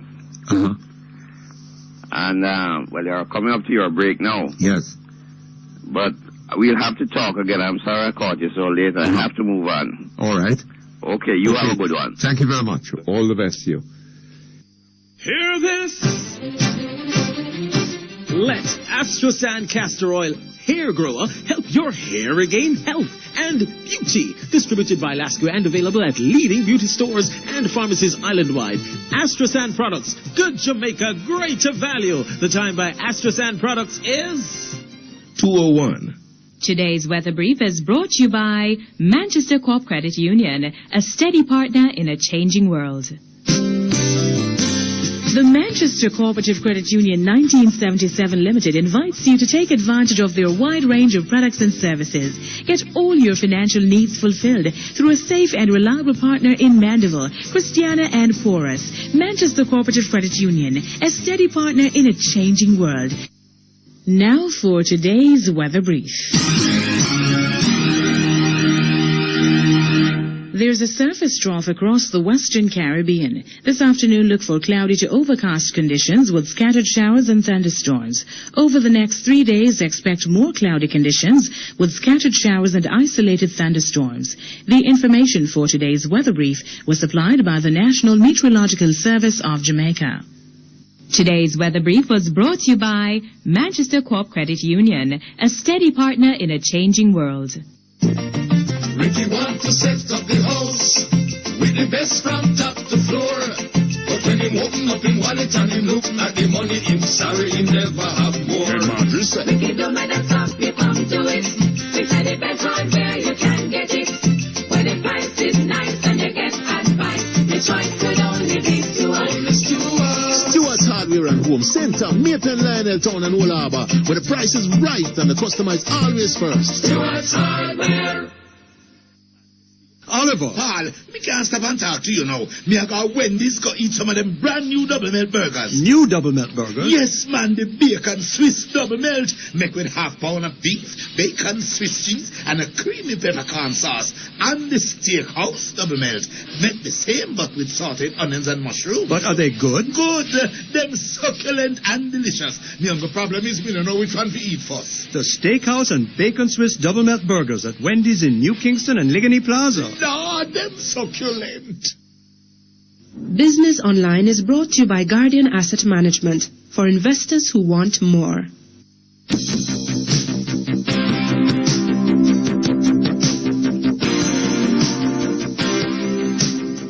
Good afternoon. I'm Orville Johnson from Today's Money Limited. Welcome to Business Online. Executive Director of the Planning Institute of Jamaica, the PIOJ, Dr. Wesley Hughes, announced today that the Jamaican economy was estimated to have grown by 2% in the first quarter of 2007 relative to the corresponding period in 2006. The goods producing sector led the growth, increasing by 2.8%, while the services sector showed an increase of 1.5%. Growth in goods producing sector was led by the construction sector, which climbed by 7%, while agriculture and mining moved up by 4%. The manufacturing sector, which declined by 0.2%, was the only category which showed negative growth. In the services sector, growth was led by the electricity and water, which expanded by 4.7%, while miscellaneous services, which includes tourism, dipped by 0.1%. Trinidad and Tobago's Central Bank Governor, Mr. Ewart Williams, is calling on the TNT government to reduce its spending to more acceptable levels. Mr. Williams attributes the increase in Trinidad and Tobago's inflation rate to government spending, the rise in import prices, and supply bottlenecks, particularly in the agricultural sector. Trinidad's inflation rate now stands at 8% in March, after peaking at 10% in October 2006. The Jamaica dollar gained 3 cents today against its U.S. counterpart. There was not much activity in the foreign currency market. As a result, the local dollar closed trading at an average of $68.13 Jamaican for each U.S. dollar in the Cambio market. The stock market registered a negative advance-to-decline ratio, with 4 stocks advancing, 13 declining, and 9 trading firm. Despite this, the index inched up marginally. The total market volume was 3.8 million units. Bank of Jamaica preference share was the volume leader with 642,000 shares traded, followed by Cable and Wireless and Scotia Group Jamaica Limited. The day's main winners were Supreme Ventures up 5.2% to close at $2. First Caribbean International Bank up 3.3% to close at $123, while Jamaica Brawlers was up by 0.7% to close at $4.10. The day's main decliners were Denon Geddes, down 14.9% to close at $6.55 after showing a 38% reduction in profit recently. Daring, Bunting and Golding fell by 11% to close at $18.50, short on the heels of the departure of the CEO, Mr. Peter Bunting, while Jamaica Producers lost 7.6% to close at $24 after recently suffering a loss in its operations. However, the JSE index squeezed a 34% increase to close trading at 89,105.12 points. Our advice is brought to you today by Garden Asset Management, Jamaica Limited, GAM. Let's look at some steps to successful investment. Set yourself an appropriate goal to strive for. Don't just work to exist, but constantly strive to better your financial position. Start early and invest consistently.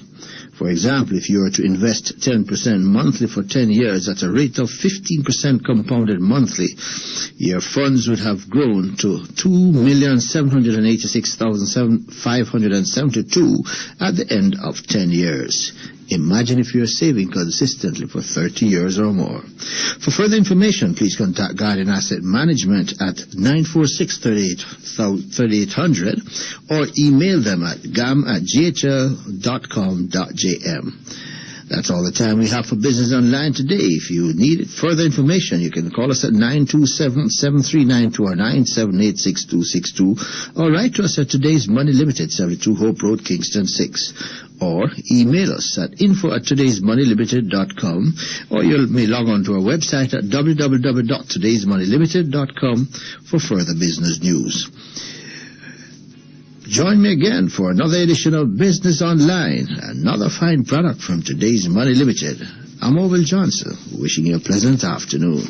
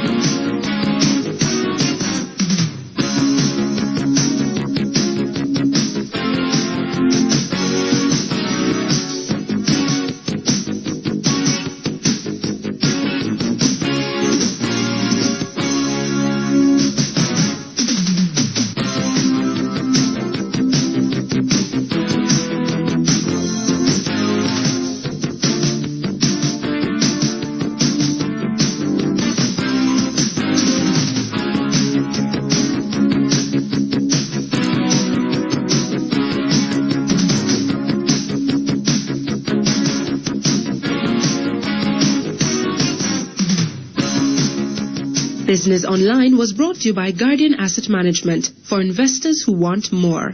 If you've accumulated or inherited money, received a compensation package, or your fixed income investment has matured, your assets may add up to more than you realize. You should talk with Guardian Asset Management, specializing in money market and stock trading, foreign currency investment and portfolio planning. Their product portfolios and expertise add up to a powerful proposition for you. Guardian Asset Management. For investors who want more. You're listening to Perkins Online, the Thinking Person's Talk Show. Our phone numbers are 968-4901, 968-4902, 968-4903. Our local toll-free line is 1-888-991-4072.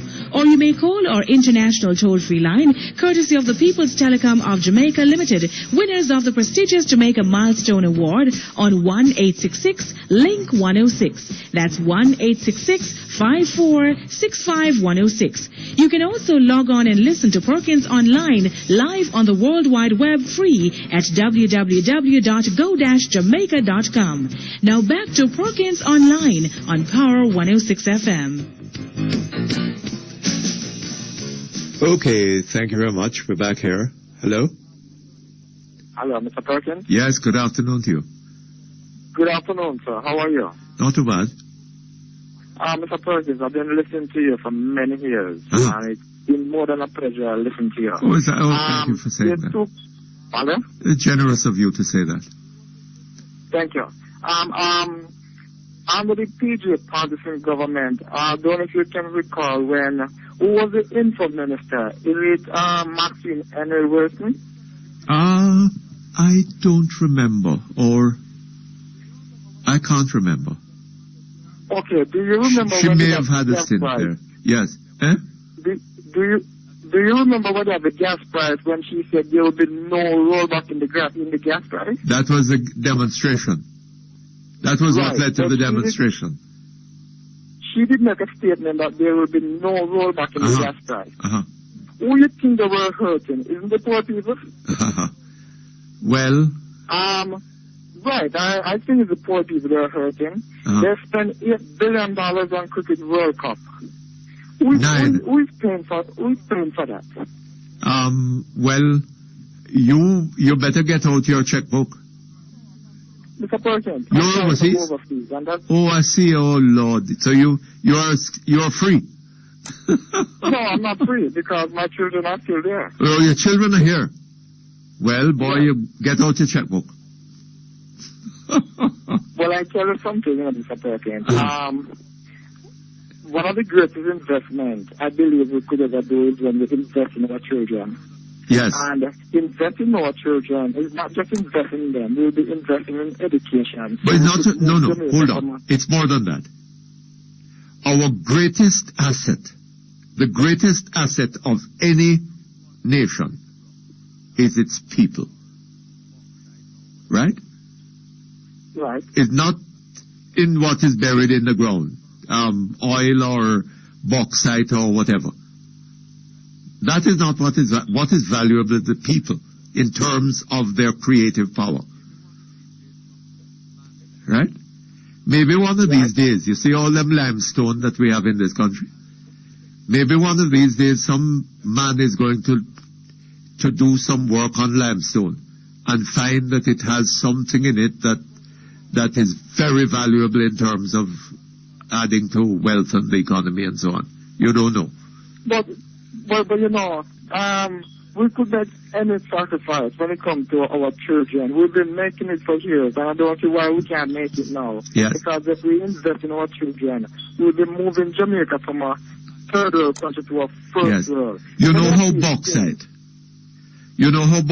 the value of bauxite, bauxite came to be discovered in Jamaica, sir?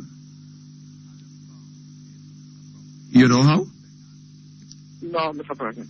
Sir Alfred da Costa had a farm in St. Anne, right? And the earth wasn't produced. I mean, they couldn't even get the grass to grow properly on it, right? So he took some of the earth, a sample of it, and took it off to some laboratory in the United States to do some analysis on it. And they discovered that the thing was rich with bauxite. You know. We did educate our children. Yes. Couldn't we do the same thing in Jamaica?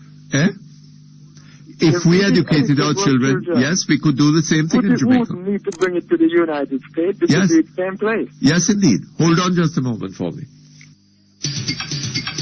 Lasco Cambio is conveniently located on your way up or on your way down from Halfway Tree. They're open 8 a.m. daily. Visit Lasco Cambio for fast, reliable service. 29 Red Hills Road and now open in Pepin, 8 Gordontown Road. The time by Lasco Cambio is 2:16. Keep screwworms at bay. Check your animals every day. The National Screwworm Eradication Program, NSEP, is in the process of eradicating the screwworm from Jamaica. But we need your help. Animal owners, you must check your animals for wounds every day. You should also treat any wounds you find with the free wound powder distributed by the NSEP. For information, please contact the National Screwworm Eradication Program at 977-7554 or 977-2489.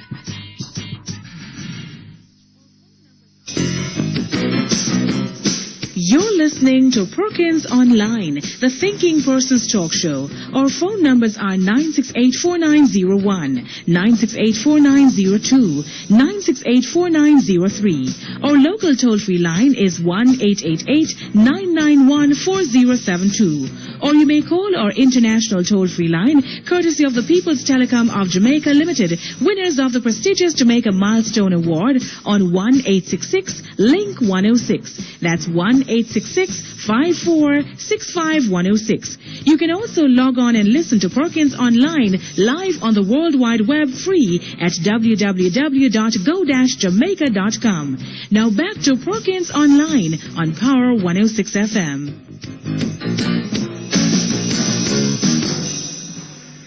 Okay, thank you very much. We're back online. Hello?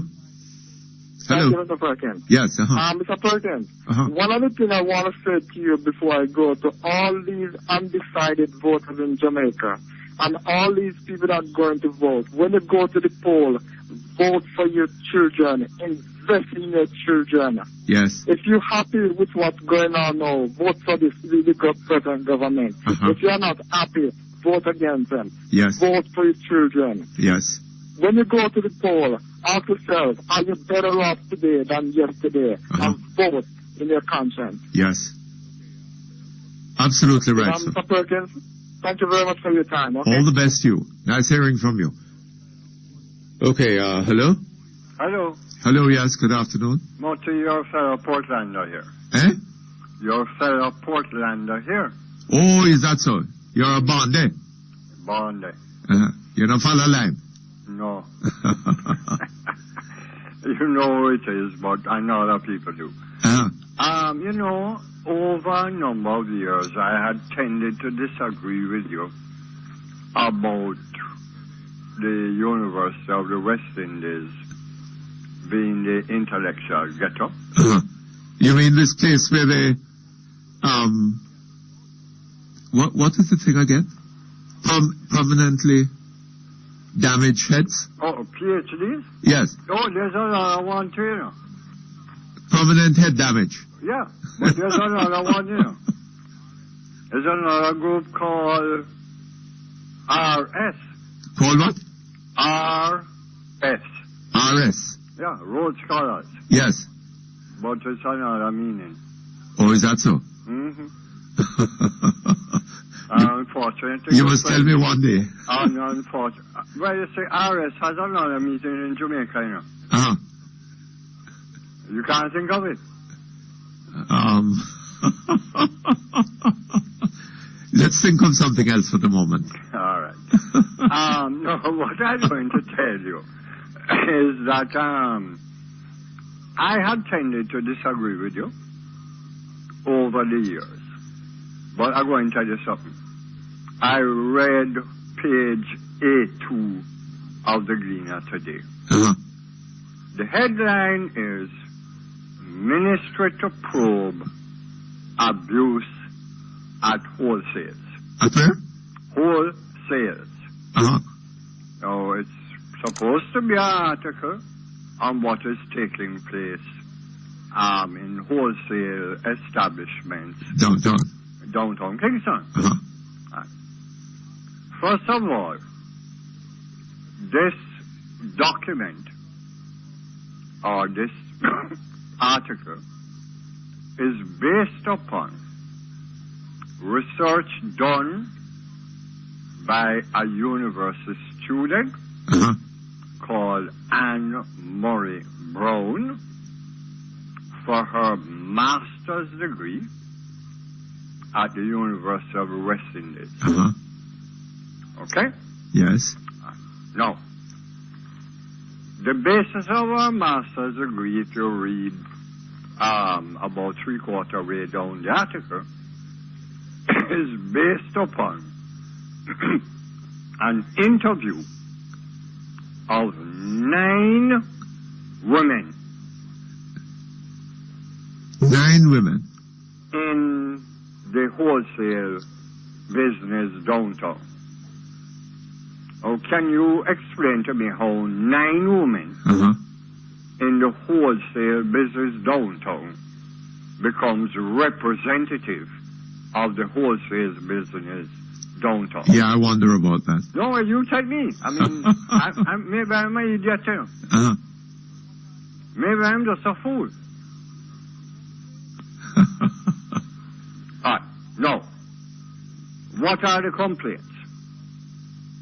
The complaints are that these women end up with varicose vein problems. Oh, why? Because they have to stand all day for long hours. Uh-huh. Well, I'm going to tell them something. Don't migrate. Do not try to get a similar job in Kmart or Walmart or one of them places because the periods of standing up in the wholesale downtown is going to be a joke in comparison to the period they're going to have to stand up and walk abroad. So don't bother migrate. Don't even think of it. But I didn't know that standing for long periods led to varicose veins. But I'm just telling you what I'm reading. Huh? No. The next thing is that they have no health, life, and pension provisions. Now, let me ask you something. What's the purpose of NIS? Well, it's a pension. It's supposed to be a pension provision. Okay, so why does their employer have to provide a pension plan for them other than NIS? Yes, the employer is contributing to the NIS. So why am I to get another pension plan? Well, I don't know. But the truth of the matter is that the NIS, what the people get as a pension out of the NIS, can't buy them food for the week. All right, let me repeat. Go ahead. But then there's a lot of surplus. There are a lot of surplus funds in the NIS, which the government is now deciding to we can use that to do any damn thing we feel like. We can use it to do any blinking thing we feel like. Except what it was designed to do. We can do anything with it. Yes. Again, I'm going to repeat. Don't migrate. Because your employer at Kmart or Walmart or wherever is not going to give you any pension plan. You are going to depend upon Social Security. Yes. No health insurance. So, who is supposed to insure you? Aren't you paying taxes? I suppose they are, yes. So why isn't the state providing health for you? Yes. But listen to the most stupid one of all.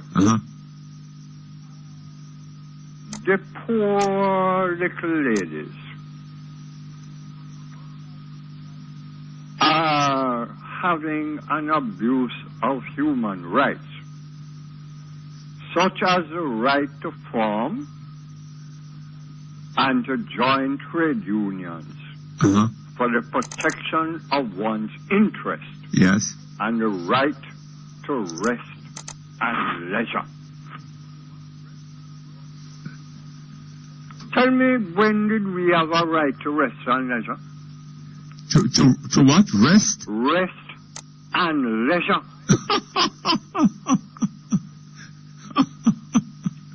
You ever had that right? I have from time to time some leisure, but I don't think that it has never been provided by my employers. Since when has it become a right? I don't know of that. Okay. No. Finally, all 9 women, or I would assume a majority of the 9 women, complain of bladder problems. Bladder problems? Yeah. Because they are unable to have normal bowel actions during the day and to urinate during the day because of filthy bathroom conditions. No. I don't understand. Don't you use the bathroom before you go to work in the morning? Yes. But you do need, you might need to go during the day sometime. All right. Mutty, when you come on the program at 8 in the morning, can you shut off the program before 12 o'clock because you want to go to the bathroom? No, you can't shut it off. You'd better try not to want to go to the bathroom. Before 12 o'clock? And you go to the bathroom and you have your lunch and you do whatever. And you come back on at 12:30. And you can't shut off the program until...